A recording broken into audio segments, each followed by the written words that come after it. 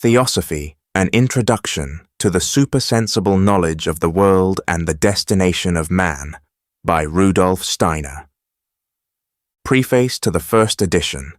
This book will give a description of some of the regions of the supersensible world. The reader who is willing to admit the existence of the sensible world only will regard this delineation as a mere unreal production of the imagination. He, however, who looks for paths that lead beyond this world of the senses, will soon learn to understand that human life only gains in worth and significance through sight into another world. Such a man will not, as many fear, be estranged from the real world through this new power of vision, for only through it does he learn to stand fast and firm in this life. He learns to know the causes of life, while without it he gropes like a blind man through their effects. Only through the understanding of the supersensible does the sensible, real, acquire meaning. One therefore becomes more, and not less, fit for life through this understanding. Only he who understands life can become a truly practical man. The author of this book describes nothing to which he cannot bear witness from experience, that kind of experience which one has in these regions. Only that which in this sense has been personally experienced will be dealt with. One cannot read this book as one is accustomed ordinarily to read books at the present day. In certain respects, every page, and even many a sentence, will have to be worked out by the reader. This has been intentionally aimed at, for only in this way can the book become to the reader what it ought to become. He who merely reads it through will not have read it at all. Its truths must be experienced, lived. Only in this sense has Theosophy any value. The book cannot be judged from the standpoint of science if the point of view adopted in forming such a judgment is not gained from the book itself. If the critic will adopt this point of view, he will certainly see that the presentation of the facts given in this book will in no way conflict with the truly scientific methods. The author is satisfied that he has been on the alert not to come into conflict with his own scientific scrupulousness, even by a single word. Those who feel more drawn to another method of searching after the truths here set forth will find one in my Philosophie der Freiheit, Philosophy of Freedom, Berlin, 1892. The lines of thought taken in these two books, though different, lead to the same goal, for the understanding of the one the other is by no means necessary, although undoubtedly helpful for some persons. He who looks for ultimate truths in this book will perhaps lay it aside unsatisfied. The primary intention of the author has been to give the fundamental truths underlying the whole domain of Theosophy. It lies in the very nature of man to ask at once about the beginning and the end of the world, the purpose of existence, and the nature and being of God. Anyone, however, who looks not for mere phrases and concepts for the intellect, but for a real understanding of life, knows that in a work which deals with the elements of wisdom, things may not be said which belong to the higher stages of wisdom. It is, indeed, only through a comprehension of these elements that it becomes clear how higher questions should be asked. In another work forming a continuation of this one, namely in the author's Die Geheimwissenschaft im Umriss, an outline of occult science, further particulars on the subject here dealt with will be found. Preface to the third edition. On the appearance of the second edition of this book, occasion was taken to preface a few remarks which may also be said with regard to this third edition, amplifications and extensions, which seem to me important for the more exact description of what is being presented, have again been inserted, but in no case have essential alterations of what was contained in the first and second editions seemed necessary. What was said on the first appearance of the book regarding its aim, and what was added to this in the second edition, also require, at present, no alteration. In the preface to the second edition, the following supplementary remarks were inserted, Anyone who at the present time gives a description of supersensible facts ought to be quite clear on 2 points. The first is that our age requires the cultivation of the different branches of supersensible knowledge. The other is that the intellectual and spiritual life of the day is full of ideas and feelings, which make such a description appear to many an absolute chaos of fantastic notions and dreams. The present age requires knowledge of the supersensible, because all that a man can come to know by current methods about the world and life arouses in him numerous questions which can only be answered by means of supersensible truths.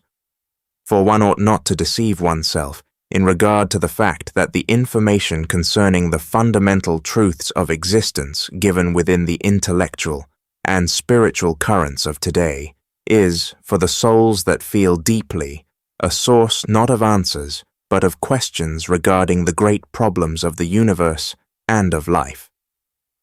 Some people may, for a time, hold firmly to the opinion that they can find a solution of the problems of existence within the results of strictly scientific facts, and within the conclusions of this or that thinker of the day. But when the soul goes into those depths into which it must go if it is to understand itself, what at first seemed to be a solution becomes evident as being only the incentive to the true question, and an answer to this question is not intended to be brought forward merely as a response to human curiosity. On it, rather, depend the inner calm and completeness of the soul life. The attainment of such an answer does not satisfy merely the thirst for knowledge. It makes a man capable of practical work and fitted for the duties of life, while the lack of a solution of these questions lames his soul, and finally his body also. In fact, the knowledge of the supersensible is not merely something that meets a theoretical requirement. It supplies a method for leading a truly practical life, exactly on account of the nature of the intellectual and spiritual life of the present time. Therefore, Theosophy is a domain of knowledge indispensable for our age. On the other hand, it is an evident fact that many today reject most strongly what they most sorely need. The dominating influence exercised by many theories built up on the basis of exact scientific experience is so great on some people that they cannot do otherwise than regard the contents of a book like this as a boundless absurdity. The exponent of supersensible truths can view such facts entirely free from any illusions. People will certainly be prone to demand from him that he should give irrefutable proofs for what he states, but they do not realize that in doing this they are the victims of a misconception, for they demand, although unconsciously, not the proofs lying within the things themselves, but those which they personally are willing to recognize or are in a condition to recognize. The author of this work knows that it contains nothing that any person taking his stand on the basis of the natural science of the present day will be unable to accept. He knows that all the requirements of natural science can be complied with, and for this very reason the method adopted here of presenting the facts of the supersensible world supplies its own justification. In fact, the manner in which a true natural science approaches and deals with a subject is the very one in full harmony with this presentation, and anyone accustomed to think in that manner will be moved by many a discussion to feel in the way characterized in Goethe's deep and true saying, "A false teaching does not offer any opening to refutation, for it is, in fact, based on the conviction that the false is true." Discussions are fruitless with those who allow only such proofs to weigh with them as fit in with their own manner of thinking. He who knows the true essence of what is called proving a matter sees clearly that the human soul finds truth by other ways than discussion. It is with these thoughts in mind that the author hands over this book for publication in its second edition. Unfortunately, too long a time has elapsed between the date at which the second edition was exhausted and the appearance of this third edition. Pressing work of other kinds, in the domain to which this book is devoted, delayed the author in the examination he wished to give to the book, and prevented its appearing as soon as he had hoped. Rudolf Steiner. Introduction. When Johann Gottlieb Fichte, in the autumn of 1813, gave to the world his Introduction to the Science of Knowledge as the ripe fruit of a life wholly devoted to the service of truth, he said at the very beginning, "This science presupposes an entirely new inner sense organ or instrument, by means of which there is revealed a new world which does not exist for the ordinary man." And he proceeded to give the following comparison to show how incomprehensible this doctrine of his must be when judged by means of conceptions founded on the ordinary senses. Think of a world of people born blind, who therefore know only those objects and relations which exist through the sense of touch. Go among them and speak to them of colors and the other relations which exist only through light and for the sense of sight. Either you convey nothing to their minds, and this is the more fortunate if they tell you so, for you will in that way quickly notice the mistake, and, if unable to open their eyes, will cease the useless speaking. Now those who speak to people about such things as Fichte deals with in this instance find themselves only too often in a position like that of a man who can see among the born blind. But these are things that refer to man's true being and highest goal, and to believe it necessary to cease the useless speaking would amount to despairing of humanity. On the contrary, one should not for one moment doubt the possibility of opening the eyes of everyone to these things, provided that he is in earnest in the matter. On this supposition have all those written and spokens who felt that within themselves the inner sense instrument had grown by which they were able to know the true nature and being of man, which is hidden from the outer senses. This is why from the most ancient times such a hidden wisdom has been again and again spoken of. Those who have grasped something of it feel just as sure of their possession as people with normal eyes feel sure that they possess the conception of color. For them, this hidden wisdom requires no proof. They know also that it requires no proof for any other person who, like themselves, has unfolded the higher sense. Such a one can speak as a traveler can about America to people who have not themselves seen that country, but who can form a conception of it because they would see all that he has seen if the opportunity presented itself to them. But not only to such has the investigator of the higher truth to speak. He must address his words to all mankind, for he has to make known things that concern all humanity. Indeed, he knows that without a knowledge of these things, no one can, in the true sense of the word, be a human being, and he speaks to all mankind because he knows that there are different grades of understanding for what he has to say. He knows that even those who are still far from the moment in which they will themselves be capable of spiritual investigation can bring a certain measure of understanding to meet him. For the feeling for truth and the power of understanding, it is inherent in every human being. And to this understanding, which can flash forth in every healthy soul, he in the first place addresses himself. He also knows that in this understanding there is a force which, little by little, must lead to the higher grades of knowledge. This feeling, which perhaps at first sees nothing at all of that which is told it, is itself the magician which opens the eye of the spirit. In darkness this feeling stirs, the soul does not see, but through this feeling it is seized by the power of the truth, and then the truth will gradually draw nearer to the soul and open in it the higher sense. For one person, it may take a longer, for another, a shorter time. But everyone who has patience and endurance reaches this goal. For although not every physical eye can be operated on, every spiritual eye can be opened, and when it will be opened is only a question of time. Erudition and scientific training are not essential to the unfolding of this higher sense. It can be developed in the simple-minded person just as in the scientist of high standing.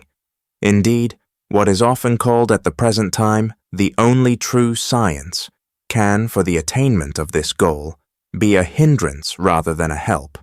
For this science too often permits to be considered real only what is perceptible to the ordinary senses, and however great its merit is in regard to the knowledge of that reality, it creates at the same time a mass of prejudices which close the approach to higher realities. In objection to what is said here, it is often brought forward that insurmountable limits have been once and forever set to human knowledge, and that, since one cannot pass beyond these limits, all branches of investigation and knowledge which do not take them into account must be rejected. And a person who wishes to make assertions about things which many regard as proved to lie beyond the limits that have been set to human capacities of knowledge is looked upon as highly presumptuous. Those who make such objections entirely disregard the fact that a development of the human powers of knowledge has to precede the higher knowledge. What lies beyond the limits of knowledge before such a development is, after the awakening of faculties slumbering in each human being, entirely within the realm of knowledge. One point in this connection must, indeed, not be neglected.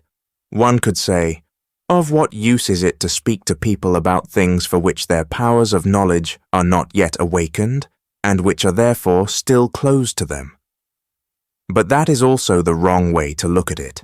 One requires certain faculties to find out the things referred to, but if, after having been found out, they are made known, every person can understand who is willing to bring to bear upon them unprejudiced logic and a healthy instinct for truth.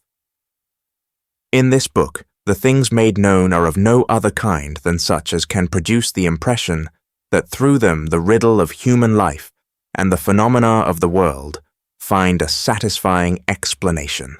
This it can do on anyone who allows thinking that looks at all sides of a subject and is unclouded by prejudice, and a feeling for truth that is free and sets no reserves to take effect. Let one merely place himself in the attitude of asking, if the things that are asserted here are true, do they afford a satisfying explanation of life? And one will find that the life of each human being supplies the confirmation.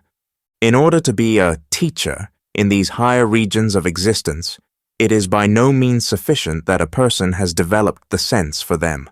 For that purpose, science is necessary, just as much as it is necessary for the teacher's calling in the region of ordinary reality.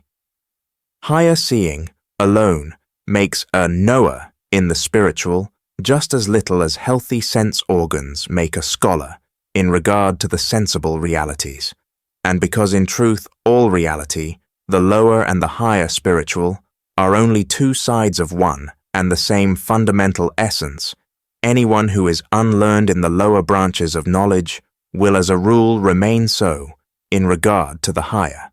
This fact creates a feeling of responsibility that is immeasurable in him, who, by a spiritual call, is destined to be a teacher in the spiritual regions of existence.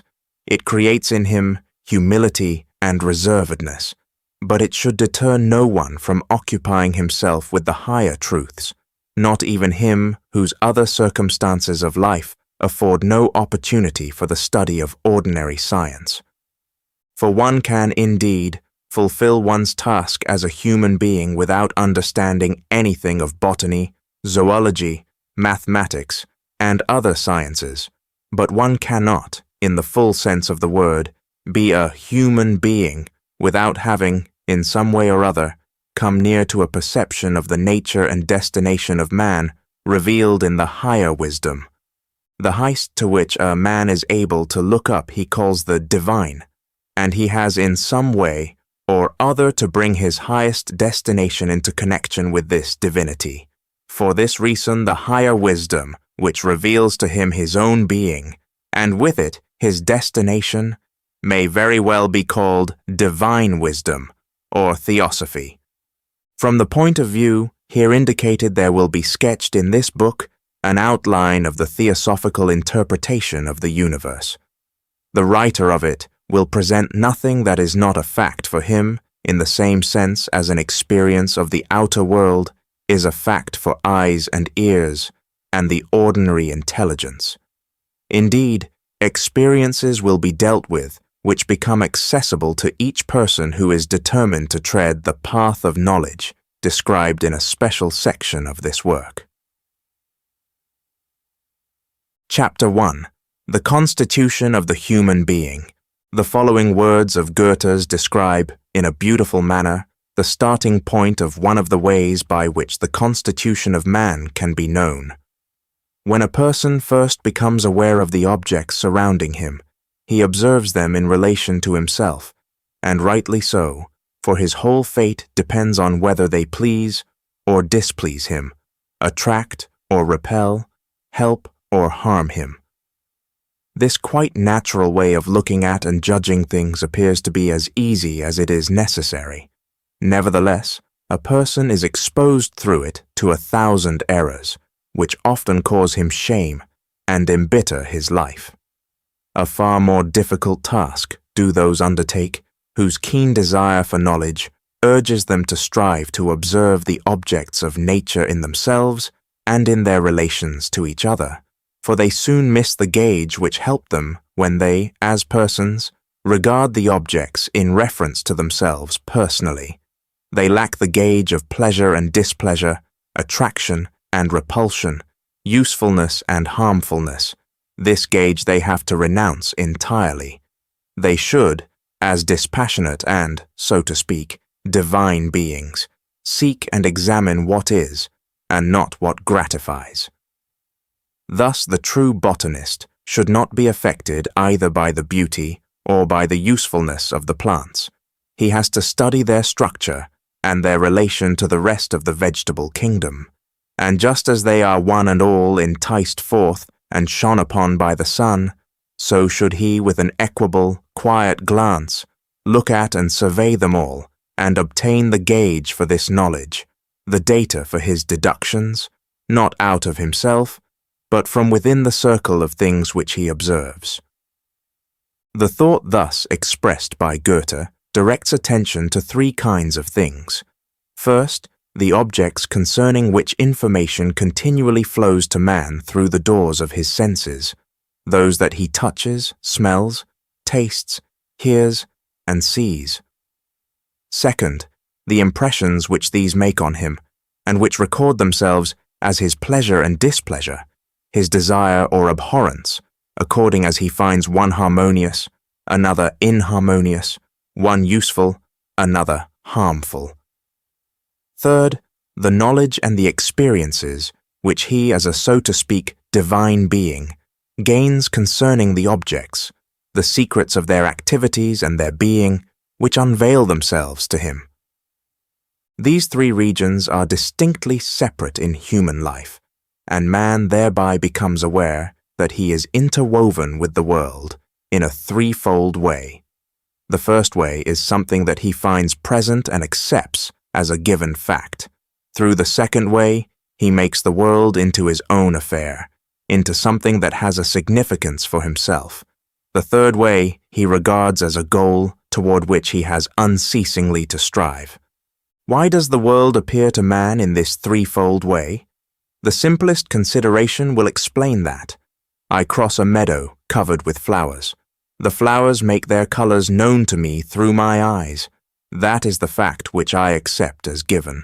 I rejoice in the splendor of the colors. Through this, I turn the fact into an affair of my own. By means of my feelings, I link the flowers with my own existence. A year after, I go again over the same meadow. Other flowers are there. New joy arises in me through them. My joy of the former year will appear as a memory. It is in me.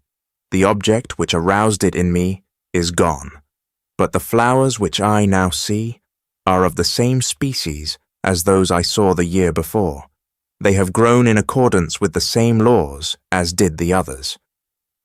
If I have enlightened myself, Regarding this species and these laws, I find them again in the flowers of this year, as I recognized them in those of the former year. And I shall perhaps muse as follows. The flowers of last year are gone. My joy in them remains only in my remembrance. It is bound up with my existence alone. That, however, which I recognized in the flowers of the former year and recognize again this year, will remain as long as such flowers grow. That is something that revealed itself to me, but which is not dependent on my existence in the same way as my joy. My feelings of joy remain in me. The laws, the being of the flowers, remain outside of me in the world. Man continually links himself in this threefold way with the things of the world. One should not for the time being read anything into this fact, but merely take it as it presents itself.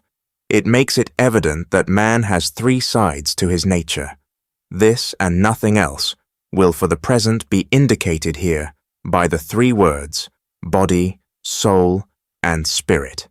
He who connects any preconceived meanings or even hypotheses with these three words will necessarily misunderstand the following explanations. By body is here meant that by which the things in the environment of a man reveal themselves to him, as in the example just cited, the flowers of the meadow.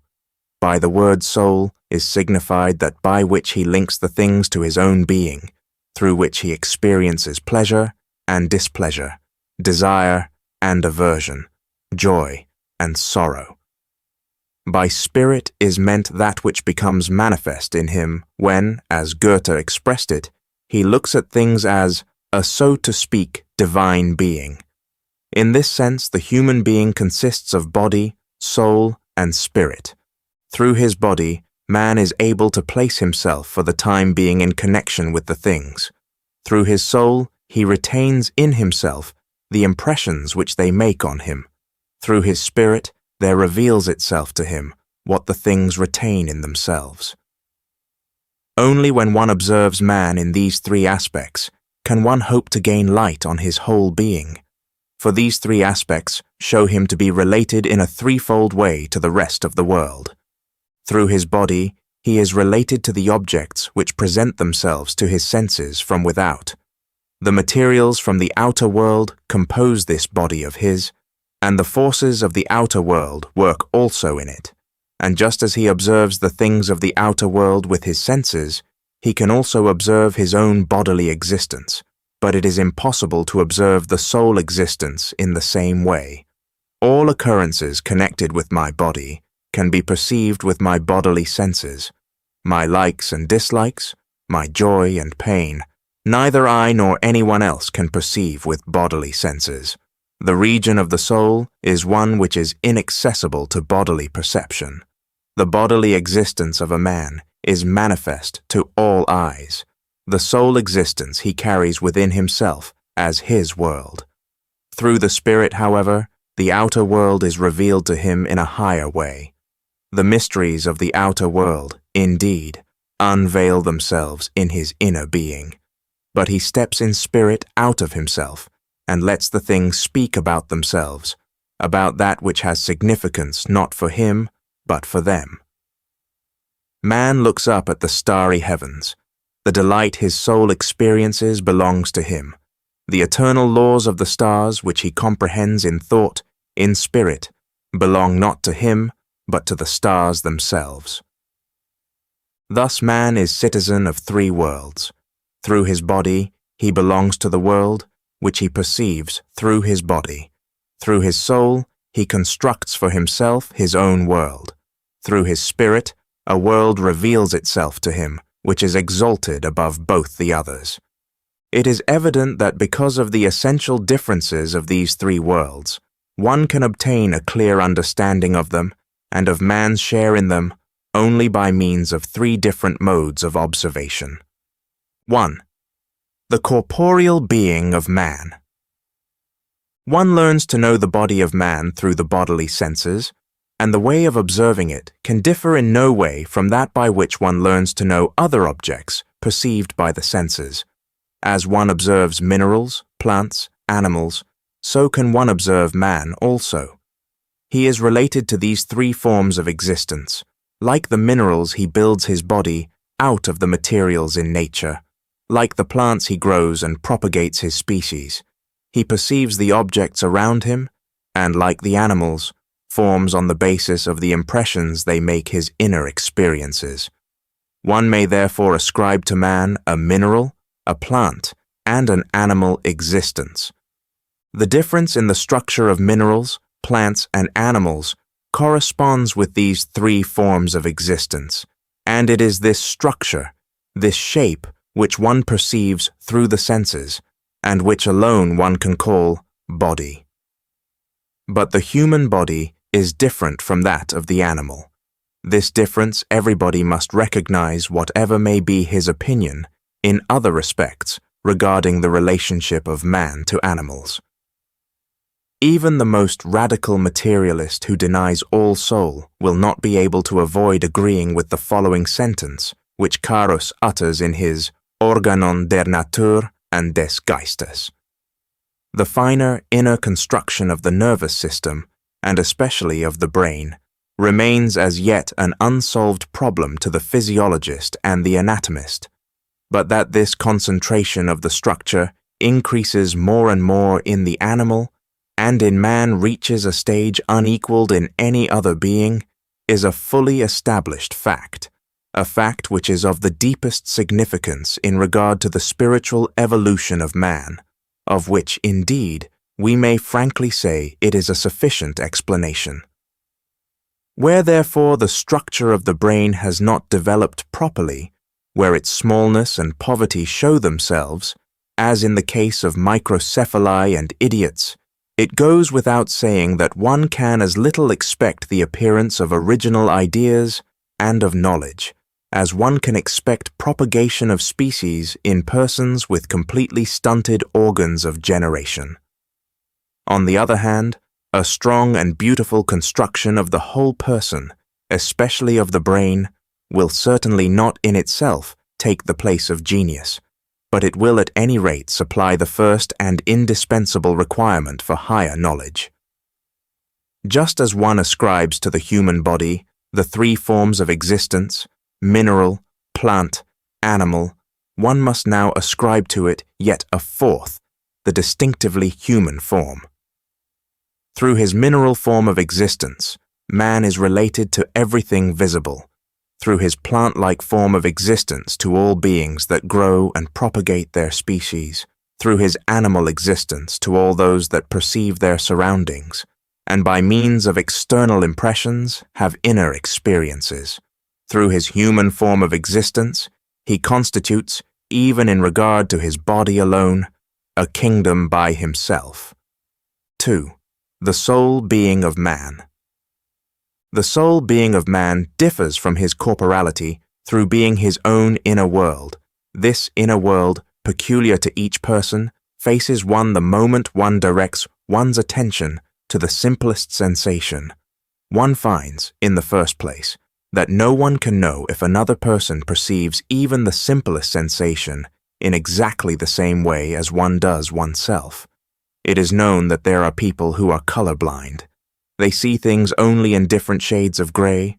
Others are partially colorblind. They are unable, because of this, to perceive certain shades of colors. The picture of the world which their eyes give them is different from that of so-called normal persons, and the same holds good in regard to the other senses. It will be seen, therefore, without further elaboration, that even simple sensations belong to the inner world. I can perceive with my bodily senses the red table which another person also perceives, but I cannot perceive his sensation of red. One must therefore describe sensation as belonging to the soul. If one grasps this fact alone quite clearly, he will soon cease to regard inner experiences as mere brain processes or something similar. The first result of sensation is feeling. One sensation causes man pleasure, another displeasure. These are stirrings of his inner, his soul life. Man creates in his feelings a second world in addition to that which works on him from without, and a third is added to this, the will. Through it man reacts on the outer world, and he thereby stamps the impress of his inner being on the outer world. The soul of man, as it were, flows outward in the activities of his will. The actions of the human being differ from the occurrences of outer nature, in that they bear the impress of his inner life. In this way, the soul represents what is man's own in contradistinction to the outer world. He receives from the outer world the incitements, but he creates, in responding to these incitements, a world of his own. The corporality becomes the foundation of the soul being of man. 3. The spiritual being of man. The soul being of man is not determined by the body alone. Man does not wander aimlessly and without a goal from one sensation to another. Neither does he act under the influence of every casual incitement directed on him, either from without or through the processes of his body. He thinks about his perceptions and his acts. By thinking about his perceptions, he gains knowledge of things. By thinking about his acts, he introduces a reasonable coherence into his life. He knows also that he will fulfill his duty as a human being only when he lets himself be guided by correct thinking in knowledge as well as in acts. The soul of man, therefore, faces a twofold necessity. The laws of the body govern it in accordance with the necessities of nature, but it allows itself to be governed by the laws which guide it to exact thinking because it voluntarily acknowledges their necessity. Nature subjects man to the laws of the change of matter, but he subjects himself to the laws of thought. By this means, he makes himself a member of a higher order than that to which he belongs through his body, and this order is the spiritual. The soul is as different from the body as the body is different from the soul. So long as one speaks only of the particles of carbon, hydrogen, nitrogen, and oxygen, which stir in the body, one has not the soul in view. The soul life begins only when within the motion of these particles sensation arises, and one can say, I taste sweetness, or I feel pleasure. Just as little has one the spiritual in view when one considers merely the soul experiences which course through a man who gives himself over entirely to the outer world and his bodily life. Rather is this soul life merely the basis for the spiritual, just as the body is the basis of the soul life. The naturalist, or investigator of nature, has to do with the body, the investigator of the soul, the psychologist, with the soul, and the investigator of the spirit with the spirit.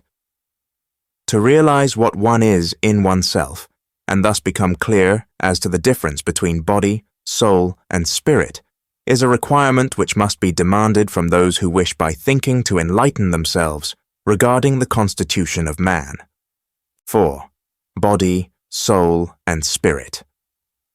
Man can enlighten himself in a correct way concerning himself only when he grasps the significance of thinking within his being. The brain is the bodily instrument for thinking. Just as man can only see colors with a properly constructed eye, so the suitably constructed brain serves him for thought. The whole body of man is so formed that it receives its crown in the organ of the spirit, the brain. One can understand the construction of the human brain only by observing it in relation to its task, which consists in being the instrument or tool for the thinking spirit.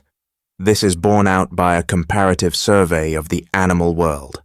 Among amphibians, we find the brain small in comparison with the spinal cord. In mammals, it is proportionately larger. In man, it is largest in comparison with the rest of the body. There are many prejudices prevalent regarding such statements about thinking as are brought forward here. Many persons are inclined to undervalue thinking and to place higher the warm life of feeling or emotion. Some indeed say it is not by dry thinking, but by warmth of feeling, by the immediate power of the emotions, that one raises oneself to higher knowledge. Persons who speak thus fear to blunt the feelings by clear thinking. This certainly results from the ordinary thinking that refers only to matters of utility. But in the case of thoughts that lead to higher regions of existence, the opposite is the result. There is no feeling and no enthusiasm to be compared with the sentiments of warmth, beauty, and exaltation which are enkindled through the pure, crystal-clear thoughts which refer to the higher worlds. For the highest feelings are, as a matter of fact, not those which come of themselves, but those which are gained by energetic and persevering thinking. The human body has a construction adapted to thinking. The same materials and forces which are present in the mineral kingdom are so combined in the human body that by means of these combinations thought can manifest itself. This mineral construction, formed as a suitable instrument for its work, will be called in the following pages the physical body of man. In Theosophical literature, it is called Sthula Sharira. This organized mineral construction with the brain as its center comes into existence by propagation and reaches its developed form through growth. Propagation and growth man has in common with plants and animals. Propagation and growth distinguish what is living from the lifeless mineral. What lives comes forth from the living by means of the germ. The descendant follows the forefathers in the succession of the living. The forces through which a mineral originates we must look for in the materials themselves which compose it. A quartz crystal is formed by the forces united in it, and inherent in the silicon and oxygen. The forces which shape an oak tree we must look for in a roundabout way in the germ, in the mother and father plants. The form of the oak is preserved through propagation from forefathers to descendants. There are inner determining forces innate in all that is living. It was a crude view of nature which held that lower animals, even fishes, could evolve out of mud. The form of the living passes itself on by means of heredity. The manner in which a living being develops depends on what father and mother, beings it has sprung from, or, in other words, on the species to which it belongs. The materials of which it is composed change continually. The species remains during life and is transmitted to the descendants. Thus the species is that which conditions the organizing and molding of the materials. This species-forming force will here be called life force. In Theosophical literature, it is called prana. Just as the mineral forces express themselves in crystals, so the life force expresses itself in the species or form of plant and animal life. The mineral forces are perceived by man by means of the bodily senses, and he can only perceive that for which he has such senses. Without the eye there is no perception of light, without the ear no perception of sound. The lowest order of organic beings has only a kind of sense of touch. For these there exist only those mineral forces of which the sense of touch enables them to become aware. In proportion as the other senses are developed in the higher animals, is the surrounding world richer and more varied for them. It depends, therefore, on the organs of a being, whether that which exists in the outer world exists also for the being itself, as perception, as sensation. What is present in the air as a certain motion becomes in man the sensation of hearing. Man does not perceive the manifestations of the life force through the ordinary senses. He sees the colors of the plants. He smells their perfume. The life force remains hidden from this form of observation. But the ordinary senses have just as little right to deny the existence of the life force as has the man born blind to deny that colors exist. Colors are there for the person born blind just as soon as he has been operated upon. In the same way, the life force, as creating the various species of plants and animals created by it, is present to man as an object of perception, as soon as the necessary organ unfolds within him. An entirely new world opens out to man through the unfolding of this organ. He now perceives not merely the colors, the odors, etc., of the beings, but these beings themselves. In each plant, in each animal, he perceives, besides the physical form, the life-filled spirit form. In order to have a name for this spirit form, let it be called the ether body, or life body. To the investigator of spiritual life, this matter presents itself in the following manner. The ether body is for him not merely a product of the materials and forces of the physical body, but a real independent entity, which first calls forth these physical materials and forces into life. One speaks in harmony with spiritual science when one says, a mere physical body, a crystal for example, has its form by means of the physical formative forces dwelling within it. A living body does not have its form by means of these forces, for in the moment in which life is extinct in it, and it is given over to the physical forces only, it falls to pieces. The ether body is an organism which preserves the physical body every moment during life from dissolution. In order to see this body, to perceive it in another being, one requires the awakened spiritual eye. Without this, one can accept its existence as a fact on logical grounds, but one can see it with the spiritual eye as one sees a color with the physical eye. One should not take offense at the expression ether body. Ether here designates something different from the hypothetical ether of the physicist. One should regard the thing simply as a name for what is described here. And just as the physical body of man is constructed in conformity with its set task, so is it also in conformity with the ether body of man. One can understand it also only when one observes it in relation to the thinking spirit. The ether body of man differs from that of plants and animals through being organized so as to serve the requirements of the thinking spirit. Just as man belongs to the mineral world through his physical body, he belongs through his ether body to the life world.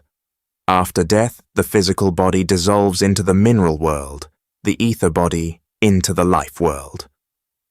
In theosophical literature, the human ether body is called linga sharira. By the word body is designated what in any way gives a being shape or form. The word used in this sense must not be confused with the word body when used to designate physically sensible bodies. Used in this sense, the term body can also be applied to forms which soul and spirit may assume. In the life body, we still have something external to man. With the first stirrings of sensation, the inner self responds to the excitations of the outer world. You may trace what one is justified in calling the outer world ever so far, but you will not be able to find the sensation. Rays of light stream into the eye, penetrating till they reach the retina. There, they call forth chemical processes, in the so-called visual purple. The effect of this stimulus is passed on through the optic nerve to the brain. There further physical processes arise. Could one observe these, one would see more physical processes, just as elsewhere in the physical world. If I am able to observe the ether body, I will see how the physical brain process is, at the same time, a life process. But the sensation of blue color, which the recipient of the rays of light has, I can find nowhere in this manner. It arises only within the soul of the recipient. If, therefore, the being of the recipient consisted only of the physical body and the ether body, sensation could not exist. The activity by which sensation becomes a fact differs essentially from the operations of the life force. By that activity, an inner experience is called forth from these operations. Without this activity, there would be a mere life process, such as one observes in plants.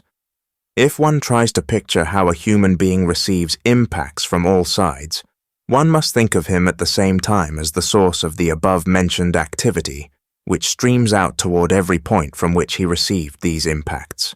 Sensations respond in all directions to the impacts. This fountain of activity is to be called the sentient soul. It is the same as that which in theosophical literature is called karma. This sentient soul is just as real as the physical body. If a man stand before me and I disregard his sentient soul by thinking of him as merely a physical body, it is exactly as if I were to call up in my mind, instead of a painting, merely the canvas. A similar statement has to be made in regard to perceiving the sentient soul, as was previously made in reference to the ether body. The bodily organs are blind to it, and blind to it is also the organ by which life as life can be perceived.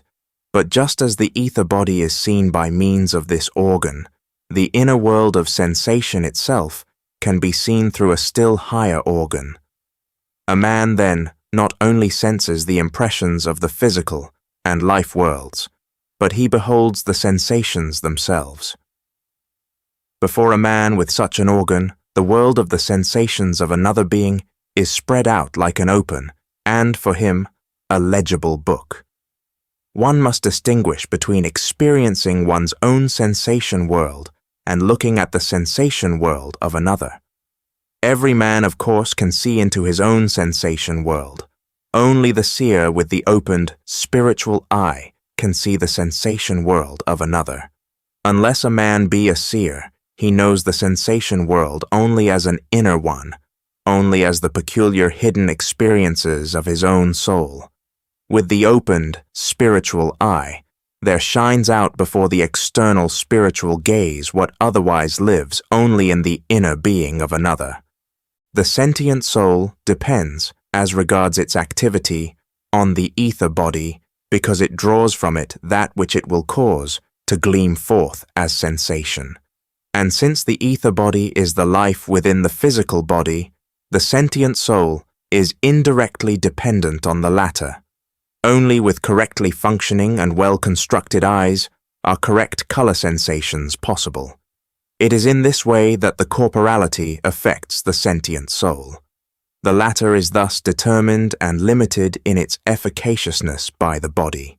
It lives therefore within the limitations fixed for it by the corporality. The body accordingly is built up of mineral materials, is vitalized by the ether body, and itself limits the sentient soul. He, therefore, who has the above-mentioned organ for seeing the sentient soul, sees it limited by the body. But the limits of the sentient soul do not coincide with those of the physical body. The soul extends somewhat beyond it. By this one sees that it proves itself more powerful than the physical body. But the force through which its limits are set proceeds from the physical body, so that between the physical body and the ether body on the one hand, and the sentient soul on the other, there inserts itself another distinct member of the human constitution. This is the soul body, or sentient body. It is called in theosophical literature astral shape, or kama rupa. Rupa signifies form or shape. One can also say a part of the ether body is finer than the rest, and this finer part of the ether body forms a unity with the sentient soul, whereas the coarser part forms a kind of unity with the physical body. Nevertheless, the sentient soul extends, as has been said, beyond the soul body. What is here called sensation is only a part of the soul being. The expression sentient soul is chosen for the sake of simplicity. Connected with sensations are the feelings of desire and aversion, impulses, instincts, passions. All this bears the same character of individualized life as do the sensations, and is, like them, dependent on the corporality. Just as the sentient soul enters into mutual action and reaction with the body, so does it also with thinking, with the spirit. Thought, among other things, is of immediate service to it. Man forms thoughts about his sensations. In this way he enlightens himself regarding the outside world. The child that has burnt itself thinks it over, and reaches the thought, "Fire burns." Also man does not follow blindly his impulses, instincts, passions. His thought over them brings about the opportunity by which he can gratify them. What one calls material civilization moves entirely in this direction. It consists in the services which thinking renders to the sentient soul. Immeasurable quantities of thought power are directed to this end. It is thought power that has built ships, railways, telegraphs, telephones, and by far the greatest proportion of all this serves only to satisfy the needs of the sentient soul. Thought force permeates the sentient soul in a similar way to that in which the life force permeates the physical body. Life force connects the physical body with forefathers and descendants, and thus brings it under a system of laws with which the purely mineral body is in no way concerned. In the same way, thought force brings the soul under a system of laws to which it does not belong as mere sentient soul. Through the sentient soul, man is related to the animals. In animals, also, we observe the presence of sensations, impulses, instincts, and passions. But the animal obeys these immediately. They do not, in its case, become interwoven with independent thoughts, transcending the immediate experiences. This is also the case to a certain extent with undeveloped human beings. The mere sentient soul is therefore different from the evolved higher member of the soul, which brings thinking into its service. This soul that is served by thought will be designated the intellectual soul.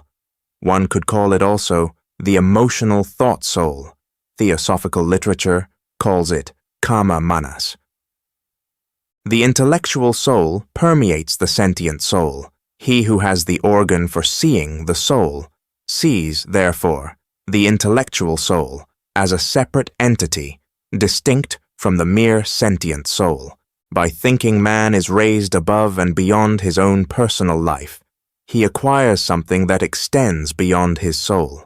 He comes to take for granted his conviction that the laws of thought are in conformity with the laws of the world, and he feels at home in the world because this conformity exists.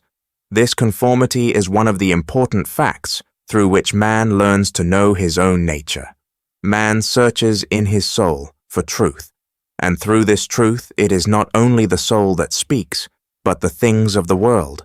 That which is recognized as truth by means of thought has an independent significance, which refers to the things of the world, and not merely to one's own soul. My delight in the starry heavens is part of my own inner being. The thoughts which I form for myself about the courses of the heavenly bodies have the same significance for the thinking of every other person as they have for mine. It would be absurd to speak of my delight were I not in existence, but it is not in the same way absurd to speak of my thoughts, even without reference to myself. For the truth which I think today was true yesterday also, and will be true tomorrow, although I concern myself with it only today. If a piece of knowledge gives me joy, the joy has significance just so long as it lives in me. The truth of the knowledge has its significance quite independently of the joy. By grasping the truth, the soul connects itself with something that carries its worth in itself, and this worth does not vanish with the feeling in the soul any more than it arose with it. What is really truth neither arises nor passes away. It has a significance which cannot be destroyed. This is not contradicted by the fact that certain human truths have a value which is transitory, inasmuch as they are recognized after a certain period as partial or complete errors. For man must say to himself that truth after all exists in itself, although his conceptions are only transient forms of manifestation of the eternal truth. Even he who says, like Lessing, that he contents himself with the eternal striving toward truth, because the full pure truth can, after all, only exist for a God, does not deny the eternity of truth, but establishes it by such an utterance. For only that which has an eternal significance in itself can call forth an eternal striving after it. Were truth not in itself independent, if it acquired its worth and significance through the feelings of the human soul, then it could not be the one common goal for all mankind. one concedes its independent being by the very fact that one wishes to strive after it. And as it is with the truth, so it is with the truly good. The moral good is independent of inclinations and passions, inasmuch as it does not allow itself to be commanded by them, but commands them. Likes and dislikes, desire and loathing belong to the personal soul of man. Duty stands higher than likes and dislikes. Duty may stand so high in the eyes of a man that he will sacrifice his life for its sake. And a man stands the higher the more he has ennobled his inclinations, his likes and dislikes, so that without compulsion or subjection, they themselves obey the recognized duty. The moral good has, like truth, its eternal value in itself, and does not receive it from the sentient soul. In causing the self-existent true and good to come to life in his inner being, man raises himself above the mere sentient soul. The eternal spirit shines into this soul. A light is kindled in it, which is imperishable. Insofar as the soul lives in this light, it is a participant of the eternal. It unites its own existence with an eternal existence. What the soul carries within itself of the true and the good is immortal in it. That which shines forth in the soul as eternal is to be called here consciousness soul. Consciousness can be spoken of even in connection with the lower soul stirrings. The most ordinary everyday sensation is a matter of consciousness. To this extent, animals also have consciousness. The kernel of human consciousness, that is, the soul within the soul, is here meant by consciousness soul. The consciousness soul is accordingly differentiated from the intellectual soul as yet another distinct member of the human soul. The intellectual soul is still entangled in the sensations, the impulses, the passions, etc. Everyone knows how at first a man holds that to be true, which he, owing to his feelings, prefers. Only that truth, however, is permanent, which has freed itself from all taint of such feelings as sympathy and antipathy. The truth is true, even if all personal feelings revolt against it. The part of the soul in which this truth lives will be called consciousness soul, so that even as one had to distinguish 3 members in the body, one has also to distinguish 3 in the soul: sentient soul, intellectual soul, consciousness soul. And just as the corporality works from below upward with a limiting effect on the soul, so the spiritual works from above downward into it, expanding it. For the more the soul fills itself with the true and the good, the wider and the more comprehensive becomes the eternal in it. To him who is able to see the soul, the splendor which goes out from a human being, because his eternal is expanding, is just as much a reality as the light which streams out from a flame is real to the physical eye.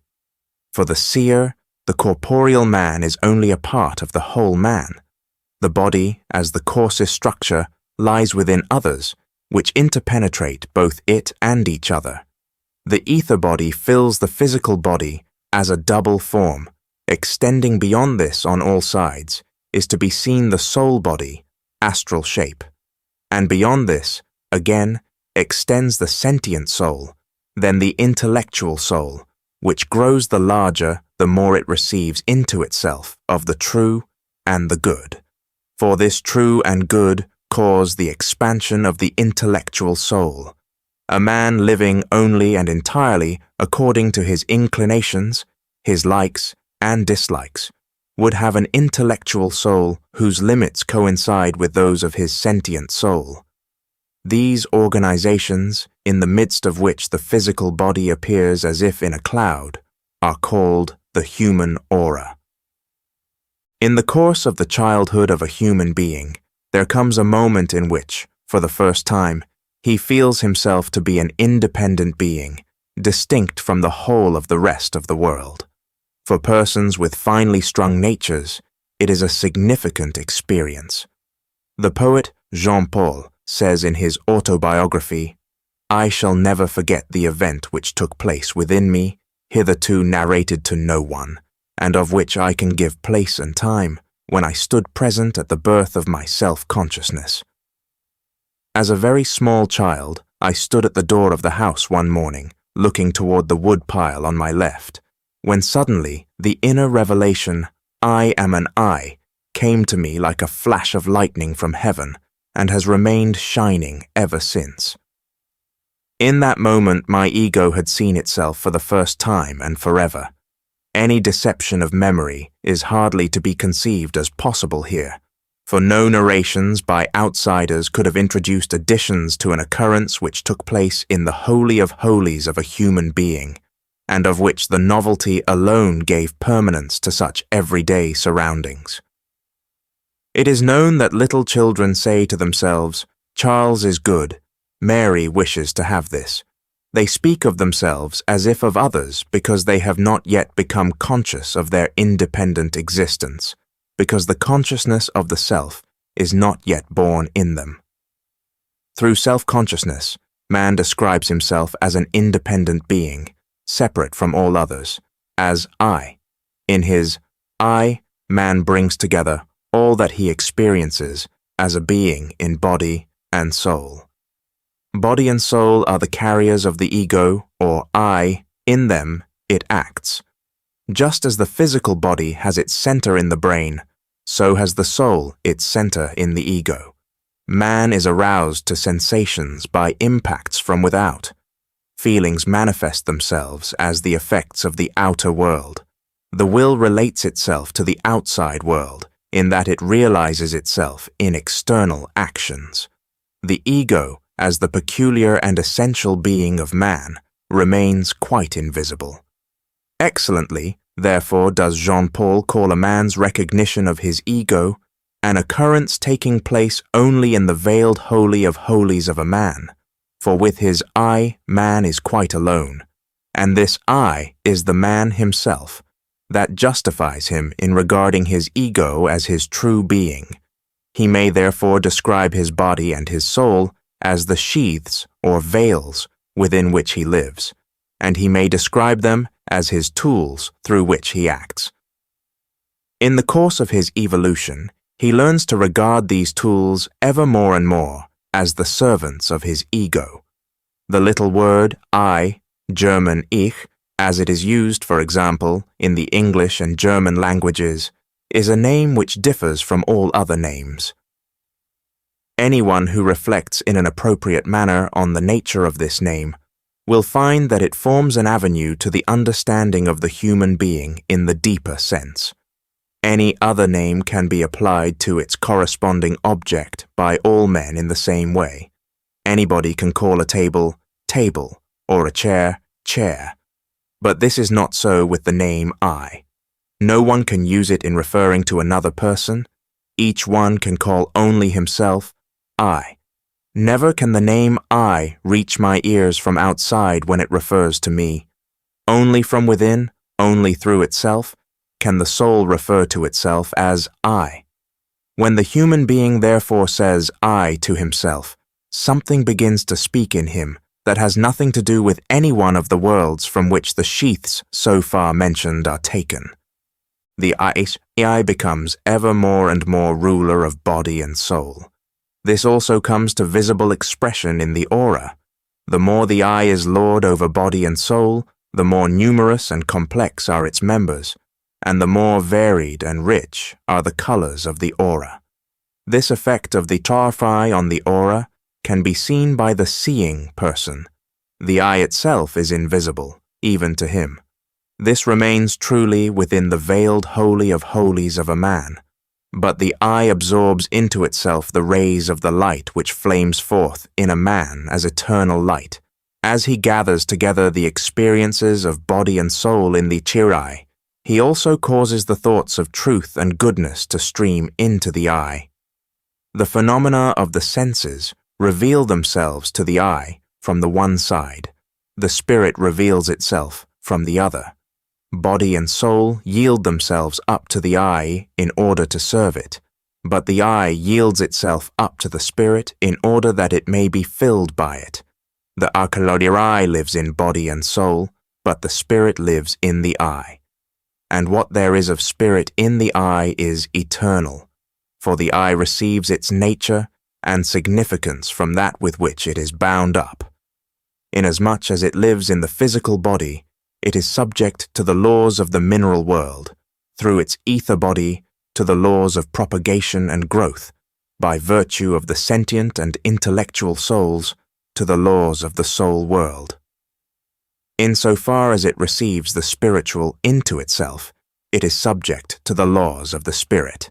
That which the mineral laws and the life laws construct comes into being and vanishes, but the spirit has nothing to do with becoming and perishing. The I lives in the soul. Although the highest manifestation of the I belongs to the consciousness soul, one must nevertheless say that this I, raying out from it, fills the whole of the soul, and through the soul affects the body. And in the Adao, the spirit is alive. It rays into it and lives in it as in a sheath or veil, just as the eye lives in its sheaths, the body and the soul. The spirit develops the eye from within, outward. The mineral world develops it from without, inward.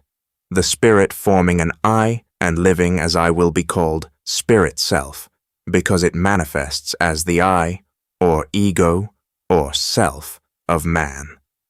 Spirit self signifies the same as that which in theosophical literature is called higher manas. The Sanskrit word manas is related to the English word man and the German word Mensch, and signifies the human being insofar as he is a spiritual being. The difference between the spirit self and the consciousness soul can be made clear in the following way.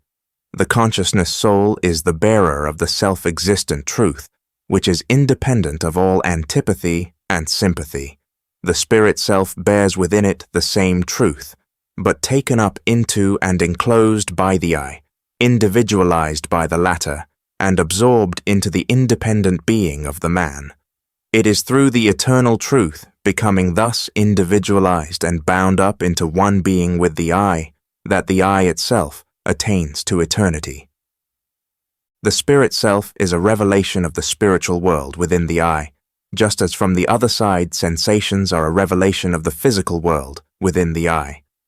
In that which is red, green, light, dark, hard, soft, warm, cold, one recognizes the revelations of the corporal world.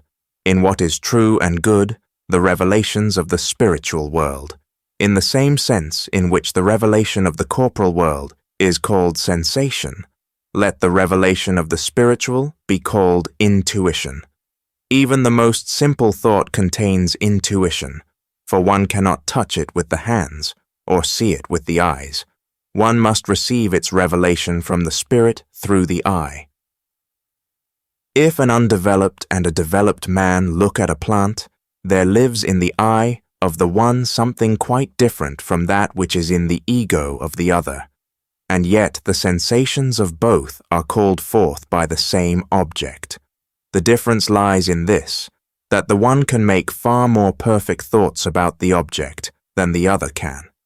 If objects revealed themselves through sensation alone, there could be no progress in spiritual development. Even the savage is affected by nature, but the laws of nature reveal themselves only to the thoughts, fructified by intuition, of the more highly developed man. The excitations from the outer world are felt even by the child as incentives to the will, but the commandments of the morally good disclose themselves to him in the course of his development only as he learns to live in the spirit and understand its revelations. Just as there could be no color sensations without physical eyes, there could be no intuitions without the higher thinking of the spirit self, and as little as sensation creates the plant on which the color appears, does intuition create the spiritual realities about which it is merely giving information. The I of man, which comes to life in the soul, draws in messages from above, from the spirit world through intuitions, just as through sensations it draws in messages from the physical world, By doing this, it makes the spirit world the individualized life of its own soul, even as it does the physical world by means of the senses. The soul, or the I, flaming forth in it, opens its portals on two sides, toward the corporal and toward the spiritual. Now, as just the physical world can only give information about itself to the ego, because it builds out of physical materials and forces a body in which the conscious soul can live and possess organs for perceiving the corporal world outside itself, so the spiritual world builds, with its spiritual materials and spiritual forces, a spirit body in which the I can live and through intuitions perceive the spiritual. It is evident that the expression spirit body contains a contradiction according to the literal meaning of the word. It is only to be used in order to direct attention to what, in the spiritual regions, corresponds to the body of man in the physical. Just as within the physical world, each human body is built up as a separate being, so is the spirit body within the spirit world. In the spirit world, there is for man an inner and an outer, just as there is in the physical world. As man takes in the materials of the physical world around him and assimilates them within his physical body, so does he take the spiritual from the spiritual environment and make it into his own. The spiritual is the eternal nourishment of man, and as man is born of the physical world, he is also born of the spirit through the eternal laws of the true and the good. He is separated from the spirit world outside of him, as he is separated from the whole physical world, as an independent being. This independent spiritual being will be called spirit man.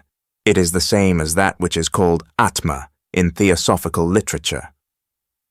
If we examine the human physical body, we find the same materials and forces in it as we find outside it in the rest of the physical world. It is the same with the spirit man. In it pulsate the elements of the external spirit world. In it the forces of the rest of the spirit world are active. As a being within the physical skin becomes a self-contained entity, living and feeling, so also in the spirit world. The spiritual skin which separates the spirit man from the uniform spirit world makes him an independent being within it, living a life within himself and perceiving intuitively the spiritual content of the world. This spiritual skin will be called spirit sheath. In theosophical literature, it is called auric sheath. It must be kept clearly in mind that the spiritual skin expands continually with the advancing human evolution, so that the spiritual individuality of man, his auric sheath, is capable of enlargement to an unlimited extent. The spirit man lives within this spirit sheath. It is built up by the spiritual life force in the same way as is the physical body by the physical life force. In a similar way to that in which one speaks of an ether body, one must therefore speak of an ether spirit in reference to the spirit man. Let this ether spirit be called life spirit. The spiritual being of man, therefore, is composed of three parts: spirit man, life spirit, and spirit self. Atma, Buddhi, Manas are the corresponding expressions in theosophical literature. For Buddhi is the separated special life spirit, which is formed by the spiritual life force, or Buddhi. For him who is a seer in the spiritual regions, this spiritual being of man is a perceptible reality as the higher, truly spiritual part of the aura.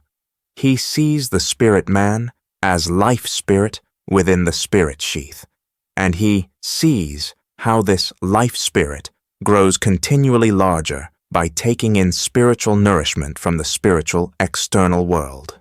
Further, he sees how the spirit sheath continually increases, widens out through what is brought into it, and how the spirit man becomes ever larger and larger. For the difference between the spiritual and the physical being of man is that the latter has a limited size, while the former can grow to an unlimited extent. Whatever of spiritual nourishment is absorbed has an eternal worth. The human aura is accordingly composed of two interpenetrating parts. Color and form are given to the one by the physical existence of man, and to the other by his spiritual existence. The ego forms the separation between them in this way, that while the physical, after its own manner, gives itself to building up a body which allows a soul to live and expand in it, and the ego gives itself to allowing to live and develop in it, the spirit, which now for its part permeates the soul and gives it the goal in the spirit world. Through the body, the soul is enclosed in the physical. Through the spirit man, there grow wings for its moving in the spiritual world. In order to comprehend the whole man, one must think of him as formed of the components above mentioned.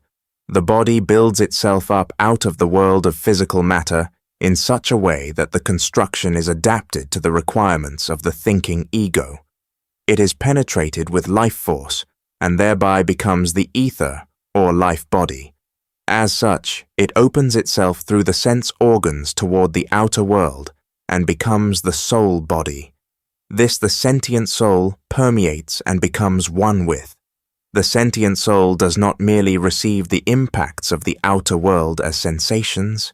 It has its own inner life, which it fructifies through thinking on the one hand, as it does through sensations on the other. In this way, it becomes the intellectual soul.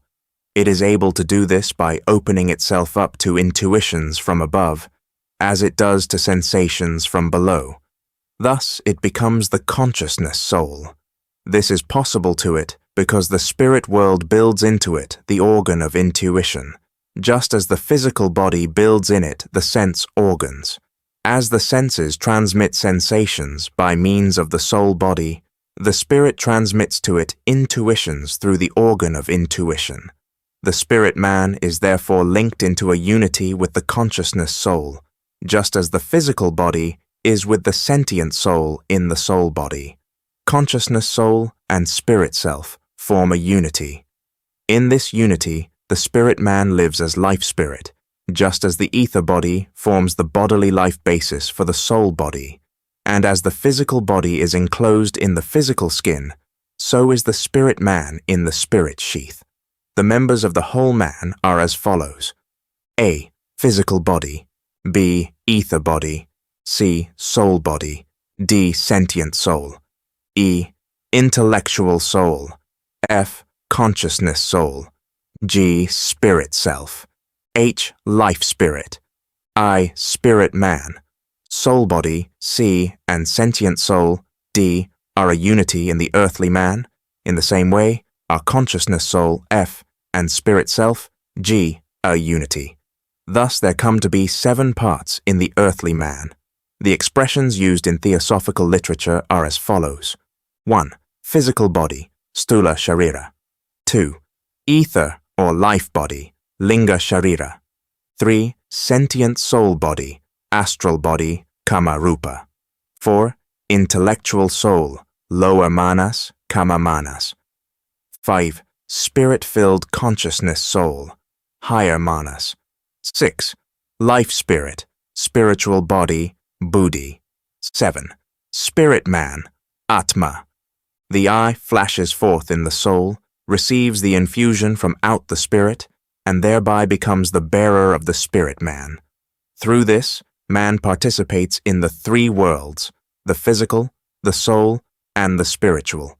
He takes root in the physical world through his physical body, ether body, and soul body, and flowers through the spirit self, life spirit, and spirit man up into the spiritual world. The stalk, however, which takes root in the one and flowers in the other, is the soul itself. One can express this arrangement of the members of man in a simplified way, but one entirely consistent with the above. Although the human eye flashes forth in the consciousness soul, it nevertheless penetrates the whole soul being. The parts of this soul being are not as distinctly separate as are the limbs of the body. They penetrate each other in a higher sense. If, then, one hold clearly in view the intellectual soul and the consciousness soul as the two members united to form the bearer of the equals I, and this I as their kernel, one can divide man into physical body, life body, astral body, and I. The expression astral body designates here what is formed by soul body and sentient soul together, although the sentient soul is in a certain respect energized by the I. When now the I penetrates itself with spirit self, this spirit self comes into evidence in the transmutation of the astral body by a force within the soul. In the astral body, there are primarily active the impulses, desires, and passions of man, insofar as they are felt by him. The physical perceptions also take effect in it. Physical perceptions arise through the soul body as a member in man which comes to him from the external world. Impulses, desires, and passions, etc., arise in the sentient soul, insofar as it is energized by the soul before the latter has yielded itself to the spirit. If the Yabiso I penetrates itself with spirit self, the soul proceeds to energize the astral body with this spirit self. This expresses itself in the illumination of the impulses, desires, and passions by what the I has received from the spirit. The I has then, through the power it gains as partaker of the spiritual world, become ruler in the world of impulses, desires, etc. In proportion to the extent to which it has become this, the spirit self appears in the astral body, and the astral body becomes thereby transmuted. The astral body itself then becomes visible as a two-membered body, an untransmuted and a transmuted. One can therefore designate the spirit self, as manifested in man, as transmuted astral body. A similar process takes place in a person when he receives the life spirit into his I. The life body then becomes transmuted. It becomes penetrated with the life spirit, and the life spirit reveals itself in that the life body becomes quite other than it was. For this reason, one can also say that life spirit is transmuted life body, and if the I receives the spirit man, it thereby receives the strong force with which to penetrate the physical body. Naturally, that part of the physical body thus transmuted is not perceptible to the physical senses. It is, in fact, just that part of the physical body which has been spiritualized that has become the spirit man. The physical body is then present to the physical senses as physical, and insofar as this physical is spiritualized, it has to be perceived by spiritual faculties of perception. To the external senses, the physical, even when penetrated by the spiritual, appears to be merely sensible. Taking all this as a basis, one can have also the following arrangement of the members of man. 1. Physical body. 2. Life body. 3. Astral body. 4. I as soul kernel. 5. Spirit self as transmuted astral body. 6. Life spirit, life body. 7. Spirit man, physical body. Chapter 2. Re-Embodiment of the Spirit and Destiny. Reincarnation and Karma. In the midst, between body and spirit, lives the soul. The impressions which come to it through the body are transitory. They are present only as long as the body opens its organs to the things of the outer world. My eye perceives the color of the rose only so long as the rose is opposite to it and my eye is itself open. The presence of the things of the outer world, as well as of the bodily organs, is necessary in order that an impression, a sensation, or a perception can take place. But what I have recognized in my spirit as truth concerning the rose does not pass with the present moment, and as regards its truth, it is not in the least dependent on me. It would be true even although I had never stood in front of the rose. What I know through the spirit is timeless or eternal. The soul is placed between the present and eternity, in that it holds the middle place between body and spirit. but it is also the intermediary between the present and eternity. It preserves the present for the remembrance. It thereby rescues it from impermanence and brings it nearer to the eternity of the spiritual. It stamps eternity on the temporal and impermanent by not merely yielding itself up to the transitory incitements, but by determining things from out its own initiative and embodying its own nature in them by means of the actions it performs. By remembrance, the soul preserves the yesterday. By action, it prepares the tomorrow. My soul would have to perceive the red of the rose always afresh if it could not store it up in remembrance. What remains after an external impression, what can be retained by the soul, is the conception. Through the power of forming conceptions, the soul makes the corporal outer world so far into its own inner world that it can then retain the latter in the memory for remembrance, and, independent of the gained impressions, lead with it thereafter a life of its own. The soul life thus becomes the enduring result of the transitory impressions of the external world. But an action also receives permanence when once it is stamped on the outer world.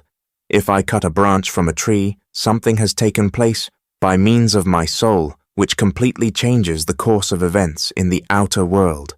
Something quite different would have happened to the branch of the tree if I had not interfered by my action. I have called forth into life a series of effects which without my existence would not have been present. What I have done today endures for tomorrow. It becomes permanent through the deed, as my impressions of yesterday have become permanent for my soul through memory. Let us first consider memory. How does it originate? Evidently in quite a different way from sensation or perception, because these are made possible by the corporality. Without the eye, I cannot have the sensation blue. But in no way do I have the remembrance of blue through the eye. If the eye is to give me this sensation now, a blue thing must come before it. The corporality would always allow impressions to sink back into nothingness if it alone existed. I remember. That is, I experience something which is itself no longer present. I unite a past experience with my present life. This is the case with every remembrance. Let us say, for instance, that I meet a man and recognize him again because I met him yesterday. He would be a complete stranger to me were I not able to unite the picture perception with my impression of him today. The picture of today is given me by the perception, that is to say, by my corporality. But who conjures that of yesterday into my soul? It is the same being in me that was present during my experience yesterday, and that is also present in that of today. In the previous explanations, it has been called soul. Were it not for this faithful preserver of the past, each external impression would be always new to a man.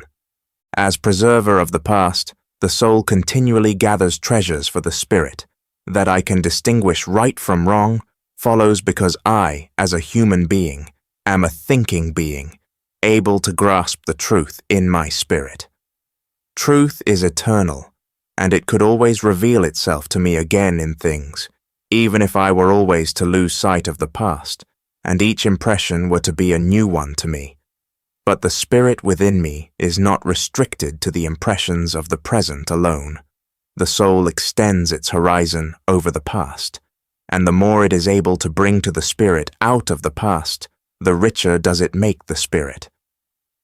In this way, the soul transmits to the spirit what it has received from the body.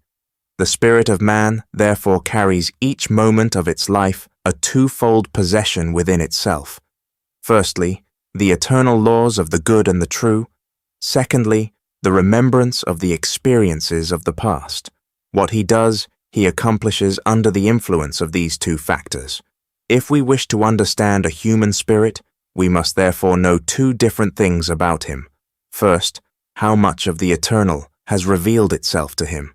Second, how much treasure from the past is stored up within him.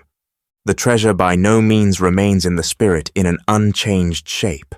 the conceptions which man extracts from his experiences fade gradually from the memory. Not so, however, their fruits. One does not remember all the experiences one had during childhood when acquiring the arts of reading and writing, but one could not read or write if one had not had the experiences, and if their fruits had not been preserved in the form of abilities. And that is the transmutation which the spirit effects on the treasures of memory. It consigns the pictures of the separate experiences to their fate, and only extracts from them the force necessary for enhancing and increasing its abilities. Thus, not one experience passes by unused.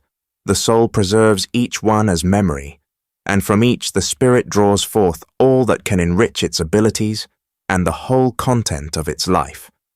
The human spirit grows through assimilated experiences, and although one cannot find the past experiences in the spirit preserved as if in a storeroom, one nevertheless finds their effects in the abilities which the man has acquired.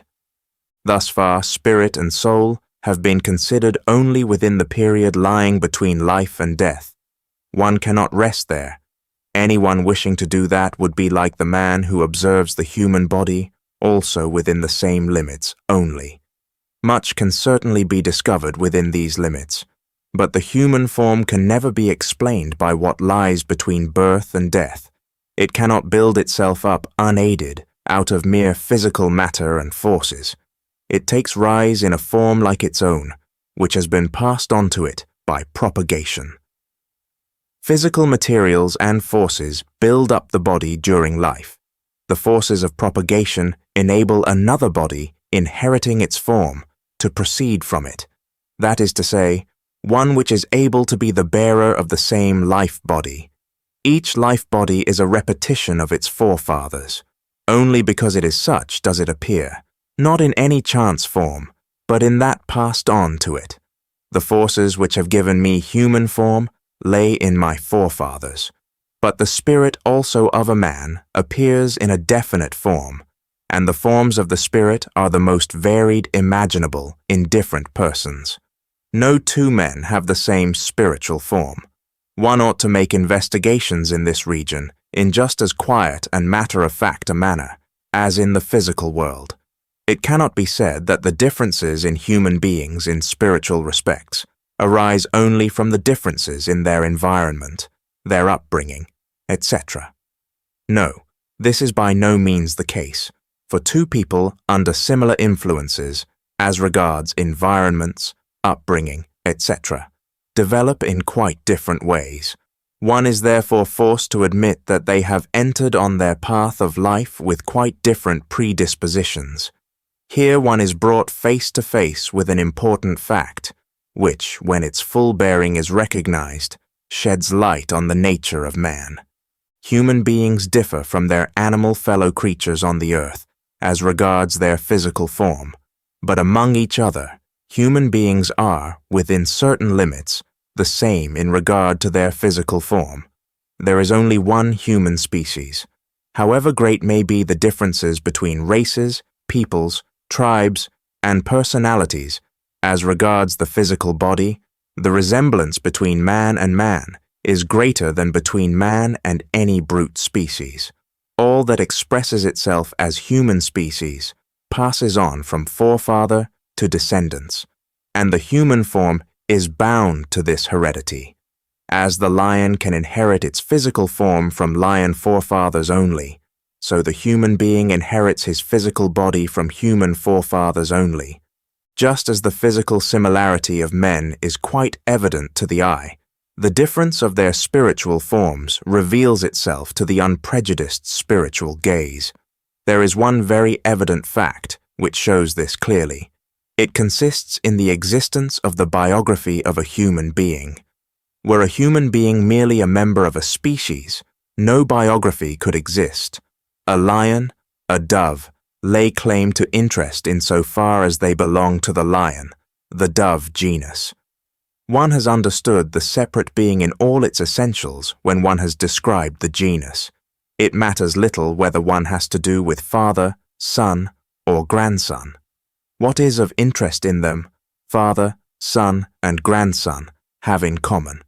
But what a human being signifies begins, not where he is a mere member of a genus, but only where he is a separate being.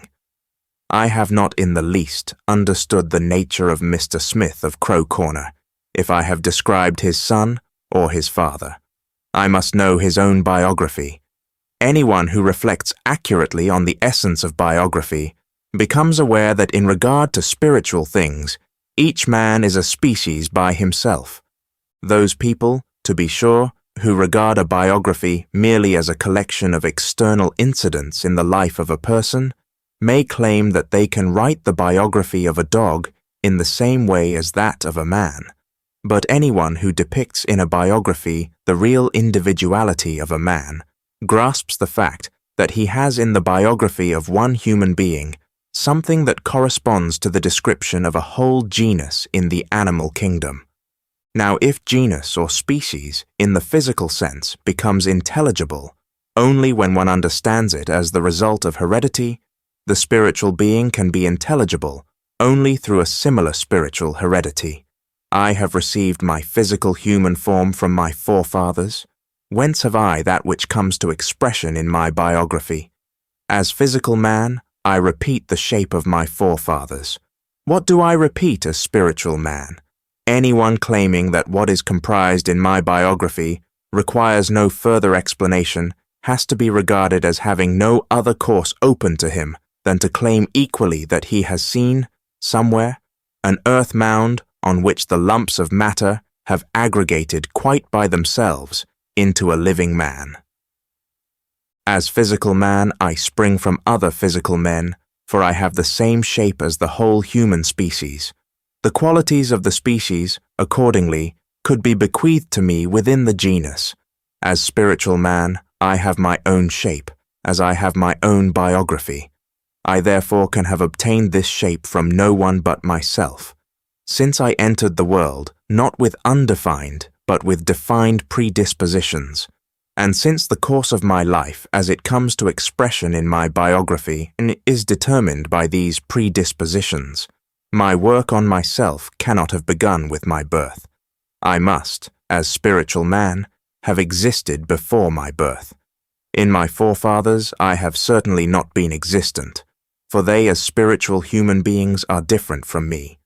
My biography is not explainable through theirs. On the contrary, I must, as spiritual being, be the repetition of one through whose biography mine can be explained. The physical form which Schiller bore he inherited from his forefathers, but just as little as Schiller's physical form can have grown out of the earth, so little can his spiritual being have done so. It must be the repetition of another spiritual being, through whose biography his will be explainable, as his physical human form is explainable through human propagation.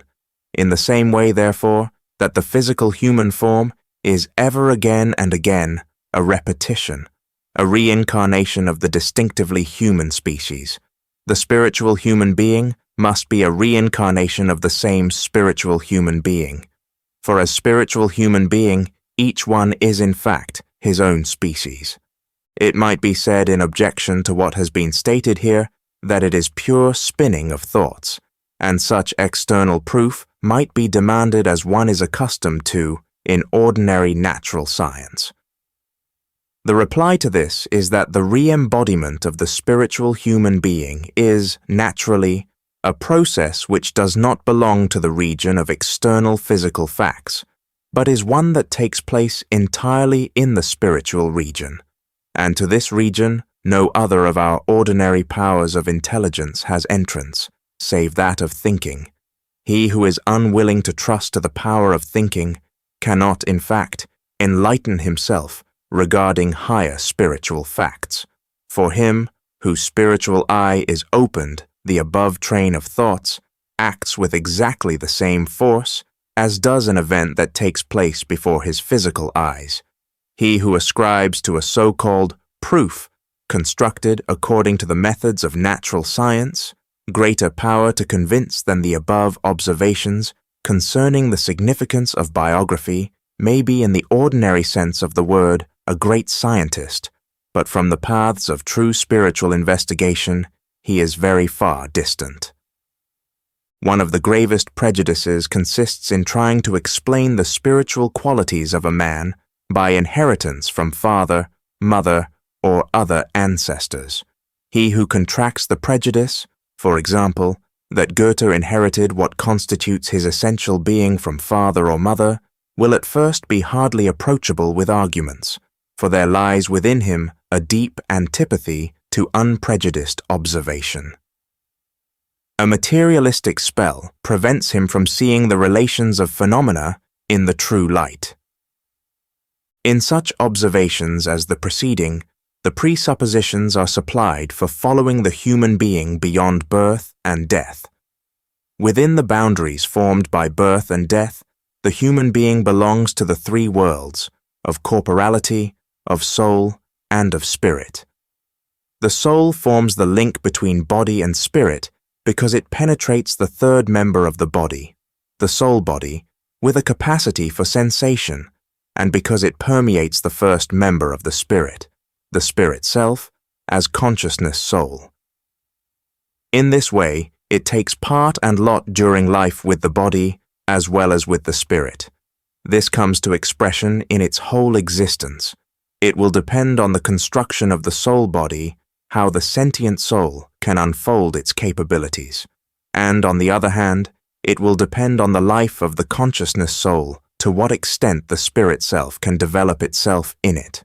The more highly developed the soul body is, the more complete is the intercourse which the sentient soul will be able to develop with the outer world, and the spirit self will become so much the richer and more powerful, the more the consciousness soul brings it nourishment. It has been shown that during life this nourishment is supplied to the spirit self through assimilated experiences and the fruits of these experiences. For the interaction of soul and spirit described above can, of course, only take place where soul and spirit are within each other, penetrating each other, that is, within the union of spirit self with consciousness soul. Let us consider, first, the interaction of the soul body and sentient soul. The soul body is, as has become evident, the most finely elaborated part of the corporality, but it, nevertheless, belongs to it and is dependent on it. Physical body, ether body, and soul body compose, in a certain sense, one whole. Hence the soul body is also drawn within the laws of physical heredity through which the body receives its shape. And since it is the most mobile and, so to speak, volatile form of corporality, it must also exhibit the most mobile, volatile manifestations of heredity. While therefore the difference in the physical body is smallest, corresponding to races, peoples, and tribes, and while the ether body presents, on the whole, a preponderating likeness, although a greater divergence in single individuals, in the soul body the difference is a very great one. In it is expressed what one already feels to be the external, personal uniqueness of a man. It is therefore also the bearer of that part of this personal uniqueness which is passed on from parents, grandparents, etc., to descendants. The soul as such leads, as has been explained, a completely self-contained life of its own. It shuts itself up with its inclinations and disinclinations, its feelings and passions, but as a whole being, it is nevertheless active, and therefore this whole comes to expression also in the sentient soul. And because the sentient soul penetrates and, as it were, fills up the soul body, the latter forms itself according to the nature of the soul, and can in this way, as the bearer of heredity, pass on tendencies, passions, etc., from forefathers to children. On this fact rests what Goethe says, "From my father I have stature and the serious manner of life, from the little mother the joyous disposition and the love of romance." Genius, of course, he did not receive from either. In this way we are shown what part of a man's soul, qualities he hands over, as it were, to the line of physical heredity. The matter and forces of the physical body are in the whole external physical nature around us. They are continually being taken from it and given back to it. In the space of a few years, the matter which composes our physical body is entirely renewed. That this matter takes the form of the human body and that it always renews itself again within this body is due to the fact that it is held together by the ether body, and the form of the latter is not determined by events between birth or conception and death alone, but is dependent on the laws of heredity which extend beyond birth and death. That soul qualities also can be transmitted by heredity. That is, that the process of physical heredity receives an infusion from the soul is due to the fact that the soul body can be influenced by the sentient soul. Now, how does the interaction between body and soul proceed? During life, the spirit is bound up with the soul in the way shown above. The soul receives from it the power of living in the good and the true, and of thereby bringing in its own life, in its tendencies, impulses, and passions, the spirit itself to expression. The spirit self brings to the eye, from the world of the spirit, the eternal laws of the true and the good. These link themselves through the consciousness soul with the experiences of the soul's own life. These experiences themselves pass away, but their fruits remain.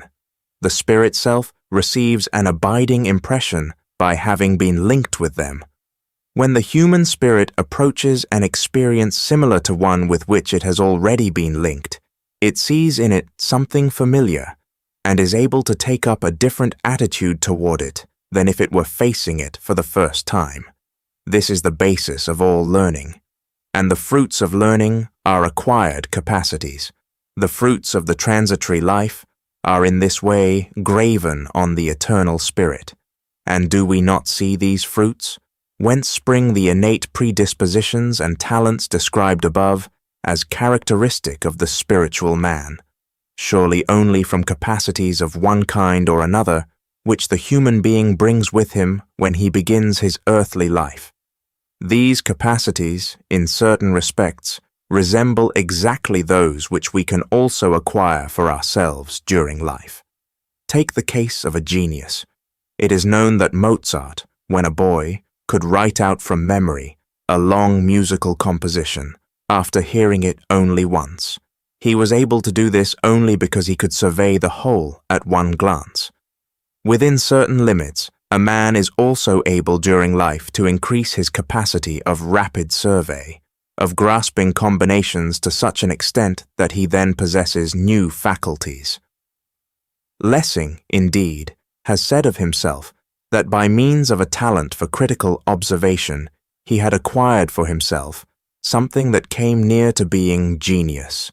One has either to regard such abilities founded on innate capacities with wonder as miracles, or one must consider them as fruits of experiences which the spirit self has had through a soul. They have been graven on the spirit self, and since they have not been implanted in this life, they have been in a former one. The human spirit is its own species, and just as Roan, as a physical being belonging to a species, bequeaths his qualities within the species, so does the spirit within its species, that is, within itself. In each life, the human spirit appears as a repetition of itself, with the fruits of its former experiences in previous lives. This life is consequently the repetition of another, and brings with it what the spirit self has, by work, acquired for itself in the previous life. When the spirit self absorbs something that can develop into fruit, it penetrates itself with the life spirit. Just as the life body reproduces the form from genus to genus, so does the life spirit reproduce the soul from personal existence to personal existence. Thus, the experiences of the soul become enduring not only within the boundaries of birth and death, but out beyond death. But the soul does not stamp its experiences only on the spirit which flashes up in it. It stamps them, as has been shown, on the outer world also, through the deed. What a man did yesterday is today still present in its effects. A picture of the connection between cause and effect is given in the simile of sleep and death. Sleep has often been called the younger brother of death. I get up in the morning.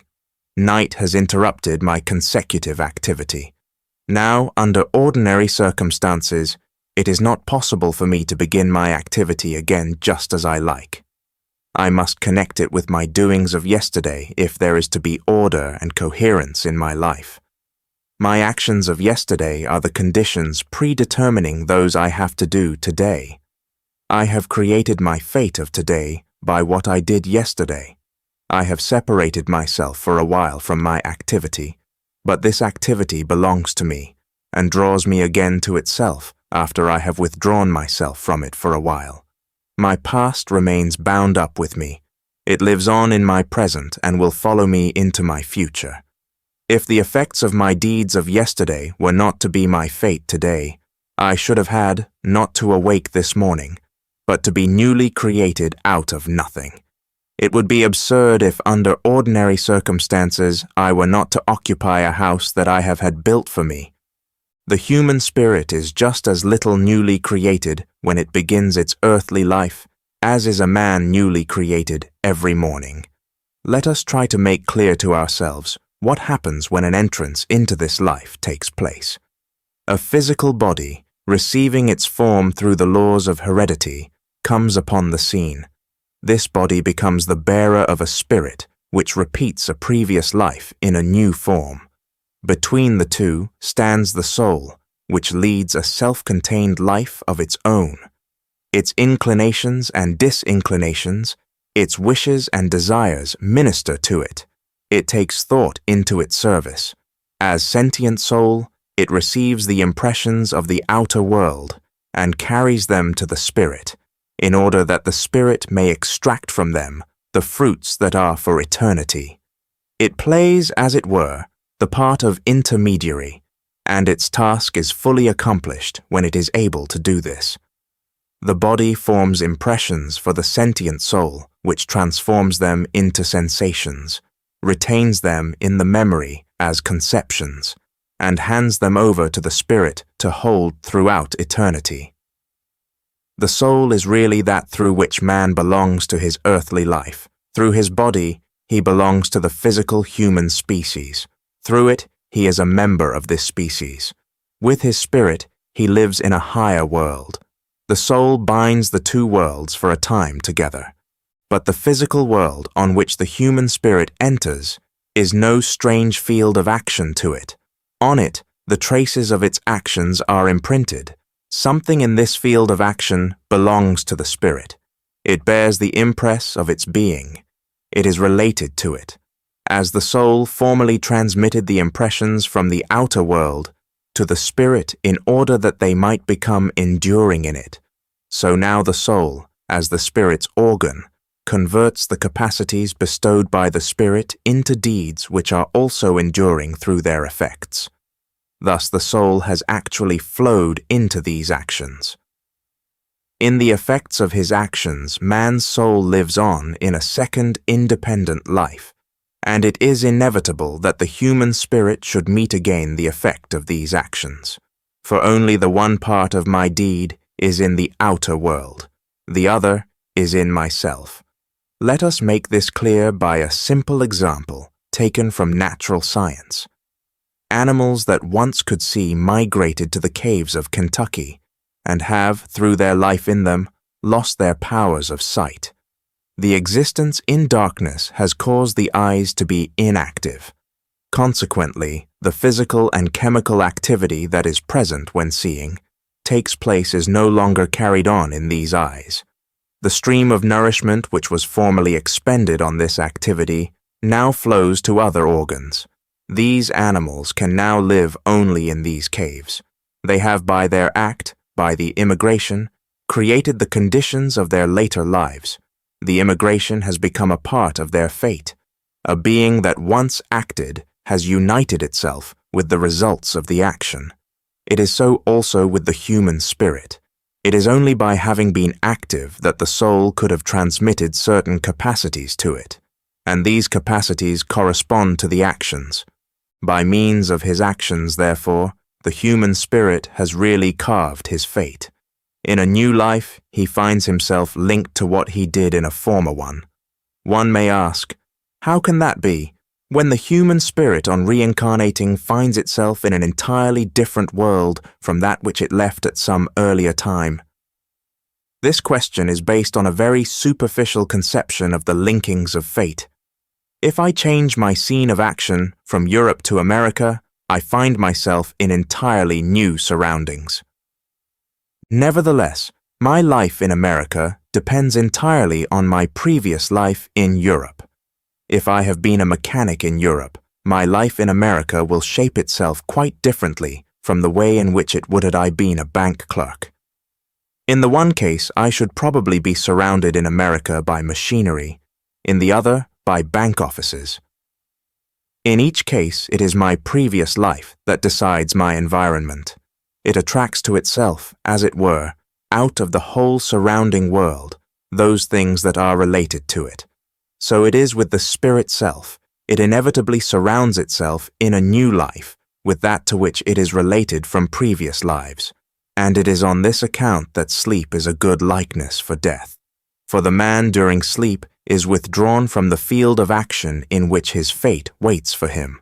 While one sleeps, events in this field of action pursue their course. One has for a time no influence on this course of events. Nevertheless, our life on a new day depends on the effects of the deeds of the previous one. Our personality actually embodies or incarnates itself anew every morning in our world of action. What was separated from us at night is on the next day, as it were, spread out around us. So it is with the actions of the former embodiments or incarnations of man. They are bound to him as his destiny, as the life in the dark caves remains bound up with the animals who, through migration into them, have lost their powers of sight. Just as these animals can only live in the surroundings in which they have placed themselves, so the human spirit can only live in the surroundings which by its acts it has created for itself. There can be no more appropriate comparison than that of sleep with death. That I find in the morning a state of affairs which I on the previous day created is brought about by the immediate progress of the events themselves. That I, when I reincarnate myself, find surroundings which correspond with the results of my deeds in a previous life, is brought about by the relationship of my reincarnated spirit with the things in the world around. From this, it stands out clearly how the soul forms a member of the constitution of man. The physical body is subject to the laws of heredity. The human spirit, on the contrary, has to incarnate over and over again, and its law consists in its bringing over the fruits of the former lives into the following ones. The soul lives in the present, but this life in the present is not independent of the previous lives, for the incarnating spirit brings its destiny with it from its previous incarnations, and this destiny decides the kind of life.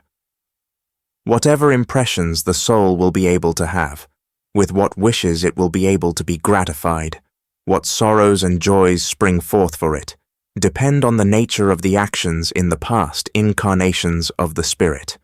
The life of the soul is therefore the result of the self-created destiny of the human spirit. The course of man's life between birth and death is therefore determined in a threefold way, and he is by these means dependent in a threefold way on factors which lie on the other side of birth and death. The body is subject to the laws of heredity. The soul is subject to the self-created fate. One calls this fate, created by the man himself, his karma. The spirit is under the law of re-embodiment or reincarnation. One can accordingly express the relationship between spirit, soul, and body in the following way as well. The spirit is eternal. Birth and death have dominion over the corporality, according to the laws of the physical world. The soul life, which is subject to destiny, links them together during an earthly life.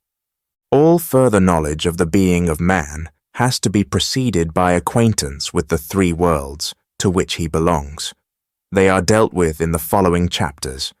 Thinking which takes up an unprejudiced attitude toward the phenomena of life, not afraid to follow the thoughts resulting to their final consequences, can, by pure logic, arrive at the conviction of the law of karma and reincarnation. Just as it is true that for the seer with the opened, spiritual eye, past lives, like an opened book, face him as experience, so is it true that the truth of it all becomes obvious to the unprejudiced reason. Chapter 3. The Three Worlds. 1. The Soul World. Our study of man has shown that he belongs to three worlds. From the world of physical corporality are taken the materials and forces building up his body. He has knowledge of this world through the perceptions of his external physical senses. Anyone trusting to these senses alone and developing his perceptive abilities alone can gain for himself no enlightenment concerning the two other worlds, the soul and the spiritual.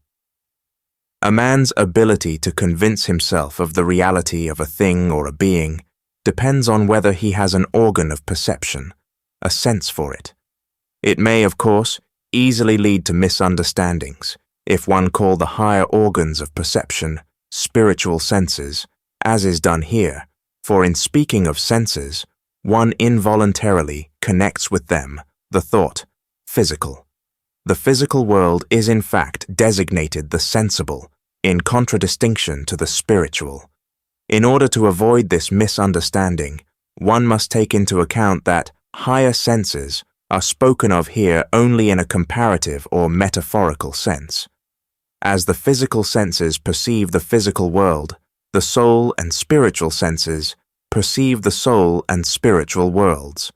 The expression sense will be used as meaning simply organ of perception. Man would have no knowledge of light and color had he not an eye able to sense light.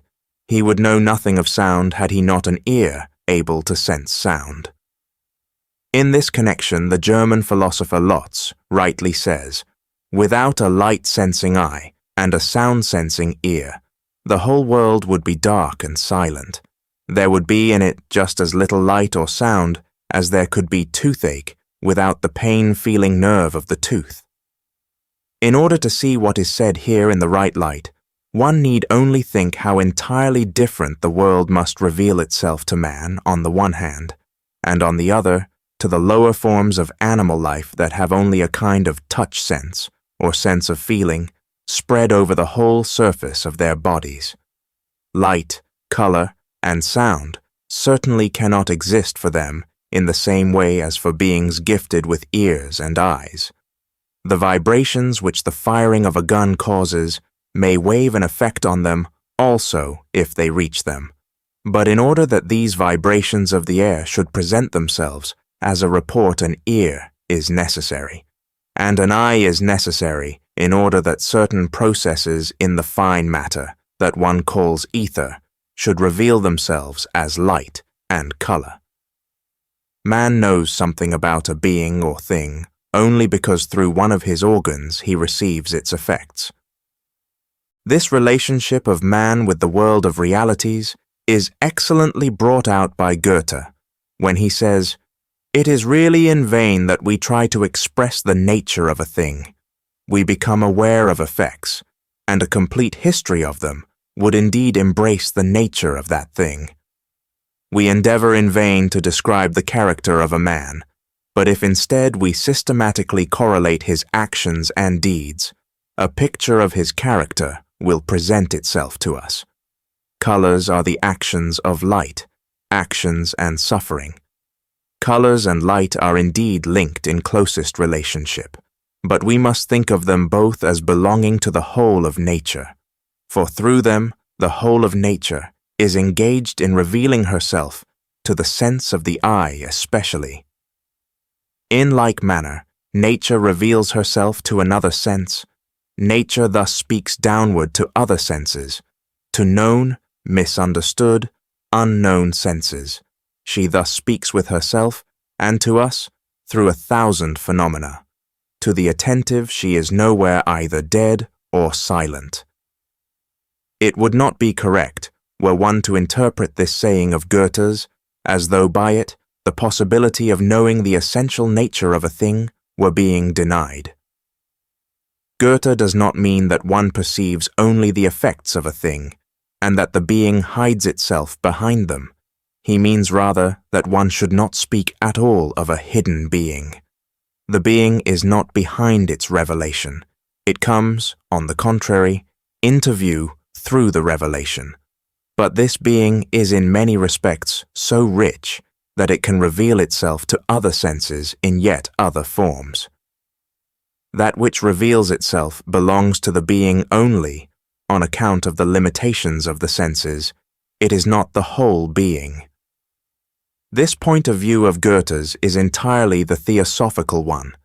As in the body, eye and ear develop into organs of perception, into senses for corporal occurrences, so is man able to develop in himself soul and spiritual organs of perception, through which the soul and spiritual worlds will be opened to him. For those who have not such higher senses, these worlds are dead and silent, just as for a being without eyes and ears, the corporal world is dark and silent. It is true that the relation of man to these higher senses is rather different from his relations to the corporal senses. It is good Mother Nature who sees to it as a rule that these latter are developed in him. They come into existence without his help, but on the development of his higher senses, he must work himself. If he wishes to perceive the soul and spirit worlds, he must develop soul and spirit as nature has developed his body, so that he might perceive the corporal world around him and guide himself in it. Such a development of the higher organs not yet developed for us by nature herself is not unnatural, for in the higher sense, all that man accomplishes belongs also to nature. Only he who wishes to maintain that man should remain standing at the stage at which he left the hand of nature, could call the development of the higher senses unnatural. By him, the significance of these organs is misunderstood, as indicated in the quotation from Goethe. Such a one might just as well oppose all education of man, for it also develops further the work of nature, and he would have to oppose especially operations upon those born blind. For almost the same thing happens to him who awakens his higher senses in himself as to the person born blind and operated upon. The world appears to him with new qualities, events and facts, of which the physical senses reveal nothing to him. It is clear to him that through these higher organs he adds nothing arbitrarily to the reality, but that without them, the essential part of this reality would have remained hidden from him. The soul and spirit worlds are nothing alongside or outside the physical world. They are not separated in space from it. Just as for persons born blind and operated upon, the previously dark world rays out light and colors, so the things which previously were only corporal phenomena reveal their soul and spirit qualities to him who is soul and spirit awakened. In addition to this, however, this world then becomes filled with still other occurrences and beings that remain completely unknown to him, whose soul and spirit senses are not awakened. The development of the soul and spirit senses will be spoken of in a more detailed way further on in this book. Here these higher worlds themselves will be described.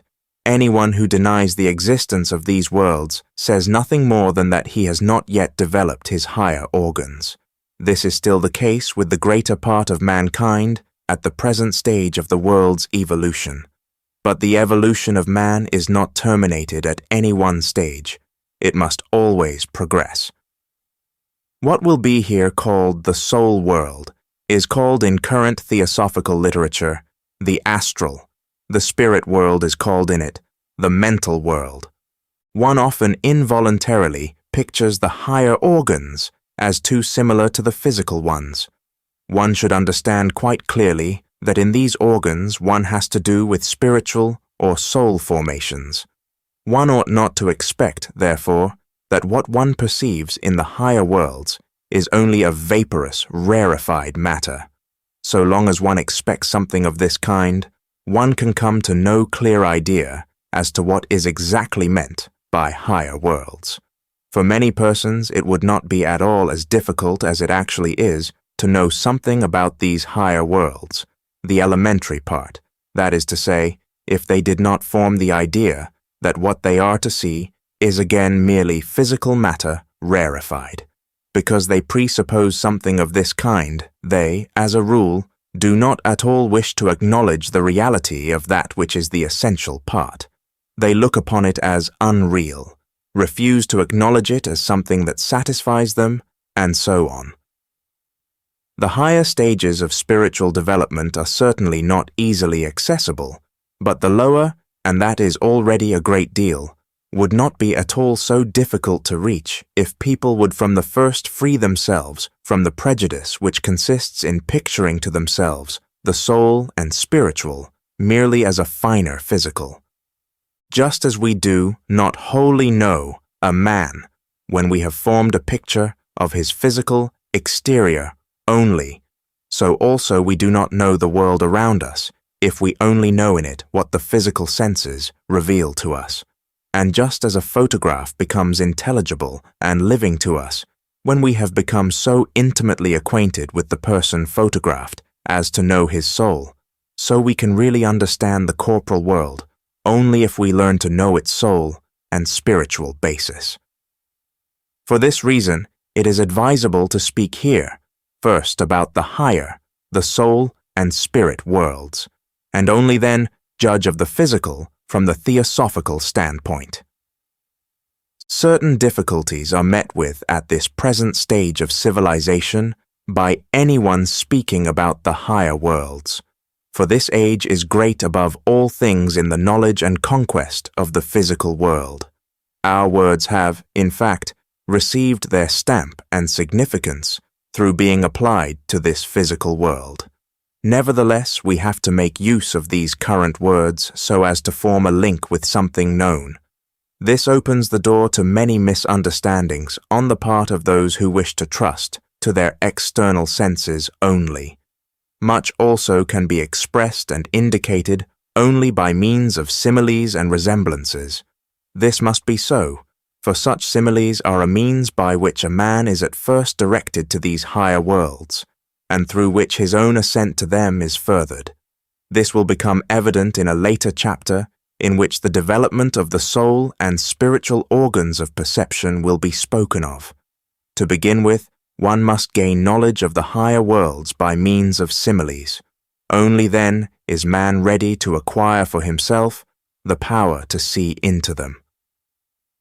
As the matter and forces which compose and govern our stomach, our heart, our brain, our lungs, etc., come from the physical world, so do our soul qualities, our impulses, desires, feelings, passions, wishes, sensations, etc., come from the soul world. The soul of the human being is a member of this world, just as his body is part of the physical world of bodies. Should one wish to begin by pointing out a difference between the corporal and soul worlds, one would say that the latter is in all its objects and entities much finer, more mobile, and plastic than the former. But it must be kept clearly in mind that on entering the soul world, one enters a world entirely different from the physical. If, therefore, coarser and finer be spoken of in this respect, readers must be fully aware that one suggests by means of a comparison what is fundamentally different. It is the same with all that is said about the soul world in words borrowed from the world of physical corporality. Taking this into account, one can say that the formations and beings of the soul world consist in the same way of soul materials and are directed in the same way by soul forces, as is the case in the physical world with physical materials and physical forces.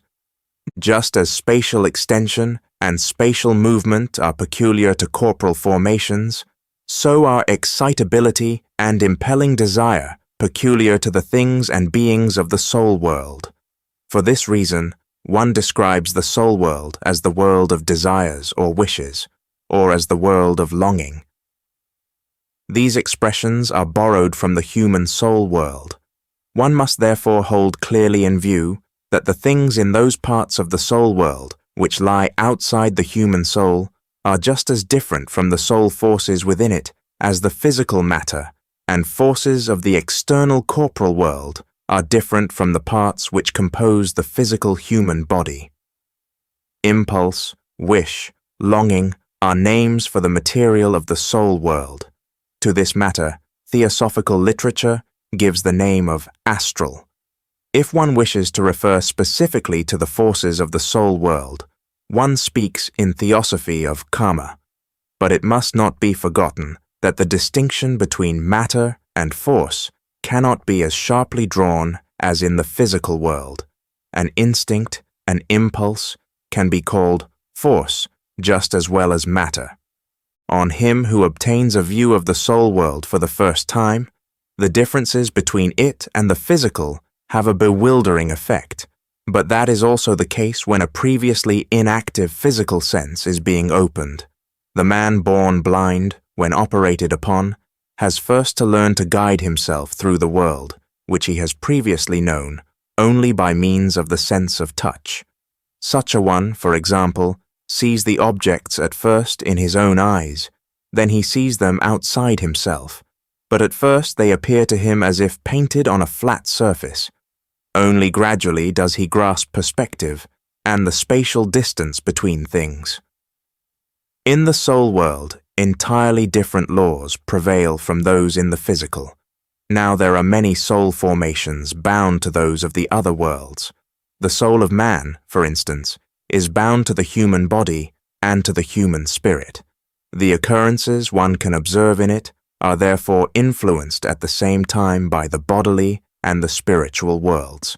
One has to take this into account in observing the soul world, and one must take care not to ascribe to a law of the soul world occurrences due to the influence of another world. When, for example, a man sends out a wish, it is produced by a thought, a conception of the spirit, whose laws it accordingly follows. One can formulate the laws of the physical world while ignoring, for example, the influence of man on its occurrences, and the same thing is possible with regard to the soul world. An important difference between soul and physical occurrences can be expressed by saying that the interaction in the former is much more inward than in the latter. In physical space, there reigns, for example, the law of impact. When an ivory ball strikes another which is at rest, the latter moves in a direction which can be calculated from the motion and elasticity of the first. In the soul space, the interaction of two forms which meet depends on their inner qualities. If they are in affinity, they mutually interpenetrate each other and, as it were, grow together. They repel each other if their beings conflict. In physical space, there are, for example, definite laws of vision. One sees distant objects perspectively diminishing. When one looks down an avenue, the distant trees appear, according to the laws of perspective, to stand at shorter distances from each other than the near ones. In the soul space, on the contrary, all objects, near and far, appear to the clairvoyant at those distances from each other which are due to their inner nature. This is naturally a source of the most varied mistakes for those who enter the soul world and wish to become at home there by the help of the rules which they bring with them from the physical world. One of the first things that a man must do in order to make his way about the soul world is to realize that one distinguishes the various kinds of its forms in a similar manner to that in which one distinguishes solid, liquid, air, or gaseous bodies in the physical world. In order to be able to do that, it is necessary to know the two basic forces which are the most important in it. They may be called sympathy and antipathy. The order to which a soul formation belongs is decided by the manner in which these basic forces work in it. The force with which one soul formation attracts others, seeks to fuse with them, to make its affinity with them effectual, must be designated as sympathy. Antipathy, on the other hand, is the force with which soul formations repel, exclude each other in the soul world, with which they assert their separate identity. The part played in the soul world by a soul formation depends upon the proportions in which these basic forces are present in it. One has to distinguish, in the first place, between three kinds of soul formations, according to the manner in which sympathy and antipathy work in them.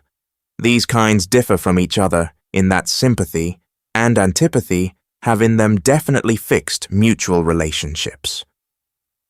In all three, both basic forces are present. Let us take, to begin with, a formation of the first kind. It attracts other formations in its neighborhood by means of the sympathy ruling in it. But besides this sympathy, there is at the same time present in it antipathy, through which it repels certain things in its surroundings. From the outside, such a formation appears to be endowed with the forces of antipathy only. This, however, is not the case. There is sympathy and antipathy in it, but the latter predominates. It has the upper hand over the former. Such formations play a self-seeking role in the soul space. They repel much that is around them, and lovingly attract but little to themselves.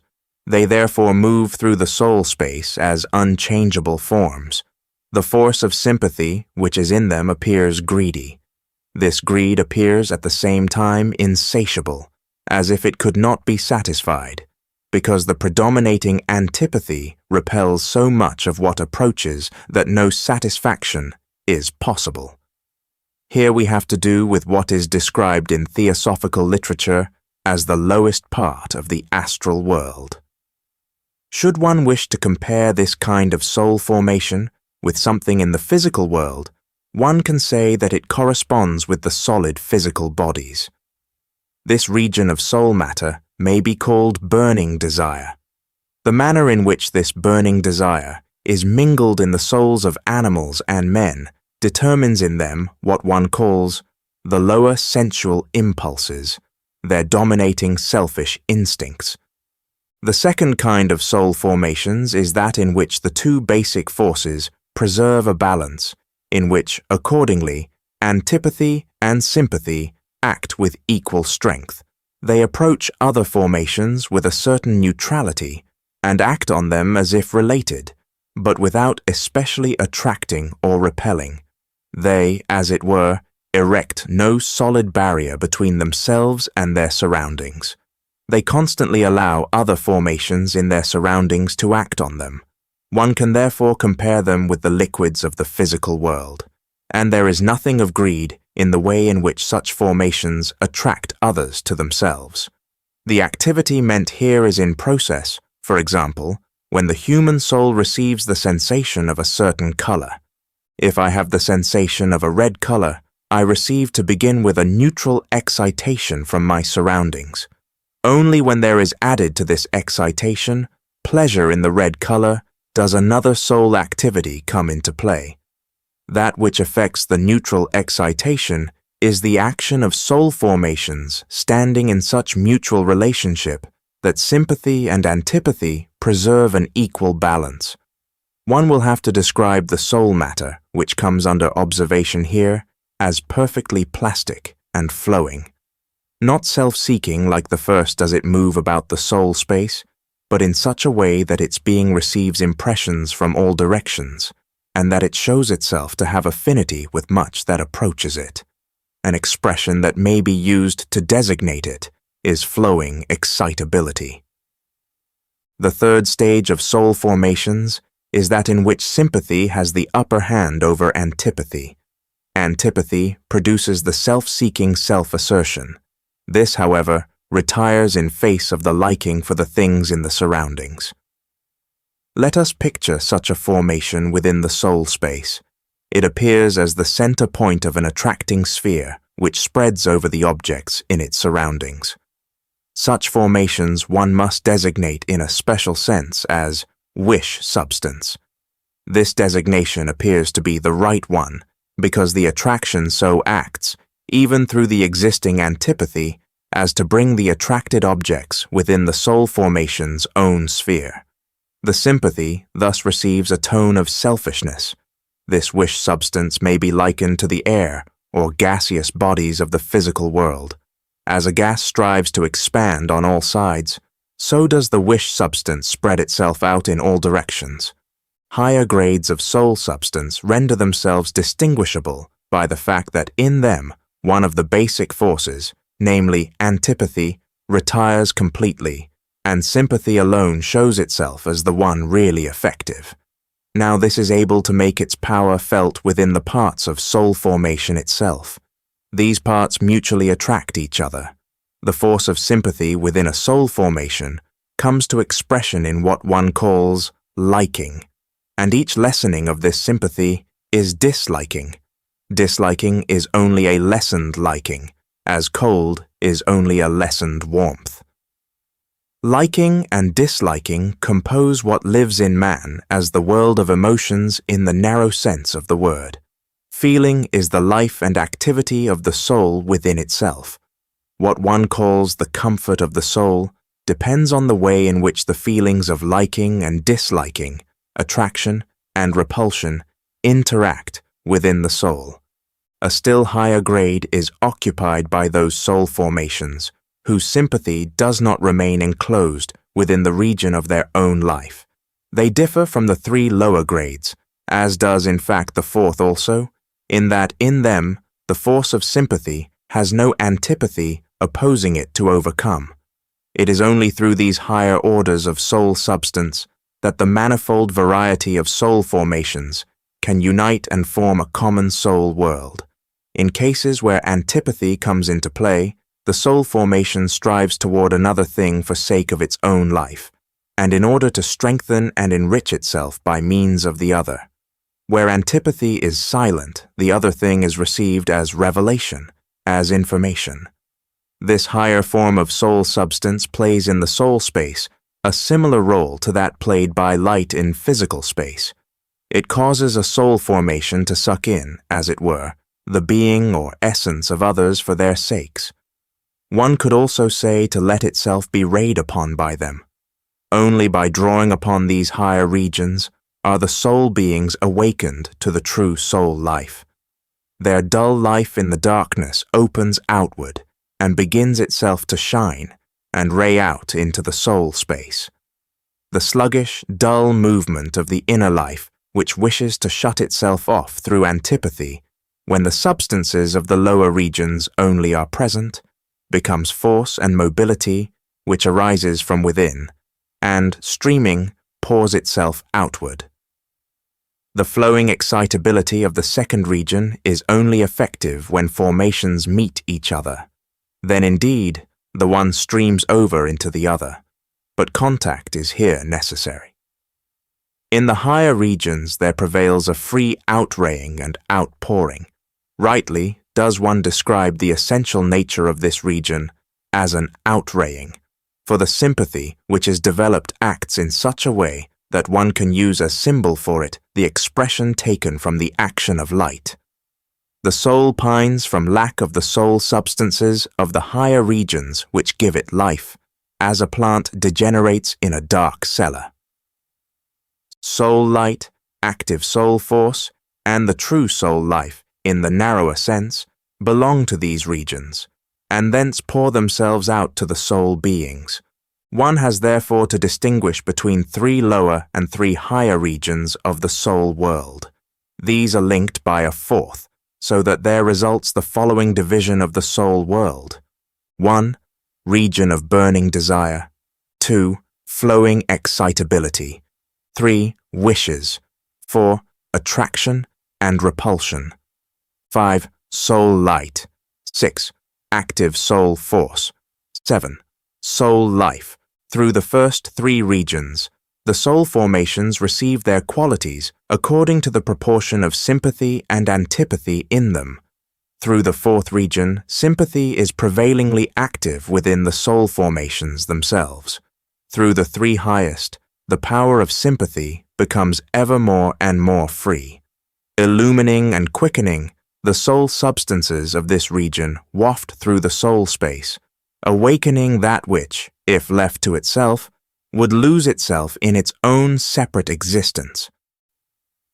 For the sake of clearness, it is here emphasized, though it should be superfluous, that these 7 divisions of the soul world do not represent regions separated from one another. Just as in the physical regions solid, liquid, and air or gaseous substances interpenetrate, so do burning desire, flowing excitability, and the forces of the world of wishes in the soul world.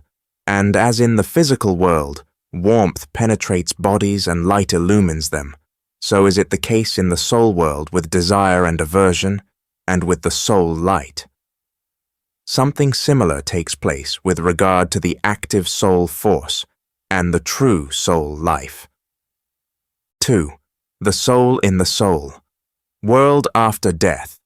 The soul is the connecting link between the spirit of man and his body, its forces of sympathy and antipathy, which, owing to their mutual relationship, bring about soul manifestations such as desire, excitability, wish, liking, and aversion, etc., are not only active between soul formations and soul formations, but they manifest themselves also in relation to the beings of the other worlds, the physical and the spiritual. While the soul lives in the body, it participates to a certain extent in all that takes place in it. When the physical functions of the body proceed with regularity, there arise in the soul desire and comfort. If these functions are disturbed, aversion and pain arise. And the soul has its share in the activities of the spirit also. One thought fills it with joy, another with repulsion. A correct judgment has the approval of the soul, a false one its disapproval. The stage of evolution of a man depends, in fact, on whether the inclinations of his soul move more in one direction or in another. A man is the more perfect, the more his soul sympathizes with the manifestations of the spirit. He is the more imperfect, the more the inclinations of his soul are satisfied by the functions of the body. The spirit is the central point of man, the body the instrument by which the spirit observes and learns to understand the physical world, and through it acts in it, but the soul is the intermediary between the two. Out of the physical impression which the vibrations of air make on the ear, it awakens the sensing of the sound. It produces the pleasure in this tone. All this it communicates to the spirit, which thus attains to the understanding of the physical world. A thought which arises in the spirit is changed by the soul into the wish to realize it, and only through this can it become deed, with the help of the body as instrument. Now man can fulfill his destiny only by allowing his spirit to direct the course of all his activity. The soul can, of itself, direct its inclinations just as well to the physical as to the spiritual. It sends, as it were, its feelers down into the physical as well as up into the spiritual. By sinking them into the physical world, its own being becomes penetrated and colored by the nature of the physical. But the spirit, because able to act in the physical world only through it as intermediary, receives also in this way the direction toward the physical. Its formations are drawn to the physical by the forces of the soul. Observe, for example, the undeveloped man. The inclinations of his soul cling to the functions of his body. He feels pleasure only in the impressions made by the physical world on his senses. His intellectual life also is thereby completely drawn down into this region. His thoughts serve only to satisfy his demands on the physical life. The spiritual self, by living from incarnation to incarnation, is intended to receive its direction ever increasingly out of the spiritual, its knowledge to be determined by the spirit of eternal truth, its action by the eternal goodness. Death, when regarded as a fact in the physical world, signifies a change in the functions of the body. It ceases to be through its organization the instrument of the soul and the spirit. It shows itself henceforth to be entirely subject, as regards its functions, to the physical world and its laws, and it passes over into it in order to dissolve in it. Only these physical processes in the body can be observed after death, by the physical senses. What happens then to soul and spirit escapes them, for even during life, soul and spirit can be observed by the senses only insofar as they have external expressions in physical processes. After death, this kind of expression is no longer possible. For this reason, observation by means of the physical senses and science based on it do not come under consideration in reference to the fate of the soul and spirit after death. Here a higher knowledge steps in, based on observation of the events in the soul and spirit worlds. After the spirit has released itself from the body, it continues to be united with the soul, and as, during physical life, the body chains it to the physical world, the soul now chains it to the soul world. But it is not in this soul world that the spirit's true primordial being is to be found. The soul world is intended to serve merely as its connecting link with the scene of its actions, the physical world. In order to appear in a new incarnation with a more perfect form, it must draw force and strength from the spiritual world. But through the soul, it has become entangled in the physical world. It is bound to a soul being which is penetrated and colored by the nature of the physical, and through this it has itself acquired a tendency in this direction. After death, the soul is no longer bound to the body, but only to the spirit. It lives now within soul surroundings. Only the forces of this soul world can therefore have an effect on it. And at first, the spirit also is bound to this life of the soul in the soul world. It is bound to it in the same way as it is bound to the body during physical incarnation. The time when the body is to die is determined by the laws of the body. Speaking generally, in fact, it must be said it is not that the soul and spirit forsake the body, but that the body is set free by them when its forces are no longer able to act after the manner of the human organization. The same relationship exists between soul and spirit. The soul sets the spirit free to pass into the higher, the spiritual world, when its forces are no longer able to function as after the manner of the human soul organism. The spirit is set free the moment the soul has handed over to dissolution what it can only experience in the body, and retains only that which remains over, which can live on with the spirit. This retained extract, which, although experienced in the body, can, nevertheless as fruit, be stamped on the spirit, connects the soul with the spirit in the pure spiritual world. In order to learn the fate of the soul after death, therefore, one has to observe its process of dissolution. It had the task of giving the spirit its direction toward the physical. The moment it has fulfilled this task, the soul takes the direction to the spiritual. In fact, the nature of its task would cause it to be henceforth only spiritually active when the body falls away from it. That is, when it can no longer be a connecting link. And so it would be, had it not, owing to its life in the body, been influenced by it and in its inclinations attracted to it. Were it not for this coloring received through the body, it would at once, on being disembodied, follow the laws of the spiritual soul world only, and manifest no further inclination to the sensible world. This is what would happen if a man on dying lost completely all interest in the earthly world, if all desires, wishes, etc., attaching to the existence he has left, had been completely satisfied. To the extent to which this is not the case, the unsatisfied part of the soul persists in its longings for the physical. To avoid confusion, we must here carefully distinguish between what chains man to the world in such a way that it can be made good in any following incarnation, and that which chains him to one particular incarnation, that is, to the immediately preceding one. The first is made good by means of the law of destiny, or karma, but the other can only be got rid of by the soul after death. After death there follows, for the human spirit, a time during which the soul is shaking off its inclinations toward the physical existence, in order once more to follow the laws of the spiritual soul, world only, and set the spirit free. It is natural that this time will last, the longer the more the soul was bound to the physical.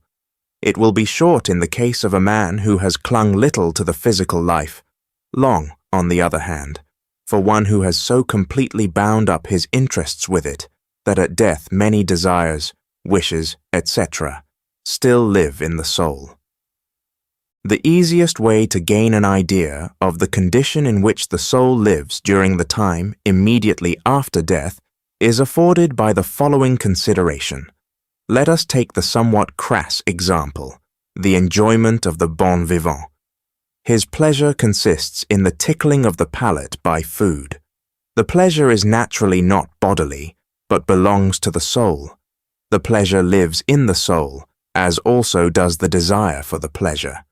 But for the satisfaction of the desire, the corresponding bodily organs, the palate, etc., are necessary. After death, the soul has not immediately lost such a desire, but it no longer possesses the bodily organ which provides the means for satisfying the desire. For another reason, but one which acts in the same way only far more strongly, the man is now as if he were suffering burning thirst in a region in the length and breadth of which there is no water. The soul thus suffers burning pain from the deprivation of the pleasure, because it has laid aside the bodily organ by which it can experience it. It is the same with all that the soul yearns for, and that can only be satisfied through the bodily organs. This condition, of burning privation, lasts until the soul has learned not to long any more for that which can only be satisfied through the body. The time passed in this condition is usually called in Theosophy Kamaloka, region of desires, although it has of course nothing to do with a locality. When the soul enters the soul world after death, it becomes subject to the laws of that world. The laws act on it, and on their action depends the manner in which its inclinations toward the physical are destroyed. The ways in which they act on it must differ according to the kinds of soul substances and soul forces in whose domain it is placed at the time. Each of these kinds will make its purifying, cleansing influence felt. The process which takes place here consists in the gradual conquering of all antipathy in the soul by the forces of sympathy, and in bringing this sympathy itself to its highest pitch. For through this highest degree of sympathy with the whole of the rest of the soul world, the soul will, as it were, merge into it, become one with it. Then is it utterly emptied of its self-seeking. It ceases to exist as a being inclined to the physically sensible existence. The spirit is set free through it. The soul therefore purifies itself through all the regions of the soul world described above, until, in the region of perfect sympathy, it becomes one with the whole soul world. That the spirit itself is in bondage until the last moment of the liberation of its soul is due to the fact that, through its life with it, it has developed a complete affinity. This relationship is much greater than the one with the body. For the spirit is bound directly to the soul, but only indirectly through the soul to the body. The soul is, in fact, the spirit's own life. For this reason the spirit is not bound to the decaying body, though it is bound to the soul gradually freeing itself. On account of the immediate bond between the spirit and the soul, the spirit can feel free with the soul only when the latter has itself become one with the whole soul world. Insofar as the soul world is the abode of man immediately after death, it is called Kamaloka, the region of desires. The different religious systems which have embodied in their doctrines a knowledge of these conditions know this region of desires by the name of purgatory, cleansing fire, and so on. The lowest region of the soul world is that of burning desire. By it, everything in the soul that has to do with the coarsest, lowest, selfish desires of the physical life is rooted out of the soul after death. For through such desires it is exposed to the effects of the forces of this soul region. The unsatisfied desires which have remained from physical life furnish the points of attack. The sympathy of such souls extends only to what can nourish their selfish natures. It is greatly exceeded by the antipathy which floods everything else. Now the desires aim at physical enjoyments which cannot be satisfied in the soul world. The craving is intensified to its highest degree by this impossibility of satisfaction. But at the same time, owing to this impossibility, it is forced to die out gradually. The burning lusts gradually exhaust themselves, and the soul has learned by experience that the only means of preventing the suffering that must come from such longings lies in killing them out. During the physical life, satisfaction is constantly being repeated. By this means, the pain of the burning lusts is covered over by a kind of illusion. After death, in the fire cleansing, the pain comes into evidence quite unveiled. The most fearful sufferings are laid bare. A dark, gloomy state is it in which the soul thus finds itself. Of course, only those persons whose desires are directed during physical life to the coarsest things can fall into this condition. Natures with few lusts go through it without noticing it, for they have no affinity with it. It must be stated that, in general, souls are the longer influenced by the burning desire, the more closely they have become bound up with that fire during life, and the more they require on that account to be purified in it. A second class of things in the soul world is of such a nature that sympathy and antipathy preserve an equal balance in them. Insofar as a human soul is in a similar condition, after death it will be influenced by these things for a time. The giving of oneself up entirely to the external glitter of life and to joy in the swiftly succeeding impressions of the senses brings about this condition. Many people live in it.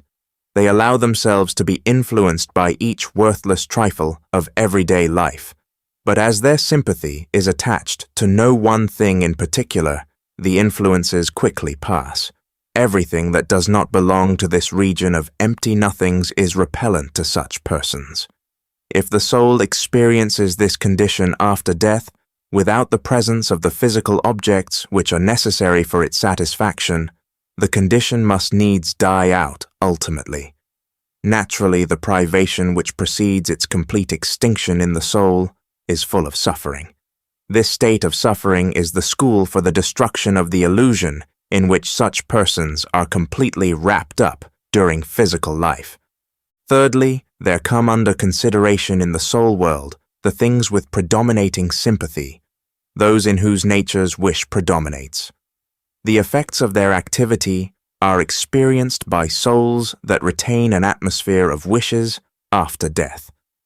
These wishes also gradually die out on account of the impossibility of their being satisfied. The region of attraction and repulsion, which has been described above as the fourth, exposes the soul to special trials. As long as the soul dwells in the body, it shares all that concerns it. The inner surge life of attraction and repulsion is bound up with the body. It causes the soul's feeling of well-being and comfort, dislike and discomfort. Man feels during his physical life that his body is himself. What one calls the feeling of self springs from this, and the more sensually inclined people are, the more does their feeling of self take on this characteristic. After death, the body, the object of this feeling of self, is lacking. On this account, the soul, with which the feeling has remained, feels as if emptied out. A feeling as if it had lost itself befalls it. This continues until the soul has recognized that the true man does not lie in the physical. The operations of this fourth region on the soul accordingly destroy the illusion of the bodily self. The soul, at length, learns to stop feeling that this corporality is an essential reality. it is cured and purified of its attachment to embodiment. In this way, it has conquered that which chains it strongly to the physical world, and can unfold fully the forces of sympathy which flow outward. It has, so to say, broken free from itself, and is ready to pour itself with full sympathy into the common soul world.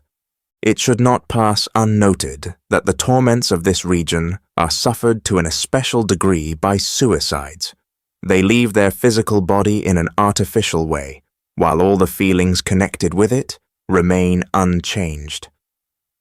In the case of a natural death, the decay of the body is accompanied by a partial dying out of the feelings of attachment to it. In the case of suicides, there are, in addition to the torment caused by the feeling of having been suddenly emptied out, the unsatisfied desires and wishes on account of which they have deprived themselves of their bodies. The fifth stage of the soul world is that of soul light. In it, sympathy with others has already reached a high degree of power. Souls are connected with it insofar as they have not, during their physical lives, entirely devoted themselves to satisfying lower necessities, but have had joy and pleasure in their surroundings.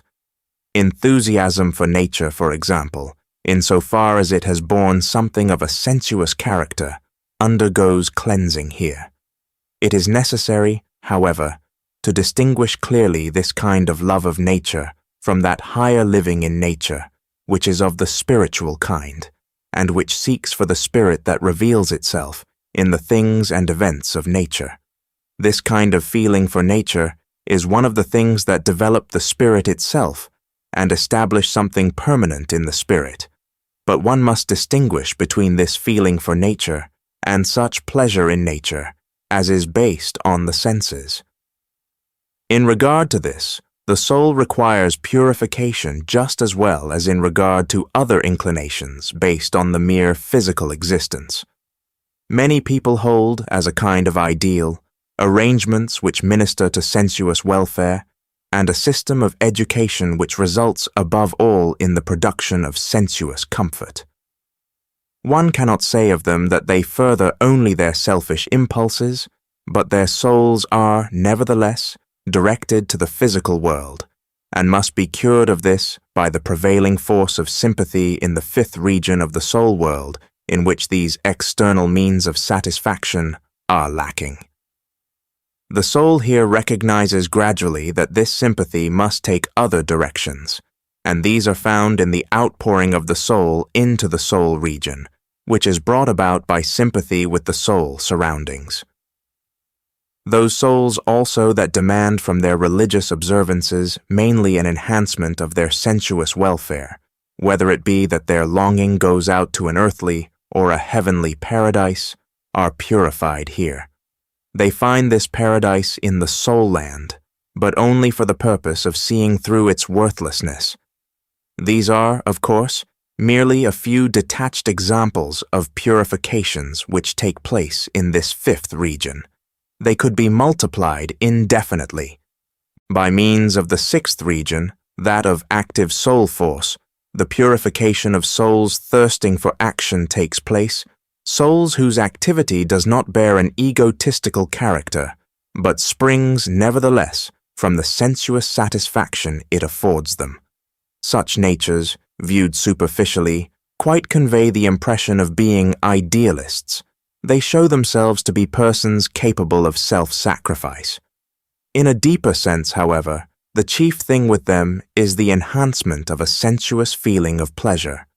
Many artistic natures, and such as give themselves up to scientific activity because it pleases them, belong to this class.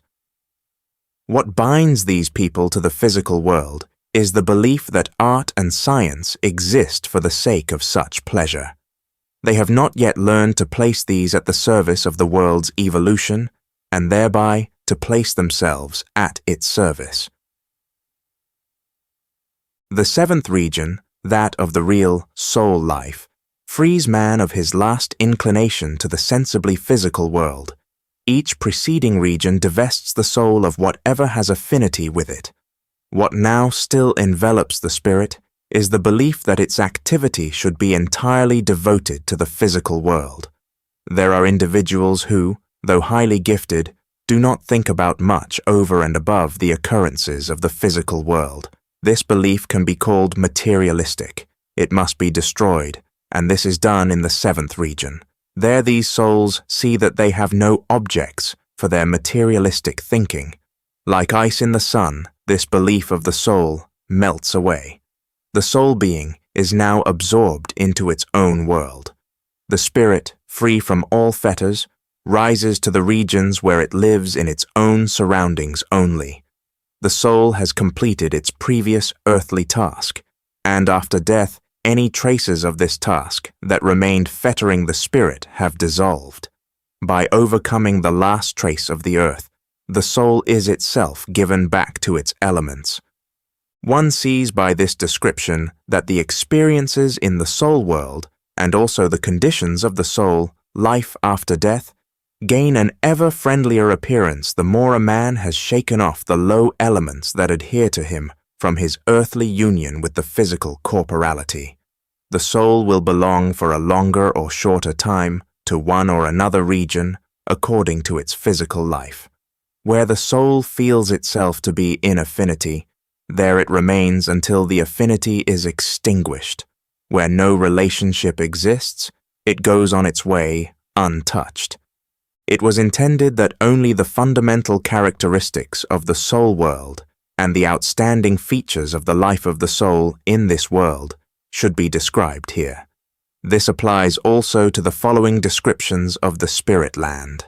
I would exceed the prescribed limits of this book were further characteristics of these higher worlds to be gone into, for the special relationships and the lapse of time, which are quite different there from those in the physical world, can only be spoken about intelligibly when one is prepared to deal with them in full detail. References of importance in this connection will be found in my Outline of Occult Science, Geheimwissenschaft im Umriss, Altmanns Verlag, Leipzig. 3. The Spirit Land. Before the spirit can be observed on its further pilgrimage, the land which it enters must first be examined. It is the world of the spirit. In theosophical literature, this is called the mental world. Here the expression world of the spirit or spirit land will be used. This world is so unlike the physical that all that is said about it will appear fantastic to him who is willing to trust his physical senses only. And what has already been said in regard to the world of the soul holds good here to a still higher degree. That is, that one has to use analogies in order to describe it. For our speech, which for the most part serves only for the realities of the senses, is not richly blessed with expressions for the spirit land. It is therefore especially necessary here to ask the reader to understand much that is said as an indication only. For everything that is described here is so unlike the physical world that it can only in this way be depicted. The author is ever conscious of how little this account can really resemble the experiences of this region, owing to the imperfection of our speech, calculated as it is to be our medium of expression for the physical world. It must above all things be emphasized that this world is woven out of the material of which human thought consists. But thought, as it lives in man, is only a shadow picture, a phantom of its true being. As the shadow of an object on the wall is related to the real object which throws this shadow, so is the thought that springs up in man related to the being in the spirit land, which corresponds to this thought. Now when the spiritual sense of man is awakened, he really perceives this thought being, just as the eye of the senses perceives the table or the chair. He goes about in a region of thought beings. The corporeal eye perceives the lion, and the corporeal thinking thinks merely the thought lion as a phantom, a shadow picture. The spiritual eye sees in spirit land the thought lion as really and actually as the corporeal eye sees the physical lion. Here we may refer to the analogy already used regarding the soul land. Just as the surroundings of a man born blind and operated upon appear all at once with the new qualities of color and light, so are the surroundings of the person who learns to use his spiritual eye seen to be filled with a new world, the world of living thoughts or spirit beings. There are to be seen in this world, first, the spiritual archetypes of all things, and beings which are present in the physical and in the soul world. Imagine the picture of a painter existing in the mind before it is painted. This gives an analogy to what is meant by the expression archetype. It does not concern us here that the painter has perhaps not had such an archetype in his mind before he paints, and that it only gradually develops and becomes complete during the practical work. In the real world of spirit, there are such archetypes for all things, and the physical things and beings are copies of these archetypes. When any person who trusts only his outer senses denies this archetypal world, and holds archetypes to be merely abstractions which the intellect, by comparing the objects of the senses, arrives at, it is quite to be understood, for such a one simply cannot see in this higher world. He knows the thought world only in its shadowy abstractness. He does not know that the person with spiritual vision is as familiar with the spirit beings as he is with his dog or his cat, and that the archetypal world has a far more intense reality than the world of the physical senses. The first look into this spirit land is still more bewildering than that into the soul world, for the archetypes in their true form are very unlike their sensible copies. They are, however, just as unlike their shadows, the abstract thoughts. In the spiritual world, all is in continuous mobile activity, a ceaseless creating, a state of rest, a remaining in one place, such as one has in the physical world, does not exist here. For the archetypes are creative beings. They are the master builders of all that comes into being in the physical world and the soul world. Their forms change rapidly, and in each archetype lies the possibility of assuming myriads of specialized forms. They, as it were, let different shapes well up out of them, and scarcely is one produced than the archetype prepares to pour forth the next one. The archetypes are related to each other in varying degrees of closeness. They do not work singly. The one requires the help of the other in its creating. Often innumerable archetypes work together in order that this or that being in the soul or physical world may arise. Besides what is to be perceived by spiritual sight in this spirit land, there is something else experienced that is to be regarded as spiritual hearing. As soon, that is to say, as the clairvoyant rises out of the soul world into the spirit world, the archetypes that are perceived become sounding as well. The observer feels as if he were in an ocean of tones, and in these tones, in these spiritual chimes, the beings of the spirit world express themselves. The primordial laws of their existence express their mutual relationships and affinities in the intermingling of their sounds, their harmonies, melodies, and rhythms. What the intellect perceives in the physical world as law, as idea, reveals itself to the spiritual ear as a kind of music. Hence the Pythagoreans called these perceptions of the spiritual world the music of the spheres. To the possessor of the spiritual ear, this music of the spheres is not something merely figurative, allegorical, but a spiritual reality well known to him. If one wishes to gain a conception of this spiritual music, one has to lay aside all ideas of the music of the senses as perceived by the material ear, for it is here a matter of spiritual perception, and therefore of a kind which must remain silent for the ear of the senses. In the following descriptions of the spirit land reference to this spiritual music will for the sake of simplicity be omitted.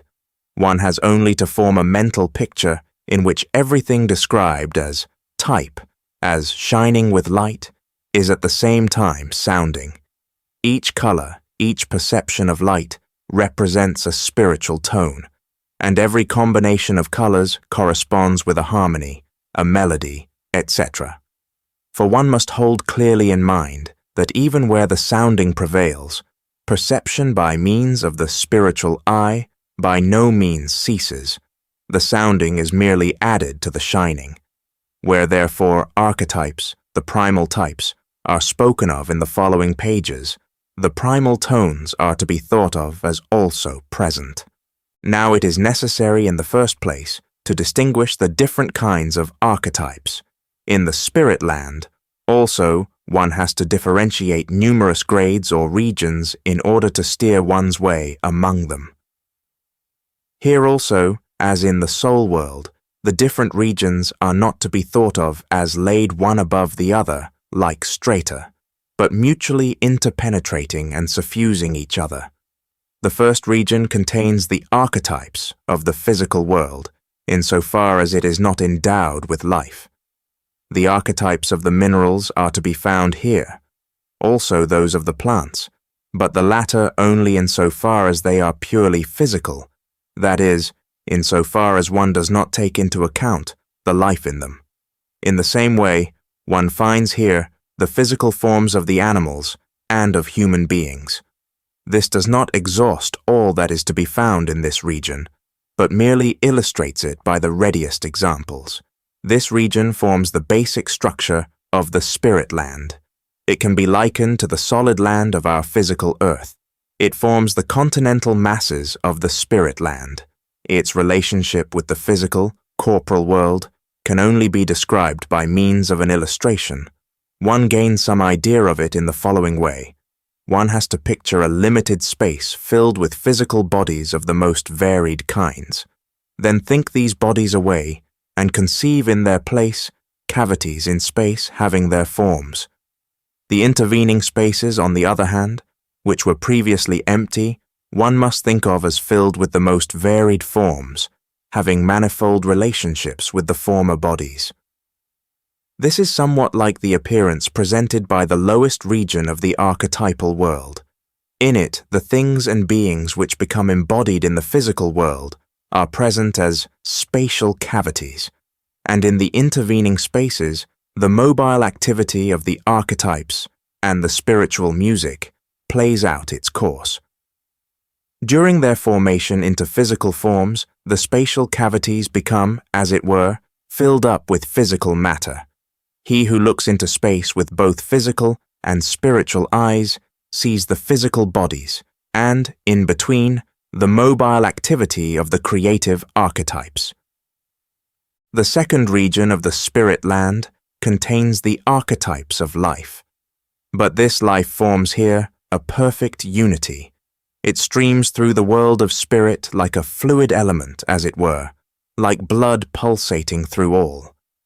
It may be likened to the sea and the water systems of the physical earth. The manner in which it is distributed, however, is more like the distribution of blood in the animal body than that of the seas and rivers. One could describe this second stage of the spirit land as flowing life, formed of thought material. In this element are the creative primal forces producing everything that appears in the physical reality as living being. Here it is evident that all life is a unity, that the life in me is related to the life of all my fellow creatures. The archetypes of all soul formations must be designated as the third region of the spirit land. Here one finds oneself in a much finer and rarer element than in the first two regions. To use a comparison, one can call it the air or atmosphere of the spirit land. Everything that goes on in the souls of both the other worlds has here its spiritual counterpart. Here all feelings, sensations, instincts, passions, etc. are again present, but in a spiritual way. The atmospheric events in the air region correspond with the sorrows and joys of the creatures in the other worlds. The longing of the human soul is here perceived as a gentle zephyr. An outbreak of passion is like a stormy blast. He who has the ability to perceive here notes the sigh of every creature, should he direct his attention to it. One can, for example, observe at times something like a loud storm with flashing lightning and rolling thunder, and if one investigates the matter, one finds that the passions of a battle waged on earth are expressed in such spirit tempests. The archetypes of the fourth region are not immediately related to the other worlds. They are, in certain respects, beings who govern the archetypes of the three lower regions and render possible their working together. They are accordingly occupied with the ordering and grouping of these more subordinate archetypes. From this region, therefore, a more comprehensive activity issues than from the lower ones. The fifth, sixth, and seventh regions differ essentially from the preceding ones, for the beings in them supply the archetypes with the impulses to their activity. In them, one finds the creative forces of the archetypes themselves. He who is able to rise to these regions makes acquaintance with the purposes which underlie our world. The archetypes lie here as yet, like living germ points, ready to assume the most manifold forms of thought beings. If these germ points are guided into the lower regions, they well out, as it were, and manifest themselves in the most varied shapes. It is for this reason that in theosophical literature, these three higher regions of the spirit land are called the arupa, in contrast with the four lower, which are called the rupa regions. Arupa means formless, rupa having form. The ideas through which the human spirit manifests itself creatively in the physical world are the reflection, the shadow, of these germ thought beings of the higher spiritual world. The observer with the spiritual ear, who rises from the lower regions of the spirit land to these higher ones, becomes aware that sounds and tones are changed into a spiritual language. He begins to perceive the spiritual word, through which the things and beings do not now make known to him their nature in music alone, but express it in words. They say to him what one calls in spirit science, their eternal name. One must picture to oneself that these germ thought beings are of a composite nature. Out of the element of the thought world, only the germ sheath, as it were, is taken, and this surrounds the true life kernel. With it, we have reached the confines of the three worlds, for the kernel has its origin in still higher worlds.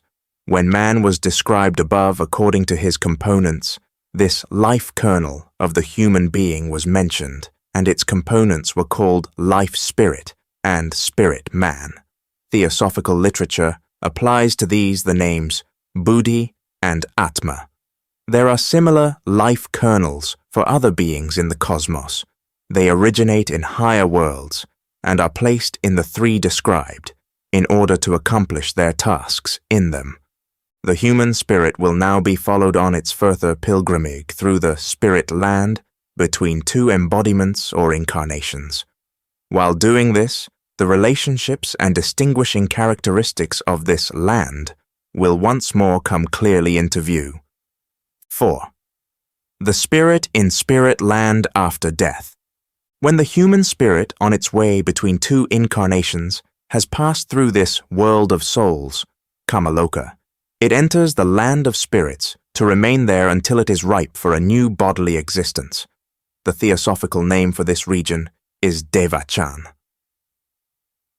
One can only understand the significance of this sojourn in spirit land when able to interpret in the right way the aim and end of the pilgrimage of man during his incarnations. While man is incarnated in the physical body, he works and creates in the physical world, and he works and creates in it as a spiritual being. He imprints on the physical forms, on corporeal materials and forces, that which his spirit thinks out and develops. He has therefore, as a messenger of the spiritual world, to incorporate the spirit in the corporal world. Only by being embodied can a man work in the world of bodies. He must wrap physical matter around his spirit, so that through the body he can act on the other bodies around, and so that they can act on him. but what acts through this physical corporality of man is the spirit. From it flow the purposes, the direction its work is to take in the physical world. Now, as long as the spirit works in the physical body, it cannot as a spirit live in its true form. It can, as it were, only shine through the veil of the physical existence, for as a matter of fact, the thought life of man really belongs to the spiritual world, and as it appears in the physical existence, its true form is veiled. One can also say that the thought life of the physical man is a shadow, a reflection of the true spiritual being to whom it belongs. Thus, during physical life, the spirit, through the physical body as an instrument, interacts with the earthly corporal world. Now, although it is exactly in action on the physical corporal world that one of the tasks of the spirit of man lies as long as he is proceeding from incarnation to incarnation, it could not by any means carry out this task as it ought if it led an embodied existence only. For the purposes and goals of the earthly task are just as little developed and gained within the earthly incarnation as the plan of a house comes into existence on the site on which the laborers work. Just as this plan is worked out in the offices of the architect, so are the aims and purposes of the earthly creative activities worked out and developed in the land of spirits. The spirit of man has always to live again in this land between two incarnations in order to be able to equip himself with what he takes with him on leaving it, and, armed with that, to approach the work in the physical life, as the architect, without working with brick and mortar, designs the plan of the house in his workroom in accordance with architectural and other rules, so has the architect of human creations, the spirit or higher self, to develop in the spirit land capacities and aims in accordance with the laws of this land, in order to bring them over into the physical world. Only if the human spirit sojourns over and over again in its own region will it be also able to bring the spirit, by means of the physical corporal instruments, into the earthly world. On the physical scene of action, man learns to know the qualities and forces of the physical world. He gathers there during his creative activity experiences regarding the demands made by the physical world on anyone wishing to work in it. He learns there to know, as it were, the qualities of the matter in which he wishes to embody his thoughts and ideas. The thoughts and ideas themselves he cannot extract from the matter, so that the physical world is both the scene of his creating and of his learning. What has been learned is then transmuted in the spirit land into living faculties of the spirit. One can carry the above comparison further in order to make the matter clearer. The architect designs the plan of the house.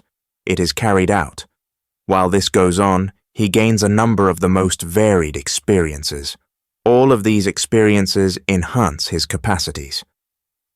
When he designs his next plan, all these experiences have an influence on it, and this plan, when compared to the first, is seen to be enriched with all that was learned through the first.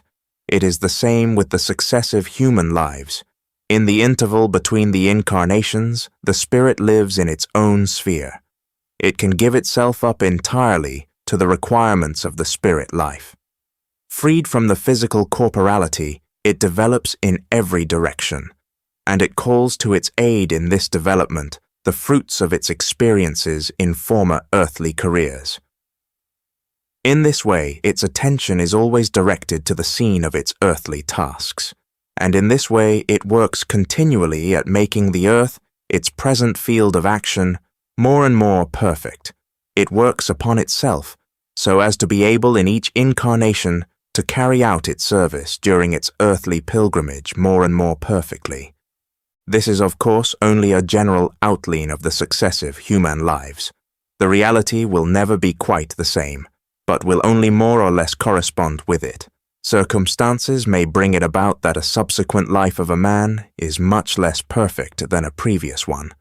But taken as a whole, such irregularities equalize themselves in a natural manner during the course of the succession of lives. The development of the spirit in spirit land takes place through the man's throwing himself completely into the life of the different regions of this land. His own life, as it were, dissolves into each region successively. He takes on, for the time being, their characteristics. Through this they penetrate his being with theirs, in order that his may be able to work, strengthened by theirs, in his earthly life. In the first region of the spirit land, man is surrounded with the spiritual archetypes of the earthly things. During life on earth, he learns to know only the shadows of these archetypes, which he grasps in his thoughts. What is merely thought on earth is in this region experienced, lived. Man moves among thoughts, but these thoughts are real beings. What he has perceived with his senses during life on earth acts on him now in its thought form. But the thought does not appear as the shadow which hides itself behind the things. It is on the contrary, the life-filled reality producing the things. Man is, as it were, in the thought workshop in which the earthly things are formed and constructed. For in the land of spirits, all is vital activity and mobility. Here, the thought world is at work as a world of living beings, creative and constructive. One sees how that which one has experienced during the earthly existence is constructed. Just as in the physical body, one experiences the things of the senses as reality, so now as spirit one experiences the spiritual constructive forces as real. Among the thought beings to be found, there is also the thought of one's own physical corporality. One feels separated from this. One feels only the spiritual being as belonging to oneself. And when we no longer regard the body as physical, but as thought being, there already enters into our view of it its relation to the external world. We learn to look at it as something belonging to the external world, a member of this external world. We consequently no longer separate our own corporality from the rest of the external world as something more nearly related to ourselves. We feel the unity in the whole external world, including our own bodily incarnations. Our own embodiments dissolve here into a unity with the rest of the world. Thus we here look upon the archetypes of the physical corporal reality as a unity to which we ourselves belong. We learn therefore gradually to know our relationship, our unity with the surrounding world by observation. We learn to say to it, that which is here, spread out around thee, thou art that thyself. And that is one of the fundamental thoughts in the ancient Indian Vedanta wisdom. The sage accustoms himself to do, even during his earth life, what others experience after death, namely, to grasp the thought that he himself is related to all things, the thought, thou art that. During the physical life, this is an ideal to which the thought life can be devoted. In the land of spirits, it is a plain fact, one which grows ever clearer to us through spiritual experience. And the man himself comes to know ever more and more clearly in this land that he in his own inner being belongs to the spirit world. He perceives himself to be a spirit among spirits, a member of the primordial spirit, and he will feel concerning himself, I am the primal spirit. The wisdom of the Vedanta says, I am Brahman, i.e., I belong as a member to the primordial being, in whom all beings have their origin. One sees that what is grasped during earthly life as a shadowy thought, and toward which all wisdom strives, is in the spirit land an immediate experience. Indeed, it is only thought during the earth life, because it is a fact in the spiritual existence.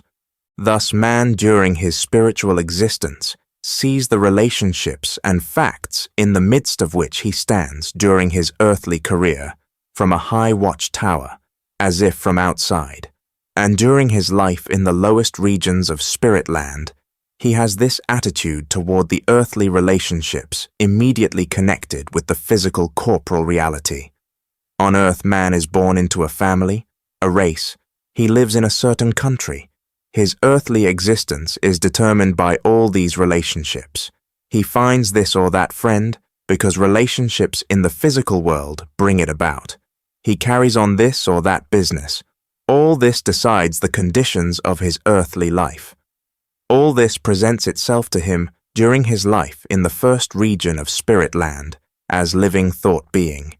He lives it all through again in a certain way, but he lives it through from the active spiritual side.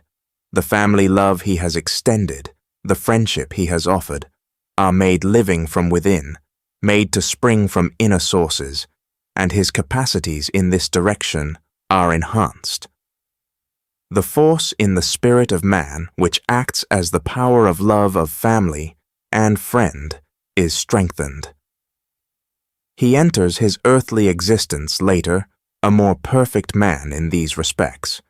It is to a certain extent the everyday relationships of the earth life which ripen as the fruitage of this lowest region of the spirit land, and those persons whose interests are wholly absorbed by these everyday relationships will feel themselves in affinity with this region for the greater part of their spiritual life between two incarnations. The next region is that in which the common life of the earth world flows as thought being, as the fluid element, so to speak, of the spirit land. So long as we observe the world during physical embodiment, life appears to us to be confined within separate living beings. In spirit land, it is loosed from them and, like lifeblood, flows as it were through the whole land. It is there the living unity which is present in everything. Of this also only a reflection appears to us during the earthly life, and this reflection expresses itself in every form of reverence we pay to the whole, to the unity and harmony of the universe. The religious life of man is derived from this reflection.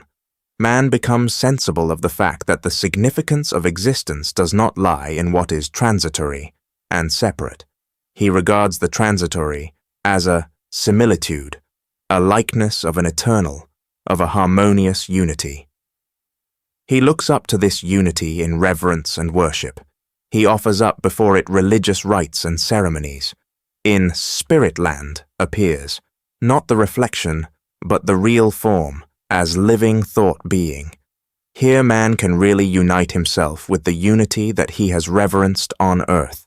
The fruitage of the religious life and all connected with it appears in this region. Man now learns through spiritual experience to recognize that his individual fate is not to be separated from the community to which he belongs. The capacity to know oneself as a member of a whole develops itself here. Religious natures, and such as have already during life striven after a pure and noble morality, will draw strength out of this region during a great part of their spiritual life between incarnations, and they will reincarnate with heightened capacities in this direction.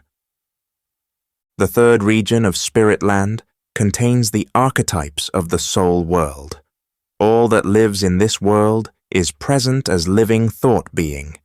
One finds in it the archetypes of desires, wishes, feelings, etc.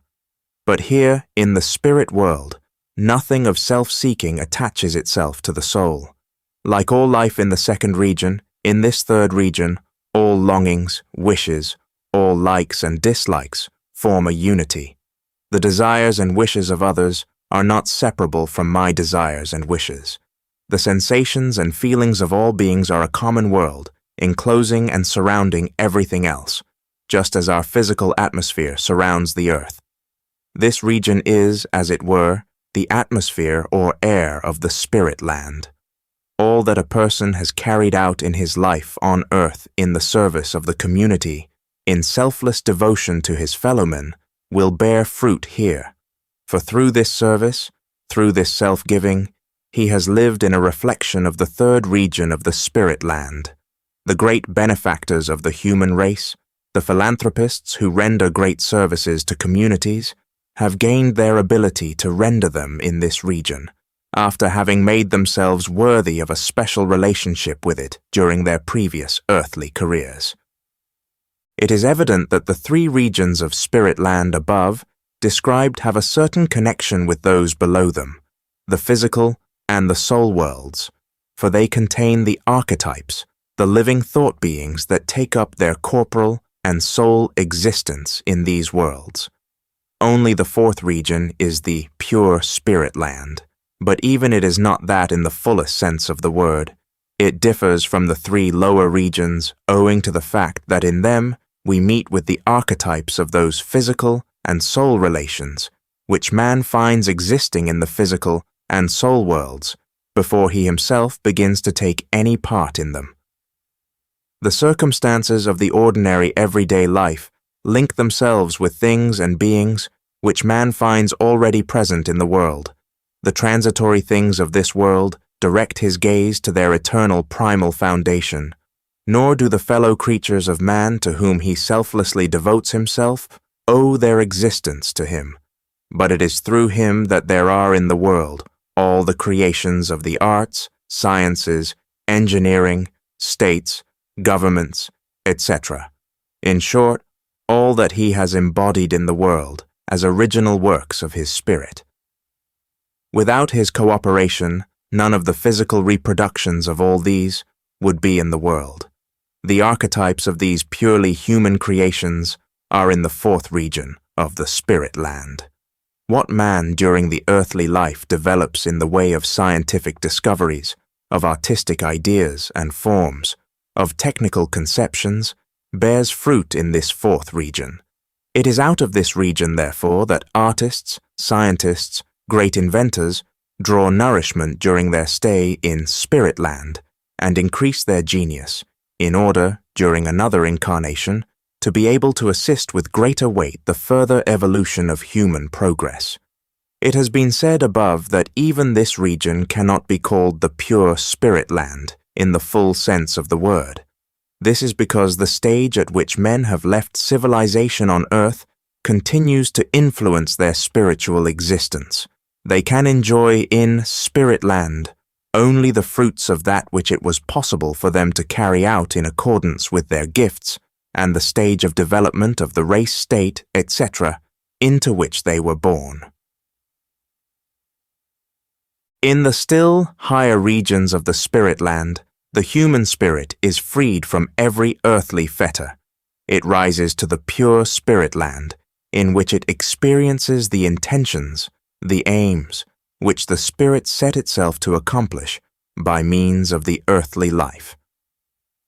All that has been realized in the world brings into earthly existence only a more or less weak copy of the highest intentions and aims. Each crystal, each tree, each animal, and all that is being realized in the domain of human creations, all this only gives of that which the spirit intends, and man, during his incarnations, can only set to work with these imperfect copies of the perfect intentions and aims. Thus, during one of his incarnations, he himself can only be a copy of that which, in the kingdom of the spirit, he is intended to be. What he, as spirit in spirit land, really is, comes therefore into view only when he rises in the interval between two incarnations, to the fifth region of spirit land. What he is here is really he himself, that which receives an external existence in the numerous and varied incarnations. In this region, the true self of man can freely live its true life and expand in all directions, and this self is that which appears ever anew in each incarnation as the one. This self brings with it the faculties which have developed in the lower regions of the spirit land. It carries, consequently, the fruits of former lives over into those following. It is the bearer of the results of former incarnations. Therefore, one can call it the bearer of causes. In theosophical literature, it is for this reason called the causal body. When the self lives in the fifth region of the spirit land, It is accordingly in the kingdom of intentions and aims. As the architect learns from the imperfections which show themselves in his work, and as he only brings into his new plans what he was able to change from imperfections to perfections, so the self in the fifth region shakes off the results of its experiences in former lives related to the imperfections of the lower worlds and fructifies the purposes of the spirit land, purposes with which it now lives, with the perfect results of its former lives. It is clear that the force which can be drawn from this region will depend upon how much the self, during its incarnation, has acquired in the form of results suited to being received into the world of purposes. The self that has sought to realize the purposes of the spirit during the earthly life, through an active thought life, or through wise love expressed in deeds, will establish a strong claim to this region. The self that has expended itself entirely on the events of the everyday life, that has lived only in the transitory, has sown no seeds that can play a part in the purposes of the eternal world order. Only that small portion of the activities of the self, which had extended beyond the interests of everyday life, can unfold as fruitage in this higher region of the spirit land. In general, it will hold good that a man's affinity with this region will be the greater the more developed he is. Since a man in this region lives in his own true self, he is raised above everything that, as a part of the lower worlds, envelops him during his incarnations. He is what he ever was and ever will be during the course of his incarnations. He lives in the governing power of the purposes which prevail during these incarnations and which he grafts into his own self. He looks back on his own past and feels that all that he has experienced in it will be brought into service in the purposes he has to bring to realization in the future. A kind of remembrance of his earlier lives and the prophetic vision of his future ones flash forth. We see therefore that what in this book is called spirit self lives in this region as far as it is developed, in that measure of reality with which it is able to unite itself. It develops itself still further and prepares itself to make possible, in a new incarnation, the fulfillment of the spiritual purposes in the region of earthly reality. If this spirit self has evolved so far during a succession of sojourns in spirit land that he can move about quite freely in this land, he will evermore seek his true home in it. Life in the spirit will be as familiar to him as life in the physical reality is to the earthly man. The viewpoints of the spirit world can from now on be the only ones which he makes his own during his succeeding earth lives. Such a self feels himself uninterruptedly to be a member of the divine world order.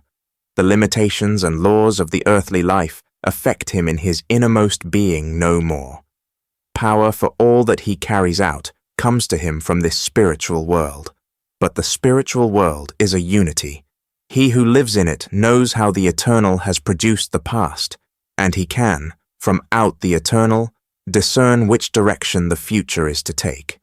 The view over the past widens into a perfect one.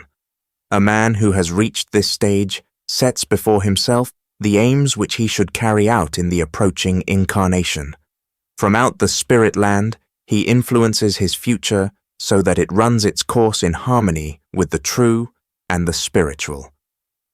Such a man during the stages between two incarnations is in the presence of all those exalted beings before whose gaze the divine wisdom lies spread out unveiled, for he has climbed up to the stage at which he can understand them, and, should he return to the earth, he acts in harmony with them. His word is itself a reflection of divine revelation, and his deed a link in the divine world order. Only he who during an earth life has freed himself to a high degree from the transient trifles and the worthless turmoil of existence can hope that he shall rise in spirit land into the sixth region, through which he shall receive a divine mission for a coming earth life. Through this divine mission, he becomes a stranger on this earth, only insofar as he himself, in his innermost being, is not moved by inclinations and disinclinations springing from the transitory nature of things, but allows himself to be guided by what the Spirit recognizes as necessary. Because he does this, he will accomplish through all his actions that which is most in conformity with the true being of the universe, for he has reached the point of seeking not that which will be of use to him, but only and entirely that which ought to take place, that which is in accordance with the true progress of the world order. His interest in the world, his devotion to it, are the greater the less he himself is attached through his sympathies and antipathies to transient matters. His understanding of all that goes on around him will be great because his soul observes all without desires and in quiet composedness. The seventh region of the spirit land brings one to the confines of the three worlds. The man who can feel himself attracted to it stands here in the presence of the life kernels, which are transplanted from the higher worlds into the three which have been described, in order that in them they may fulfill their missions. When a man therefore is on the confines of the three worlds, he recognizes himself in his own life kernel. This implies that for him the problems of these three worlds have been solved. He has a complete view of the entire life of these worlds. He has solved the great why of existence. The great guides of the human race who will be spoken of in the chapter on the path of knowledge are recognized by means of forces originating in this region of the spirit land. 5. The physical world and its connection with the soul and spirit lands. The formations of the soul world and the spirit land cannot be the objects of external sense perception. The objects of this perception are to be added to the two already described as a third world. Man lives during his bodily existence simultaneously in the three worlds. He perceives the things of the sensible world and acts upon them. The formations of the soul world act on him through their forces of sympathy and antipathy, and his own soul excites waves in the soul world by its inclinations and disinclinations, its wishes and desires. The spiritual being of things, on the other hand, mirrors itself in his thought world, and he himself is, as thinking spirit being, citizen of the spirit land, and participant of all that lives in this region of the universe. This makes it clear that the sensible world is only a part of that which surrounds man. This part stands out from the general surroundings of man with a certain independence, because it can be perceived by senses which leave disregarded the soul, and spiritual parts which belong just as much to the surrounding world, even as a piece of ice floating on the water is of the same matter as the surrounding water, but stands out from it owing to particular qualities. So are the things of the senses matter of the surrounding soul and spirit worlds, and they stand out from these owing to particular qualities which make them perceptible to the senses. They are, to speak half metaphorically, condensed spirit and soul formations, and the condensation makes it possible for the senses to acquire knowledge of them. In fact, as ice is only a form in which the water exists, so are the objects of the senses only a form in which soul and spirit beings exist. If one has grasped this, one can also understand that as water can pass over into ice, so the spirit world can pass over into the soul world, and the latter into that of the senses. Looking at the matter from this point of view leads us to the reason why man can form thoughts about the things of the senses. For there is a question which everyone who thinks would have to ask himself, namely, in what relation does the thought which a man has about a stone stand to the stone itself? This question rises in full clearness in the minds of those persons who look especially deeply into external nature. They feel the consonance of the human thought world with the structure and order of nature. The great astronomer Kepler, for example, speaks in a beautiful way about this harmony. True it is that the divine call which bids man study astronomy is written in the world, not indeed in words and syllables, but in the very fact that human conceptions and senses are fitted to gauge the relationships of the heavenly bodies and their conditions. Only because the things of the sensible world are nothing else than condensed spirit beings is the man who raises himself through his thought to these spirit beings able by thinking to understand the things. Sense objects originate in the spirit world. They are only another form of the spirit beings, and when man forms thoughts about things, he merely looks up from the sensible form to the spiritual archetypes of the things. To understand an object by means of thought is a process which can be likened to that by which a solid body is first liquefied by fire in order that the chemist may be able to examine it in its liquid form. The spiritual archetypes of the sensible world are to be found in the different regions of the spirit land. In the 5th, 6th, and 7th regions, these archetypes remain in the condition of living germ points. In the 4 lower regions, they shape themselves into spiritual formations. The human spirit perceives a shadowy reflection of these spiritual formations when, by thinking, he tries to gain understanding of the things of the senses. How these formations have condensed until they form the sensible world is a question for him who strives toward a spiritual understanding of the world around him. For human sense perception, this surrounding world is divided into 4 distinctly separated stages: the mineral, the plant, the animal, and the human. The mineral kingdom is perceived by the senses and comprehended by thought. Thus, when one forms a thought about a mineral body, one has to do with 2 things: the sense object and the thought. In accordance with this, one is brought to the conception that this sense object is a condensed thought being. Now one mineral being acts on another in an external way. It impinges on it and moves it. It warms it, lights it up, dissolves it, etc. This external kind of action can be expressed through thoughts. A man forms thoughts as to the way in which mineral things act on each other externally and in accordance with their laws. By this means, his separate thoughts expand to a thought picture of the whole mineral world, and this thought picture is a gleam, a reflection of the archetype of the whole mineral world of the senses. It is to be found as a complete whole in the spirit world. In the plant kingdom, there is added to the external action of one thing on another the phenomena of growth and propagation. The plant grows and brings forth from itself beings like itself. Life is here added to what man meets with in the mineral kingdom. A simple recollection of this fact leads to an expression which is enlightening in this connection. The plant has in itself the power to give itself its living shape, and to reproduce this shape in a being of its own kind.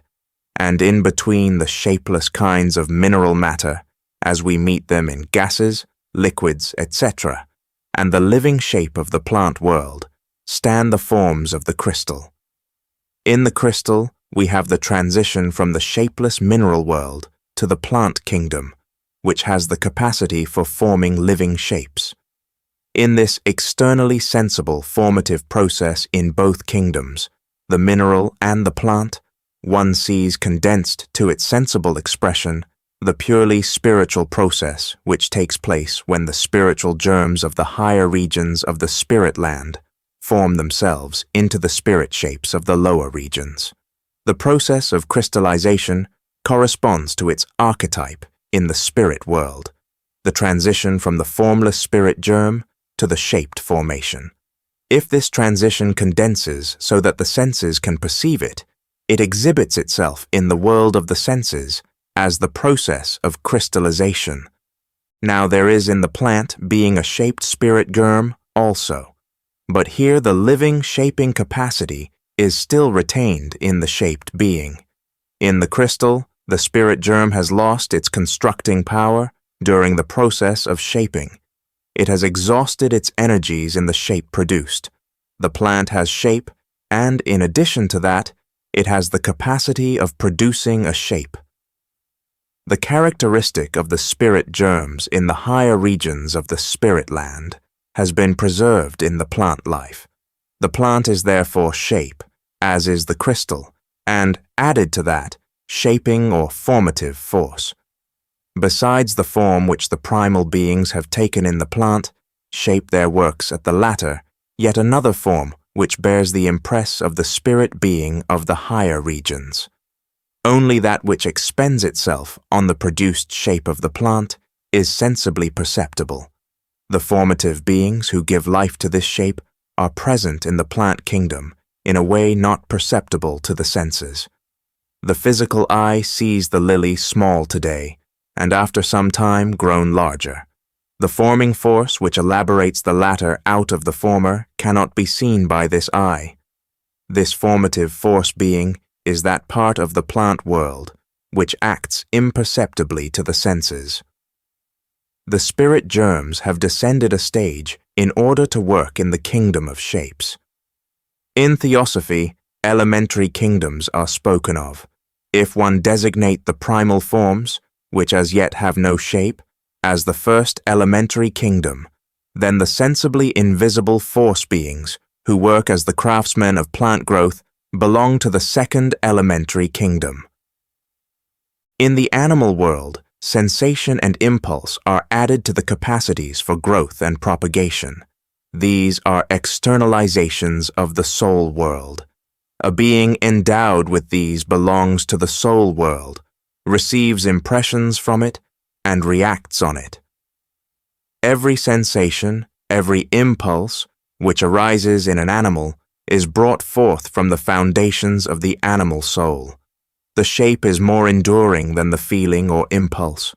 One may say the sensation life bears the same relation to the more enduring living shape that the self-changing plant shape bears to the rigid crystal. The plant, to a certain extent, exhausts itself as the shape-forming force. During its life, it goes on constantly adding new shapes to itself. First, it sends out the root, then the leaf structure, then the flowers, etc. The animal possesses a shape complete in itself and develops within this the ever-changing life of feeling and impulses. And this life has its existence in the soul world. Just as the plant is that which grows and propagates itself, the animal is that which feels and develops its impulses. They constitute for the animal the formless which is always developing into new forms. Their archetypal processes, when traced to their primal source, are found in the highest regions of spirit land. But they carry out their activities in the soul world. There are thus in the animal world, in addition to the force beings, who, invisible to the senses, direct growth and propagation, others that have descended into the soul world, a stage still deeper. In the animal kingdom, formless beings, who clothe themselves in soul sheaths, are present as the master builders, bringing about sensations and impulses. They are the real architects of the animal forms. In Theosophy, one calls the region to which they belong the third elementary kingdom.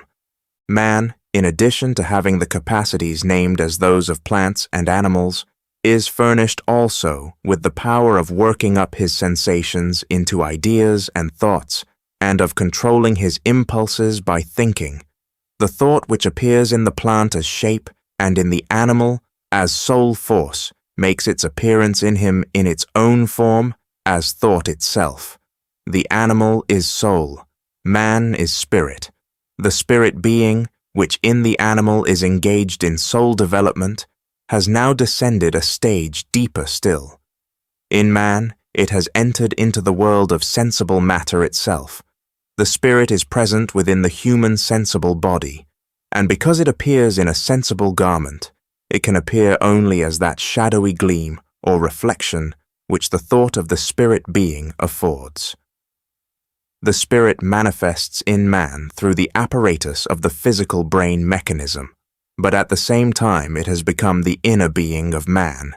The animal feels and moves as it chooses, but exhibits no thoughts. Thought is the form which the formless spirit being assumes in man, just as it is shape in the plant and soul in the animal. Consequently, man, insofar as he is a thinking being, has no elementary kingdom constructing him from without. His elementary kingdom works in his physical body.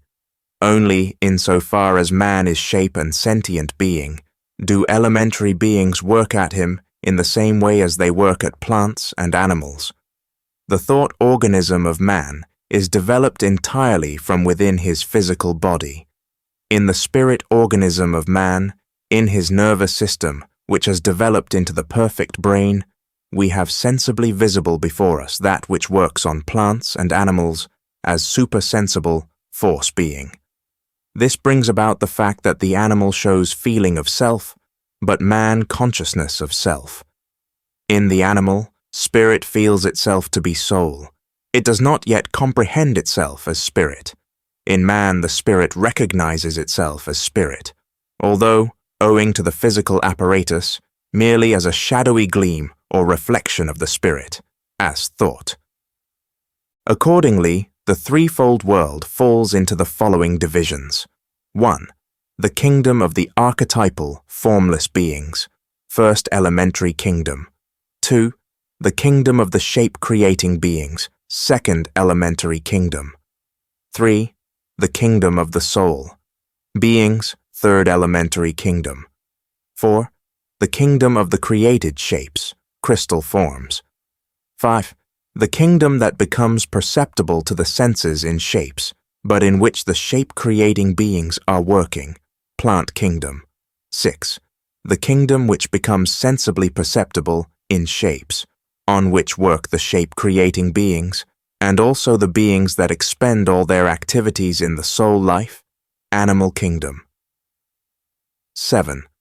The kingdom which becomes sensibly perceptible in shapes on which work the shape-creating beings, and also the beings that expend all their activities in soul life, and in which the spirit itself takes shape in the form of thought within the world of the senses, human kingdom. From this can be seen how the basic constituents of the human being living in the body are connected with the spiritual world.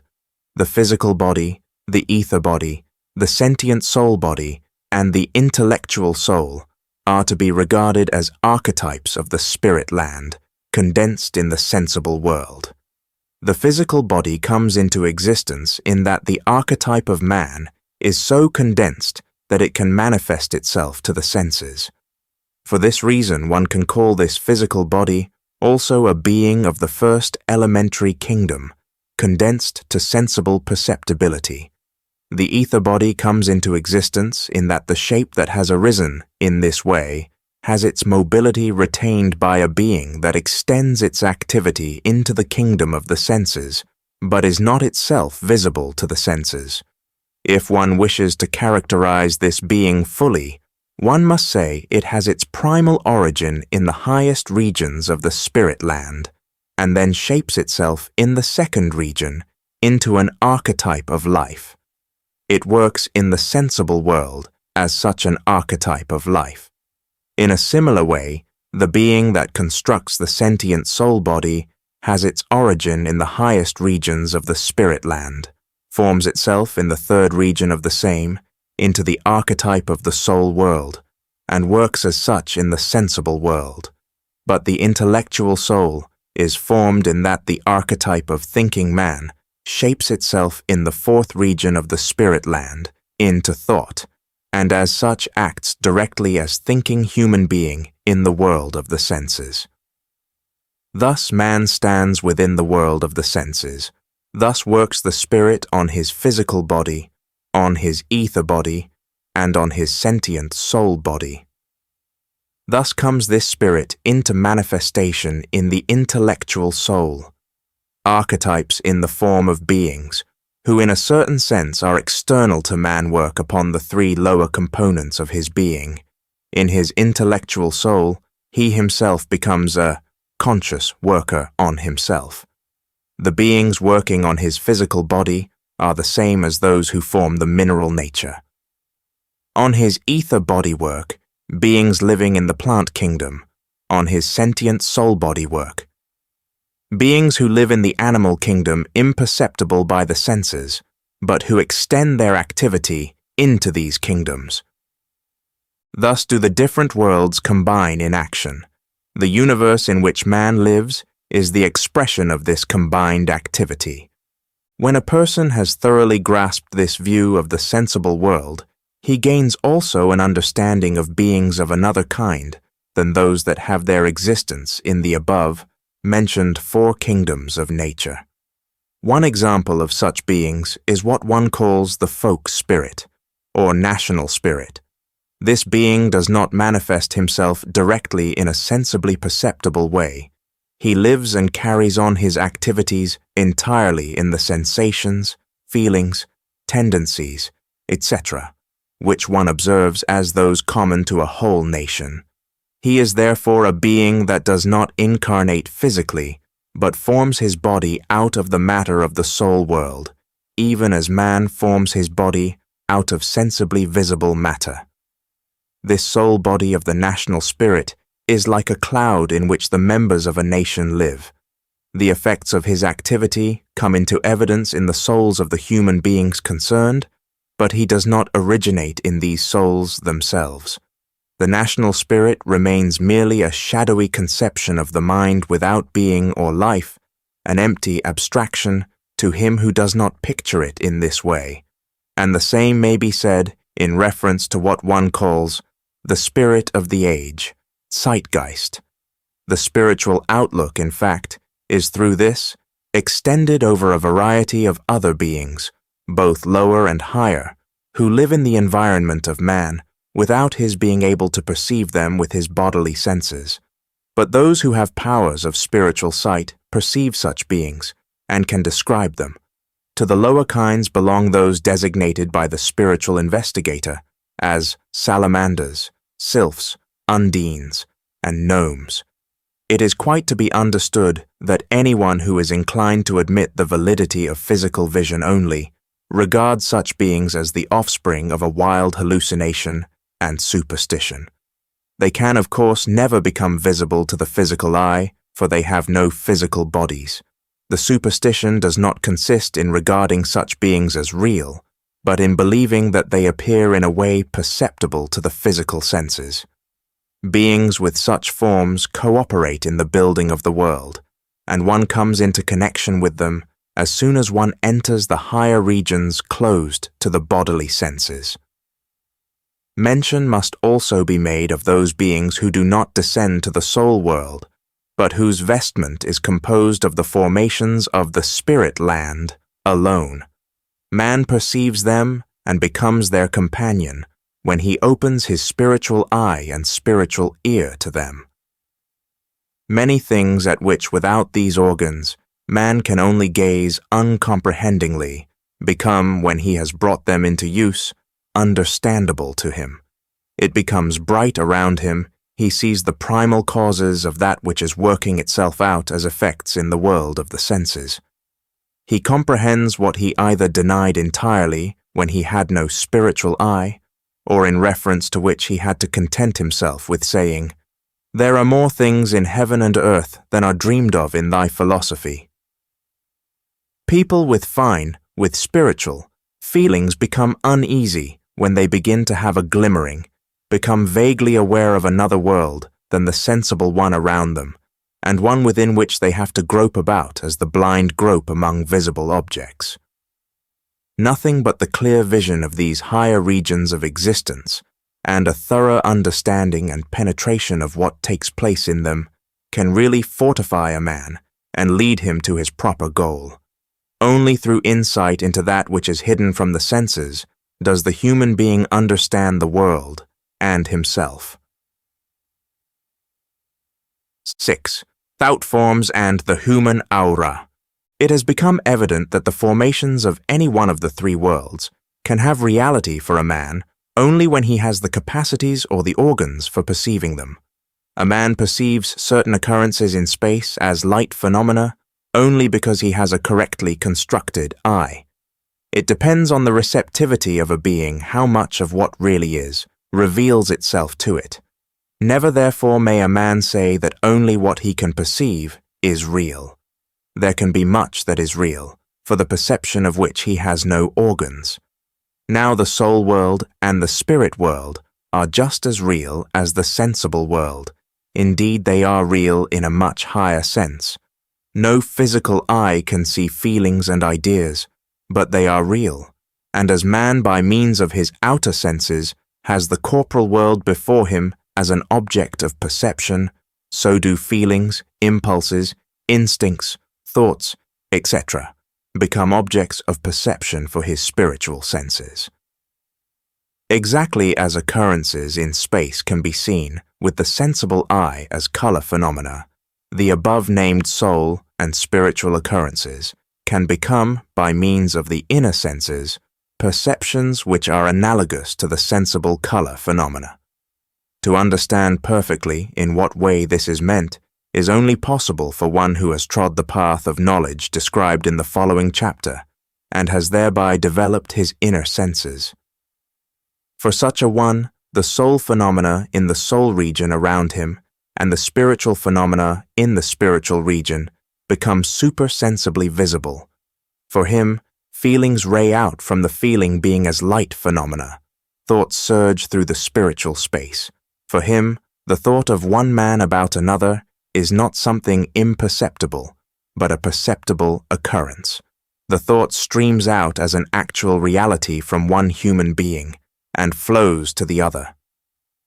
And the way in which this thought acts on the other person becomes similarly a perceptible occurrence in the spiritual world.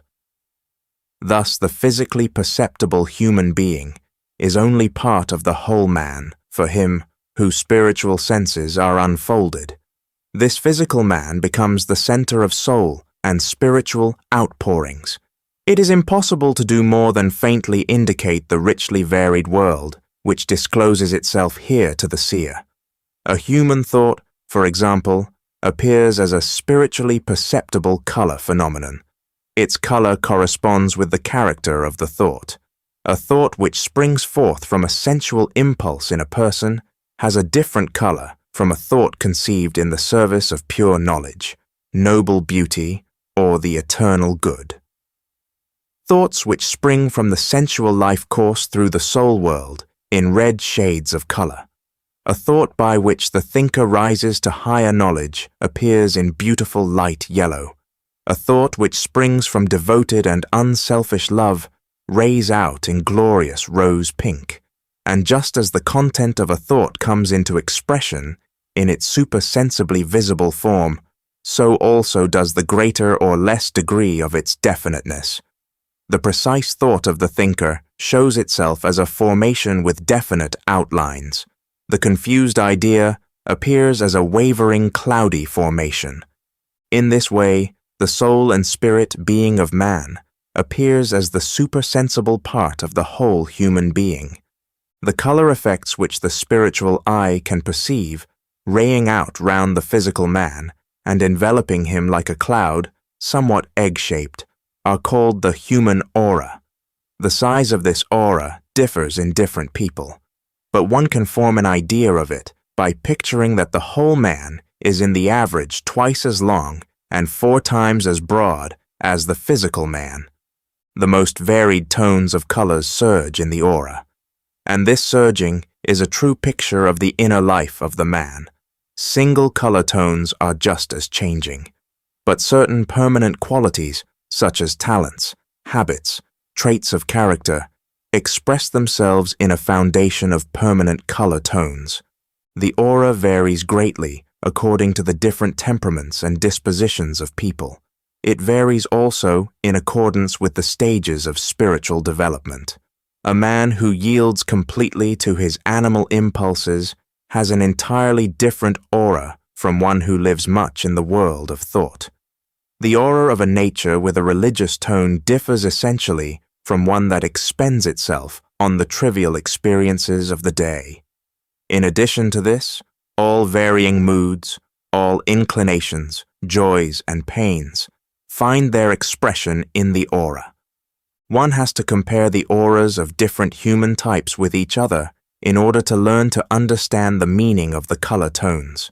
Take, to begin with, people who have strongly marked passions.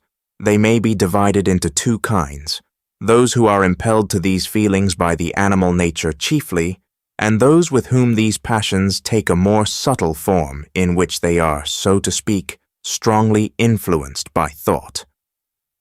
In the first kind of person, brown and brown-red streams of color in every shade surge through the aura in definite places.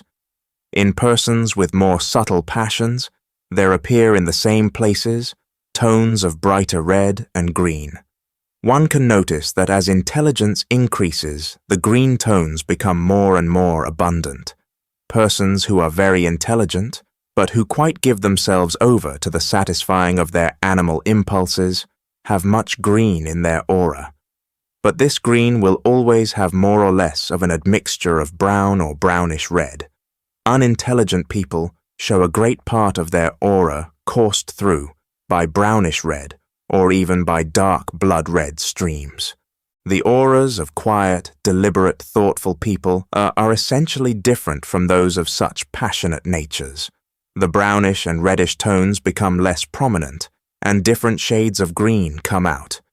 With thoughtful natures, the aura shows a pleasing green undertone.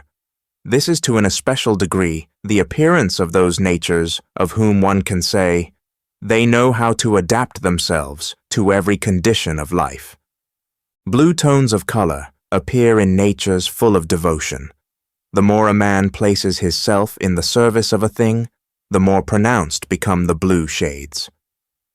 In this class, also, one finds two quite different kinds of people. There are natures with a mediocre power of thought, passive souls, who, as it were, have nothing to throw into the stream of events in the world but their good nature. Their aura glimmers with beautiful blue. One observes the same in the auras of religious and devotional natures, compassionate souls, and those who find pleasure in giving themselves up to a life of benevolence have similar auras. If such people are intelligent in addition to this, green and blue currents alternate, or the blue itself perhaps take a greenish shade. It is the peculiarity of the active souls in contrast to the passive, that their blue saturates itself from within with bright color tones. Richly inventive natures, such as have fruitful thoughts, ray out bright tones of color as if from an inner point. This is the case in the highest degree with those persons whom one calls wise, and especially with those full of fruitful ideas. Generally speaking, all that implies spiritual activity takes more the form of rays which spread out from within, while everything that arises from the animal life has the form of irregular clouds which surge through the aura. Auric formations show colorings, which differ according to whether the conceptions which spring up in an active soul are placed at the service of the person's own animal impulses or of an idealistic interest outside of himself. The inventive person who applies all his thoughts to the satisfaction of his sensual passions shows dark blue-red shades. He, on the contrary, who places his thoughts selflessly at the service of an interest outside of himself, shows light reddish-blue color tones. A spiritual life combined with noble devotion and capacity for sacrifice shows rose-pink or light violet colors. Not only does the fundamental disposition of the soul show its color surgings in the aura, but also transient passions, moods, and other inner experiences. An anger that breaks out suddenly creates red streams. Feelings of injured dignity which expend themselves in a sudden welling up can be seen appearing in dark green clouds. Color phenomena, however, do not appear only in irregular cloud forms, but also in distinctly defined, regularly shaped figures. A fit of terror, for example, shows the aura lined from top to bottom by undulating stripes of blue color suffused with a reddish shimmer. In a person who expects with anxiety some particular event, one can see continuous red-blue stripes, like rays streaming from within the aura to the circumference. Every sensation which a man receives from without can be observed by one who has developed a faculty of exact spiritual perception. Persons who are greatly excited by every external impression show a continuous flickering of small reddish spots and flecks in the aura. In people who do not feel intensely, these flecks have an orange-yellow or even a beautiful yellow coloring. So-called absent-minded people show bluish flecks more or less changing in form. A highly developed spiritual seer can distinguish 3 species of color phenomena within the aura, radiating and surging round a man. First, there are the colors which bear more or less the character of opaqueness and dullness, although if we compare them with those that our physical eyes see, they appear in comparison fugitive and transparent. But within the supersensible world itself, they make the space which they fill comparatively opaque. They fill it like mist forms. The second species of colors consists of those which are, as it were, light itself. They light up the space which they fill, so that it becomes itself, through them, a shining or lighted space. The third kind of color phenomena is quite different from these two. They have a raying, sparkling, glittering character. They fill space not merely with light, but with glistening, glittering rays. There is something active and inherently mobile in these colors. The others are somewhat quiet and lack brilliance. These, on the contrary, continuously produce themselves out of themselves, as it were. By the 2 first species of colors, the space is filled up with a subtle fluid which remains quietly in it. By the third, it is filled with life ever inflaming itself anew, with never-resting activity.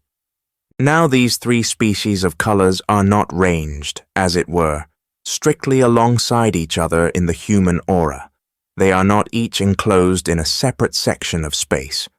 On the contrary, they interpenetrate and suffuse each other in the most varied ways. One can see all 3 species playing through each other in one region of the aura, just as one can simultaneously hear and see a physical body such as a bell.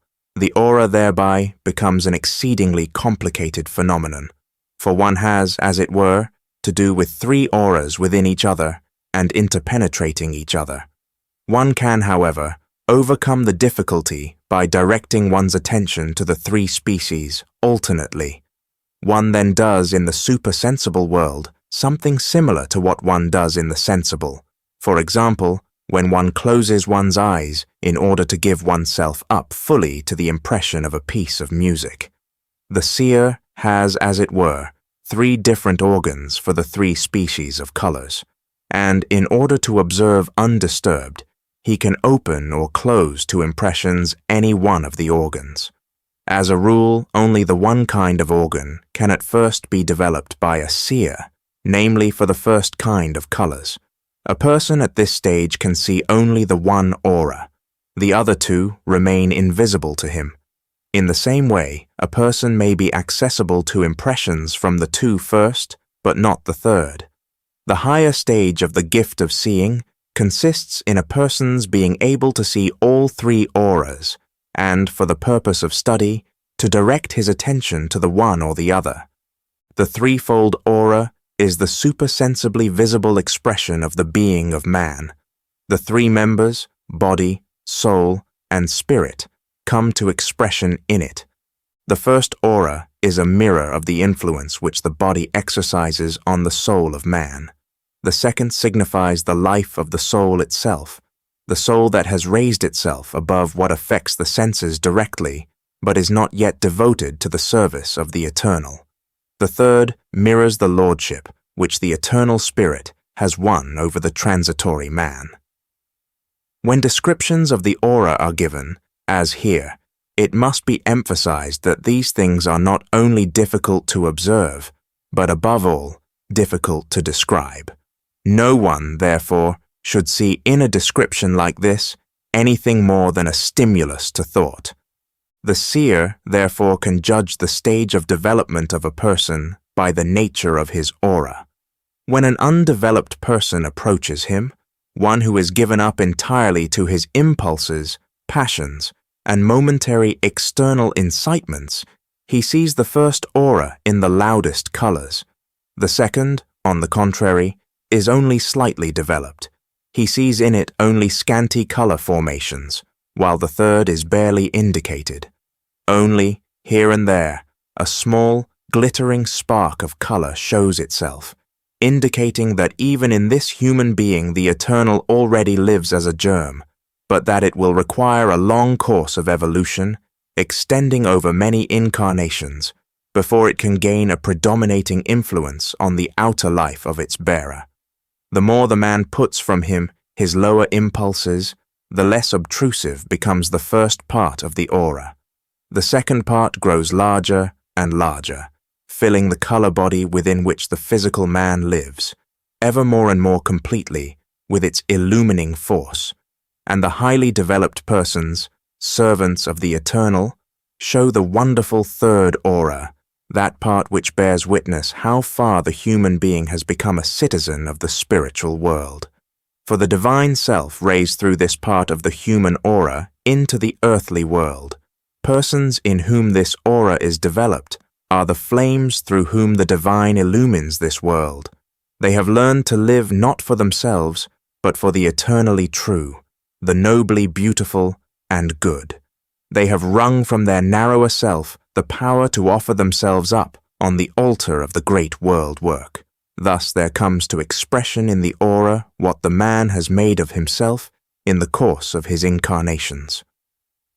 All three parts of the aura contain colors of the most varied shades, but the character of these shades changes with the stage of development of the man.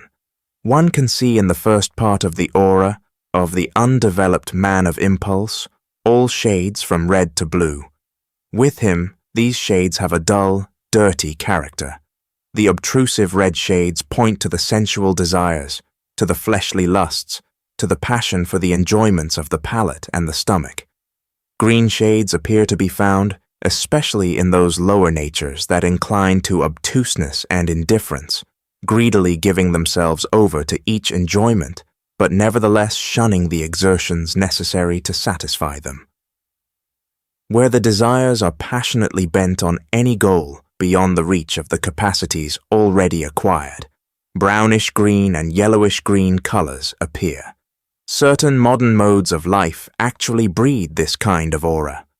A personal conceit which is entirely rooted in low inclinations, that is to say the lowest stage of egoism, shows itself in tones from dirty yellow to brown. Now it is clear that even the animal life of impulse can take on a pleasing character. There is a purely natural capacity for self-sacrifice, a high form of which is to be found in the animal kingdom. This development of an animal impulse finds its most beautiful consummation in the natural mother love. These selfless natural impulses come to expression in the first aura in light, reddish to rose-red shades of color. Cowardly fear and timidity in the face of external causes show themselves in the aura in brown-blue and gray-blue colors. The second aura also shows the most varied grades of colors. Brown and orange-colored formations point to strongly developed conceit, pride, and ambition. Inquisitiveness also announces its presence through red-yellow flecks. A bright yellow mirrors clear thinking and intelligence. Green expresses understanding of life and the world. Children who learn easily have much green in this part of their aura. A green-yellow in the second aura seems to betoken a good memory. Rose-red indicates a well-meaning, affectionate nature. Blue is the sign of piety. The more the piety approaches to religious fervor, the more does blue pass over into violet. Idealism and an earnest view of life in a higher sense, one sees as indigo blue. The fundamental colors of the third aura are yellow, green, and blue. Yellow appears here if the thinking is filled with lofty, wide-reaching ideas that comprehend the details as part of the whole of the divine world order. If the thinking is intuitive and is also completely purified of all conceptions springing from the world of the senses, the yellow has a golden brilliance. Green indicates love toward all beings. Blue is the sign of a capacity for selfless sacrifice for all beings. If this capacity for sacrifice is brought to the height of the strong willing, which devotes itself to the active service of the world, the blue brightens to light violet. If pride and desire for honor, as last remnants of personal egoism, are still present in a more highly developed person, there appear beside the yellow shades others verging on orange. It must, however, be remarked that in this part of the aura, the colors are very different from the shades one is accustomed to see in the world of the senses. It displays to the seer a beauty and an exaltedness with which nothing in the ordinary world can be compared. Chapter 4. The Path of Knowledge. Knowledge of the truths made known by Theosophy can be gained by each man for himself. Descriptions of the kind given in this book present a thought picture of the higher worlds, and they are in a particular respect the first step toward personal vision. For man is a thought being. He can only find his path of knowledge when he makes thinking his starting point. A picture of the higher worlds given to his intellect is not unfruitful for him, even if for the time being it were only as an account of higher facts, into which he has not yet gained insight through his own vision. For the thoughts which are given him represent in themselves a force which continues working in his thought world. This force will be active in him, and it will awaken slumbering capacities. He who is of the opinion that it is superfluous to make oneself receptive to such a thought picture is mistaken. He regards thought as something unreal and abstract, but thought is a living force. It is for him who has the higher knowledge a direct expression of what can be seen in the spirit, and it therefore acts in him to whom it is communicated like a germ, which brings forth from itself the fruit of knowledge. Anyone disdaining the application of strenuous intellectual exertion to the attainment of the higher knowledge, and preferring to make use of other forces in man to that end, fails to take into account that thinking is the highest of the faculties possessed by man in the world of the senses. To him who asks, "How can I gain personal knowledge of the higher truths of Theosophy?" the answer must be given, begin by making yourself acquainted with what is communicated by others concerning such truths. And should he reply, "I wish to see for myself, I do not wish to know anything about what others have seen," one must answer, it is in the very assimilating of the communications of others that the first step toward personal knowledge consists. And if he should answer, "Then I am forced to have blind faith to begin with," one can only reply that in regard to something communicated, it is not a case of belief or unbelief, but merely of an unprejudiced consideration of what one hears. The Theosophist never speaks with the intention of awakening blind faith in what he says. He merely says, "I have experienced this in the higher regions of existence, and I narrate these my experiences." But he knows also that the reception of these experiences by another and the penetrating of his thoughts with such an account are living forces making for spiritual development. One cannot, in fact, emphasize strongly enough how necessary it is that anyone who wishes to develop his capacity for higher knowledge should undertake the earnest cultivation of his powers of thinking. This emphasis must be all the stronger because many persons who wish to become seers actually estimate lightly this earnest, self-denying labor of thinking. They say, "Thinking cannot help me to reach anything. The chief thing is sensation, feeling, or something similar."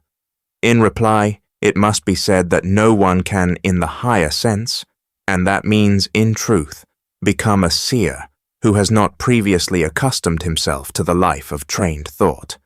In this connection, a certain inner laziness plays an injurious role with many persons. They do not become conscious of this laziness because it clothes itself in a contempt of abstract thought and idle speculations, etc. But one completely misunderstands what thinking is if one confuses it with a spinning of idle, abstract trains of thought. For while this abstract thinking can easily kill supersensible knowledge, vigorous thinking, full of life, must be the groundwork on which it is based. It would indeed be more comfortable if one could reach the higher power of seeing while shunning the labor of thinking. Many would like this, but in order to reach it, there is necessary an inner firmness, an assurance of soul to which thinking alone can lead. Otherwise, there merely results a meaningless flickering of pictures here and there, a distracting display of soul or astral phenomena, which indeed gives pleasure to many, but which has nothing to do with a true penetration into the higher worlds. Further, if one considers what great changes take place in the man who really enters the higher world, one will understand that the matter has still another aspect. Absolute healthiness of the soul life belongs to the condition of being a seer. There is no better means of developing this healthiness than the true kind of thinking. In fact, it is possible for the health to suffer seriously if the exercises for higher development are not based on thinking. Although it is true that the power of spiritual sight makes a healthy and correctly thinking man still healthier and more capable in life, it is also true that vague dreamings about these things, all attempts to develop while shirking the effort of thought, are dangerous to the health, both of body and soul. No one who wishes to develop himself to higher knowledge has anything to fear if he pay heed to what is said here, but the attempt should only be made under the above conditions. Unfounded disbelief is injurious. It works in the recipient as a repelling force. It hinders him from receiving the fructifying thoughts. Not faith, but just this reception of the theosophic conceptions and teachings is the requisite for the development of the higher senses. The theosophist approaches his scholar with the injunction, "You are not required to believe what I tell you, but to think about it. Make it part of the contents of your own thought world. Then my thoughts will work in you, and of themselves enable you to recognize them as true." This is the attitude of the teacher of theosophy. He gives the stimulus. The power to accept as true what is given him springs forth from the inner being of the learner himself. And it is with this attitude of mind that the theosophic views of life should be studied. Anyone who has the self-control to steep his thoughts in them may be sure that in a shorter or longer time they will lead him to personal vision. In what has been said here, there is already indicated one of the first qualities which everyone wishing to arrive at a personal vision of higher facts has to develop. It is the unreserved, unprejudiced laying of oneself open to that which is revealed by human beings, or the world external to man. If a man approaches a fact in the world around him with a judgment arising from his previous experiences, he shuts himself off by this judgment from the quiet, complete effect which this fact can have on him. The learner must be able each moment to make himself a perfectly empty vessel into which the new world flows. Knowledge is received only in those moments in which every judgment, every criticism coming from ourselves, is silent. For example, when we meet a person, the question is not at all whether we are wiser than he. Even the most unreasoning child has something to reveal to the greatest sage, and if he approach the child with his prejudgment, be it ever so wise, he pushes his wisdom like a dulled glass in front of what the child ought to reveal to him. Complete inner selflessness is necessary for this constant accessibility to the revelations of the new world, and if a man test himself to find out in what degree he possesses this accessibility, he will make astonishing discoveries regarding himself. Anyone who wishes to tread the path of higher knowledge must train himself to be able each moment to obliterate himself with all his prejudices. As long as he obliterates himself, the other flows into him. Only a high grade of such selfless accessibility enables one to receive the higher spiritual facts which surround man on all sides. One can develop this capacity in oneself of set purpose. One tries, for example, to refrain from passing any judgment on people in one's neighborhood. One should obliterate within oneself the gauge of good and bad, of stupid or clever, which one is accustomed to apply, and try without this gauge to understand persons purely through themselves. The best exercises can be made with people for whom one has an aversion. One should suppress this aversion with all one's power and let everything that they do affect one unbiased. Or if one is in an environment that excites this or that judgment, one should suppress the judgment and, free from criticism, lay oneself open to impressions. One should allow things and events to speak to oneself rather than speak oneself about them, and one should extend this even to one's thought world. One should suppress in oneself that which prompts this or that thought, and allow only what is outside to produce the thoughts. Only when such exercises are carried out with holiest earnestness and perseverance do they lead to the goal of higher knowledge. He who undervalues such exercises knows nothing of their worth, and he who has experience in such things knows that selfless accessibility and freedom from prejudice are true producers of force.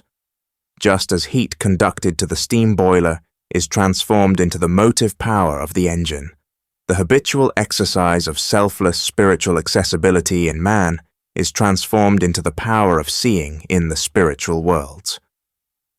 By this exercise, a man makes himself receptive to all that surrounds him. But to this receptivity, correct valuation must also be added.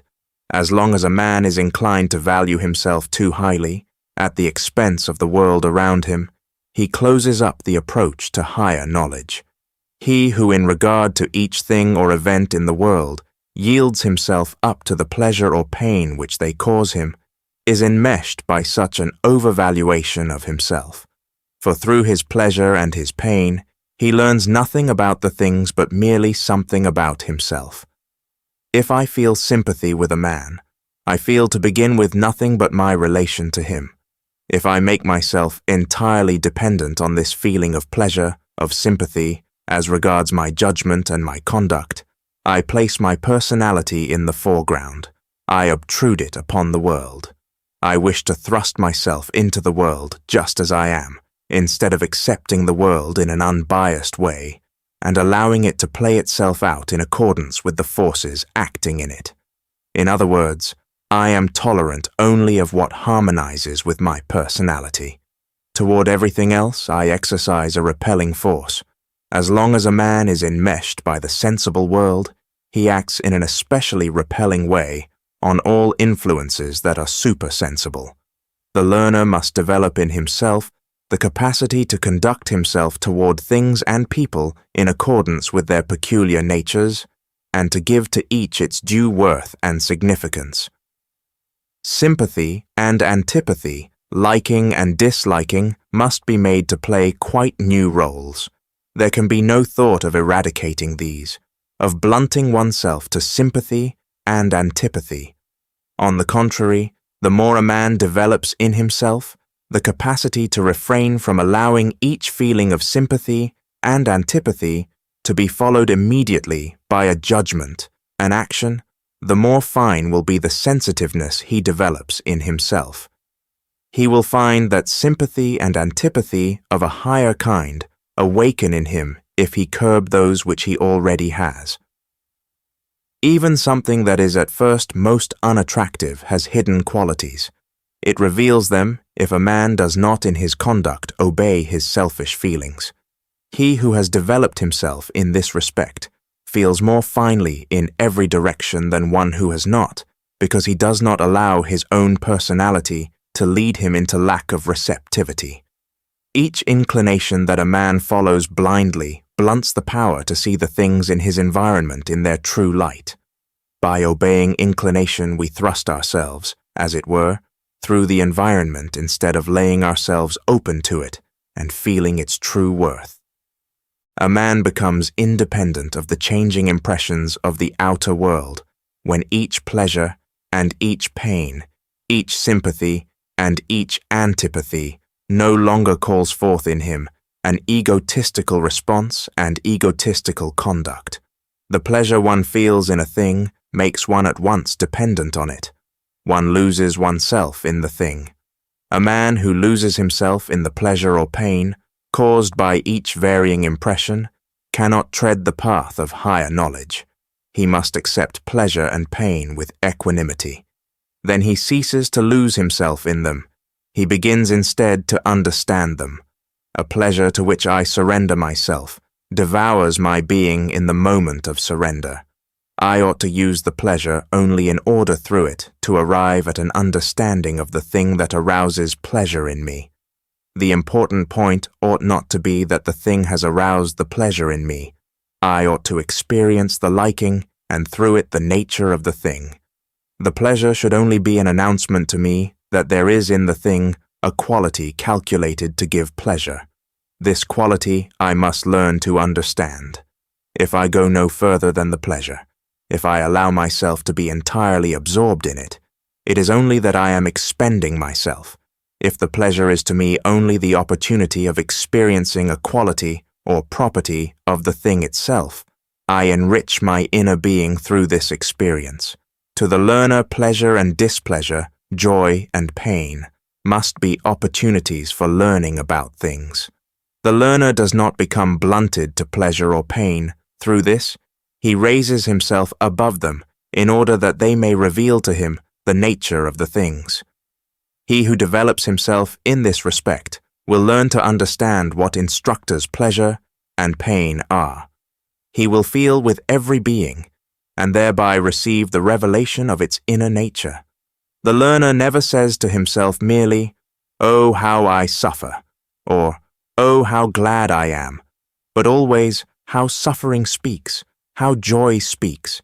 He eliminates the element of self in order that pleasure and joy from the outer world may work on him.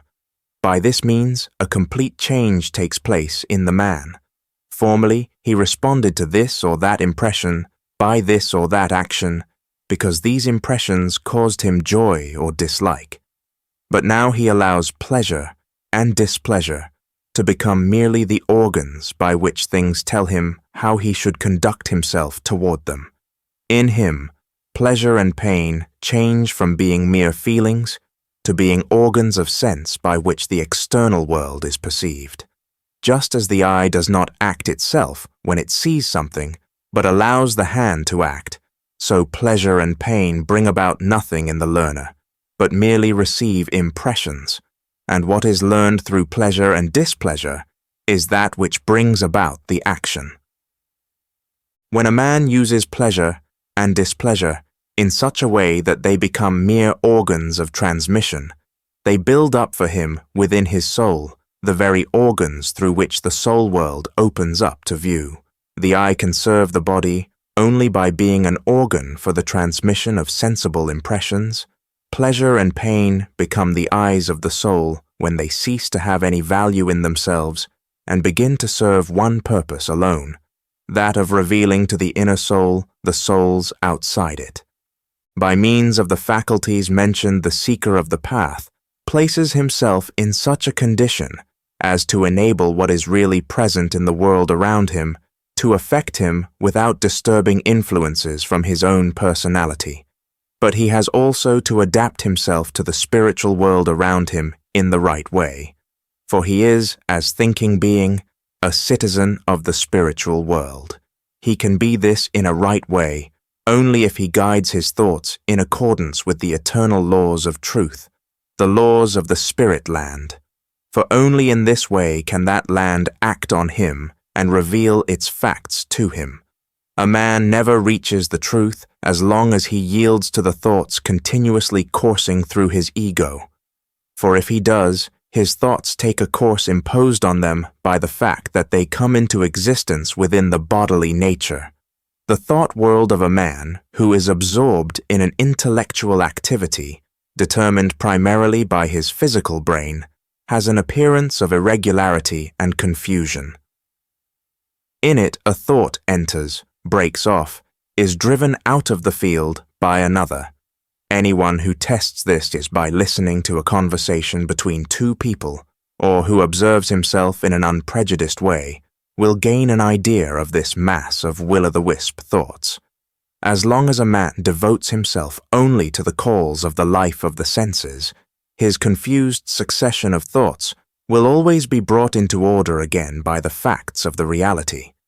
I may think ever so confusedly, but in my actions everyday facts force upon me the laws corresponding to the reality.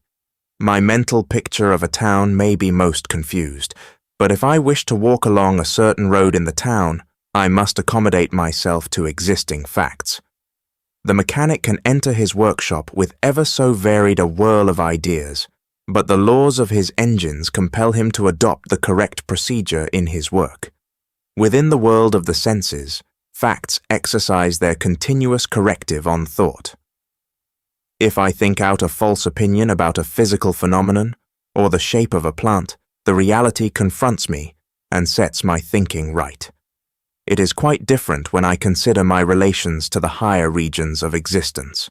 They reveal themselves to me only if I enter their worlds with already strictly controlled thinking. Unless my thinking shows me the right sure standpoint, I cannot find the proper paths, for the spiritual laws prevailing within these worlds are not condensed into the sensibly perceptible kind, and therefore they do not exert on me the compulsion referred to above. I am able to obey these laws only when they are related to those which govern me personally as a thinking being. Here I must be my own sure guide. The seeker of the path must therefore make his thinking strictly regulated in character. His thoughts must by degrees disaccustom themselves entirely from taking the ordinary daily course. They must in their whole sequence take on the inner character of the spiritual world. The seeker of the path must constantly keep watch over himself in this respect and have himself in hand. With him, one thought must not link itself arbitrarily with another, but only in the way that corresponds with the severely exact contents of the thought world. The transition from one idea to another must correspond with the strict laws of thought. He must as thinker be to a certain extent constantly a copy of these thought laws. He must shut out from his train of thought all that does not flow out of these laws. Should a favorite thought present itself to him, he must put it aside if the correct sequence will be disturbed by it.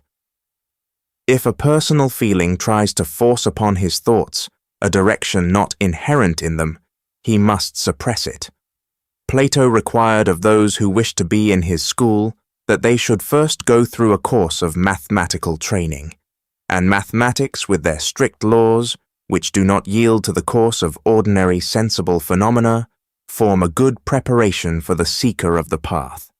If he wishes to make progress in the study of mathematics, he has to strike out all personal arbitrary choice, all disturbances. He learns by it to follow purely the requirements of the thought, and he has to learn to do this in all his thinking. His thought life must itself be a copy of the unchanging mathematical methods of stating premises and forming conclusions. He must strive wherever he goes, and whatever he does to think after this manner. Then the intrinsic lawfulness of the spirit world will flow into him instead of passing over and through him without leaving a trace, as it does when his thinking bears the ordinary confused character. Regulated thinking brings him from sure starting points to the most hidden truths. What has been said, however, must not be looked at in a one-sided way. Although mathematics act as a good discipline for the mind, one can arrive at pure, healthy thinking without the study of mathematics. And what the path seeker strives to have in his thinking, he must also strive to have in his actions. These must obey the laws of the nobly beautiful and the eternally true, without any disturbing influences from his personality. These laws must constantly direct him. Should he begin to do something that he has recognized as right and fail to content his personal feelings, he may not for that reason forsake the road he has entered on. But on the other hand, he may not pursue it because it gives him joy if he finds that it is not in accordance with the laws of the eternally beautiful and true.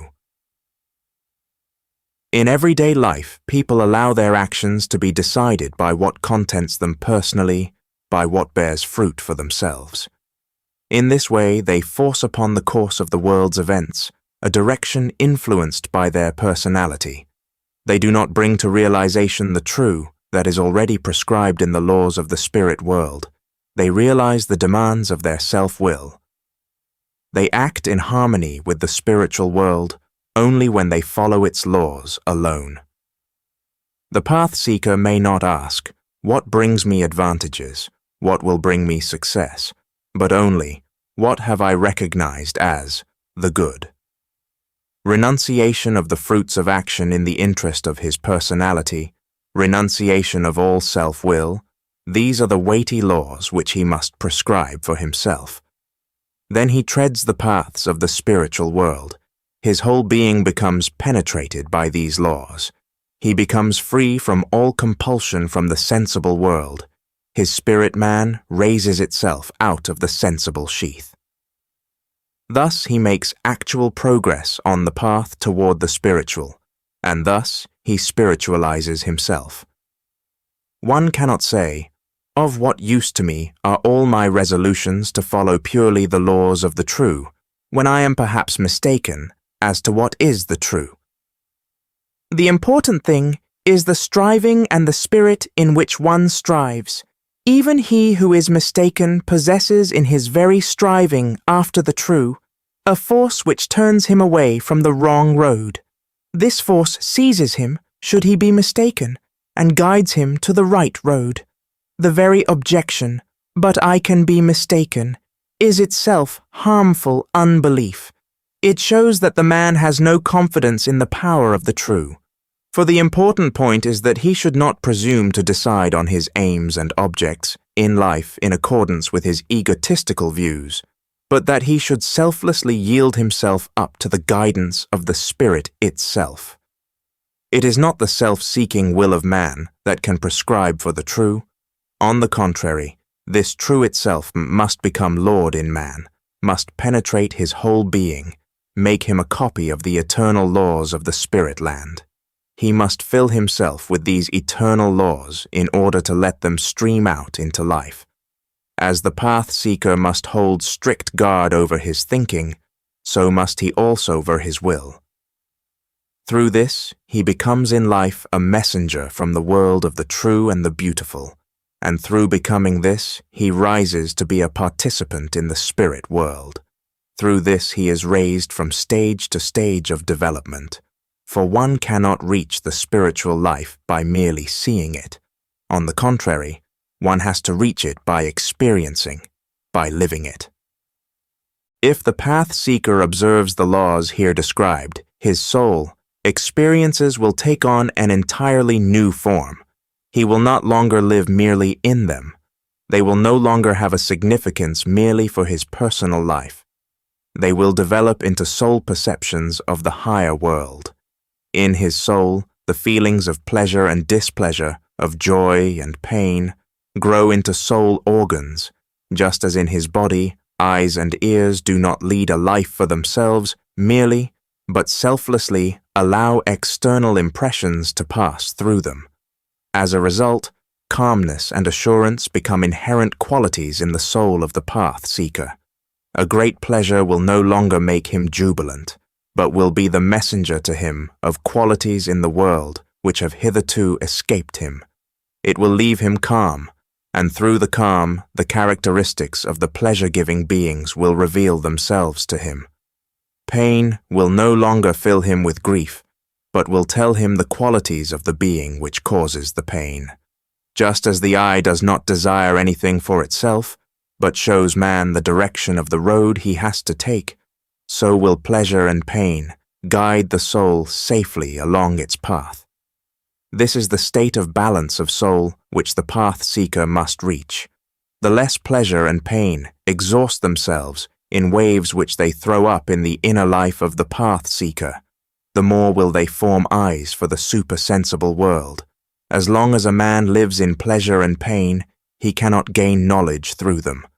When he learns through them how to live, when he withdraws from them his feeling of self, then they become his organs of perception. Then he sees by means of them, and through them attains to knowledge. It is incorrect to think that the seeker of the path becomes a dry, colorless being, incapable of pleasure or suffering. Pleasure and suffering are present in him, but in a transformed shape. They have become eyes and ears. So long as one lives in a personal relationship with the world, things reveal only that which links them with our personality. But that is the transitory part of them. If we withdraw ourselves from the transitory part of us and live with our feeling of self, with our E in our permanent part, then our transitory parts become intermediaries for us, and that which reveals itself through them is an imperishable, an eternal in the things. This relationship between his own eternal and the eternal in the things must be established by the seeker of the path. Even before he begins other exercises of the kind described, and also during them, he should direct his thought to this imperishable part. When I observe a stone, a plant, an animal, a man, I should remember that in each of them an eternal declares itself. I must ask myself, what is the permanent that lives in the transitory stone? What will outlast the transient, sensible phenomenon? One ought not to think that such a directing of the spirit to the eternal destroys the power of devoted observation and our feeling for the qualities of everyday affairs, and estranges us from the immediate realities. On the contrary, every leaf, every little insect will unveil to us innumerable mysteries, when not our eyes, only but through the eyes the spirit is directed upon them. Every sparkle, every shade of color, every cadence will remain vividly perceptible to the senses. Nothing will be lost, only an infinitude is gained. Indeed, the person who is not able to observe even the meanest thing in nature with interest will only attain to pale, bloodless thoughts, not to spiritual sight. All depends on the attitude of mind we acquire in this direction. What stage we will succeed in reaching depends on our capacities. We have each moment to do what is right and leave everything else to the future. It must be enough for us at first to direct our minds to the permanent. If we do this, the knowledge of the permanent will through this awaken in us. We must wait until it is given, and it is given at the right time to each one who with patience waits and works. A man soon notices during such exercises what a powerful transformation takes place within him. He learns to consider each thing as important or unimportant only insofar as he recognizes it to be related to a permanent, to an eternal. He comes to a different appreciation and estimate of the world from the one he has hitherto had. His whole feeling takes on a new relationship toward the entire surrounding world. The transitory no longer attracts him for its own sake, as formerly. It becomes for him a member, an image of the eternal, and this eternal, that lives in all things, he learns to love. It becomes familiar to him, just as the transitory was formerly familiar to him. This again does not cause him to become estranged from life. He only learns to value each thing at its true worth. Even the vain trifles of life will not leave him quite unaffected, but the man no longer loses himself in them. He recognizes them at their limited worth.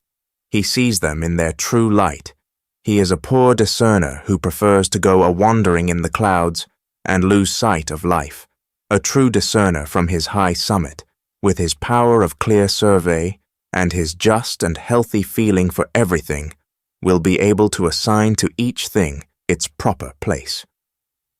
In this way, there opens out to the path-seeker the possibility of ceasing to obey the incalculable influences of the external world of the senses, which turn his will, now here, now there. Through higher knowledge, he has seen the eternal being in things. By means of the transformation of his inner world, he has gained the capacity to perceive this eternal being. When he now acts from out himself, he acts also from out the eternal being of the things. For the things give utterance in him to this being of theirs. He therefore acts in harmony with the eternal world order when he directs his action from out the eternal living within him.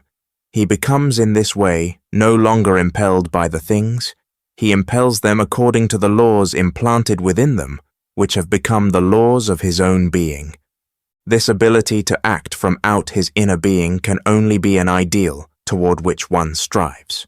The attainment of the goal lies in the far distance, but the path seeker must have the will to tread this road.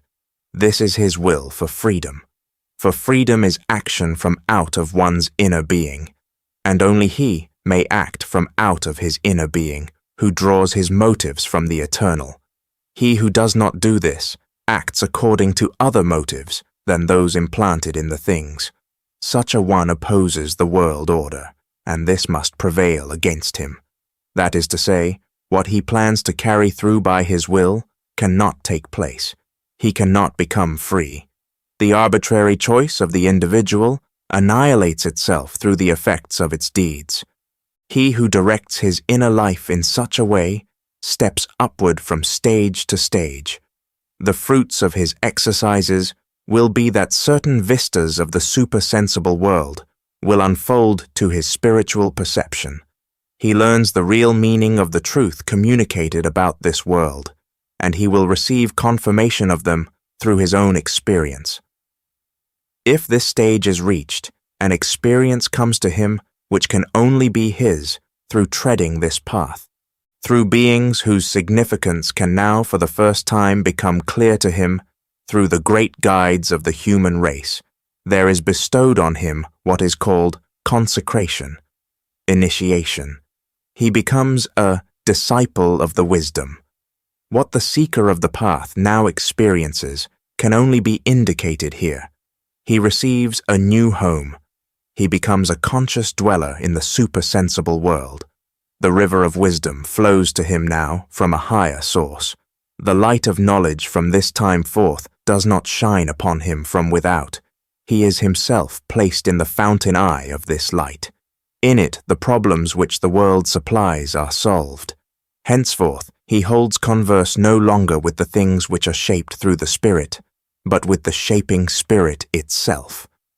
The separate life of the personality only exists now in order to be a conscious image of the eternal. Every lingering doubt that could formerly arise in him vanishes, for only he can doubt whom things delude regarding the spirit that rules in them. And since the disciple of the wisdom is able to hold intercourse with the spirit itself, each false form in which he had before imagined the spirit vanishes. The false form which man ascribes to the spirit in his conceptions is superstition. The initiate is above all superstition, for he knows what the true form of the spirit is. Freedom from personality, doubt, and superstition, these are the characteristics of him who has attained to discipleship in the path of the higher knowledge. One must not confuse this state in which the personality becomes one with the comprehensive spirit of life, with a disappearance of the personality in the all-spirit. Such a disappearance does not take place in a true development of the personality. It remains preserved as personality at the highest stage of its perfection. It is not the subjection of the personality, but its highest development that takes place. If one wishes to have a simile for this coincidence or union of the individual spirit with the all-spirit, one cannot choose that of different circles, which coinciding are lost in the one, but one must choose the picture of many circles of which each has a quite distinct shade of color. These differently colored circles coincide, but each separate shade preserves its existence within the whole. Not one loses the fullness of its individual power, and the whole is the resultant of these individual powers. The further description of the path will not be given here. It is given so far as is possible in occult science, which forms a continuation of this book. The way of man passes through many lives, incarnations. Patience ought to flow out of the real understanding of this fact. He who uses his present incarnation for his development prepares for those stages in which he will attain to intuitive, seeing, to clairvoyance, to the full possession of his higher being, spirit self, life spirit, as well as to the remembrance of his former lives and to still higher experiences. It is possible for this to take place in his present life, or perhaps it may be in a following one. The End.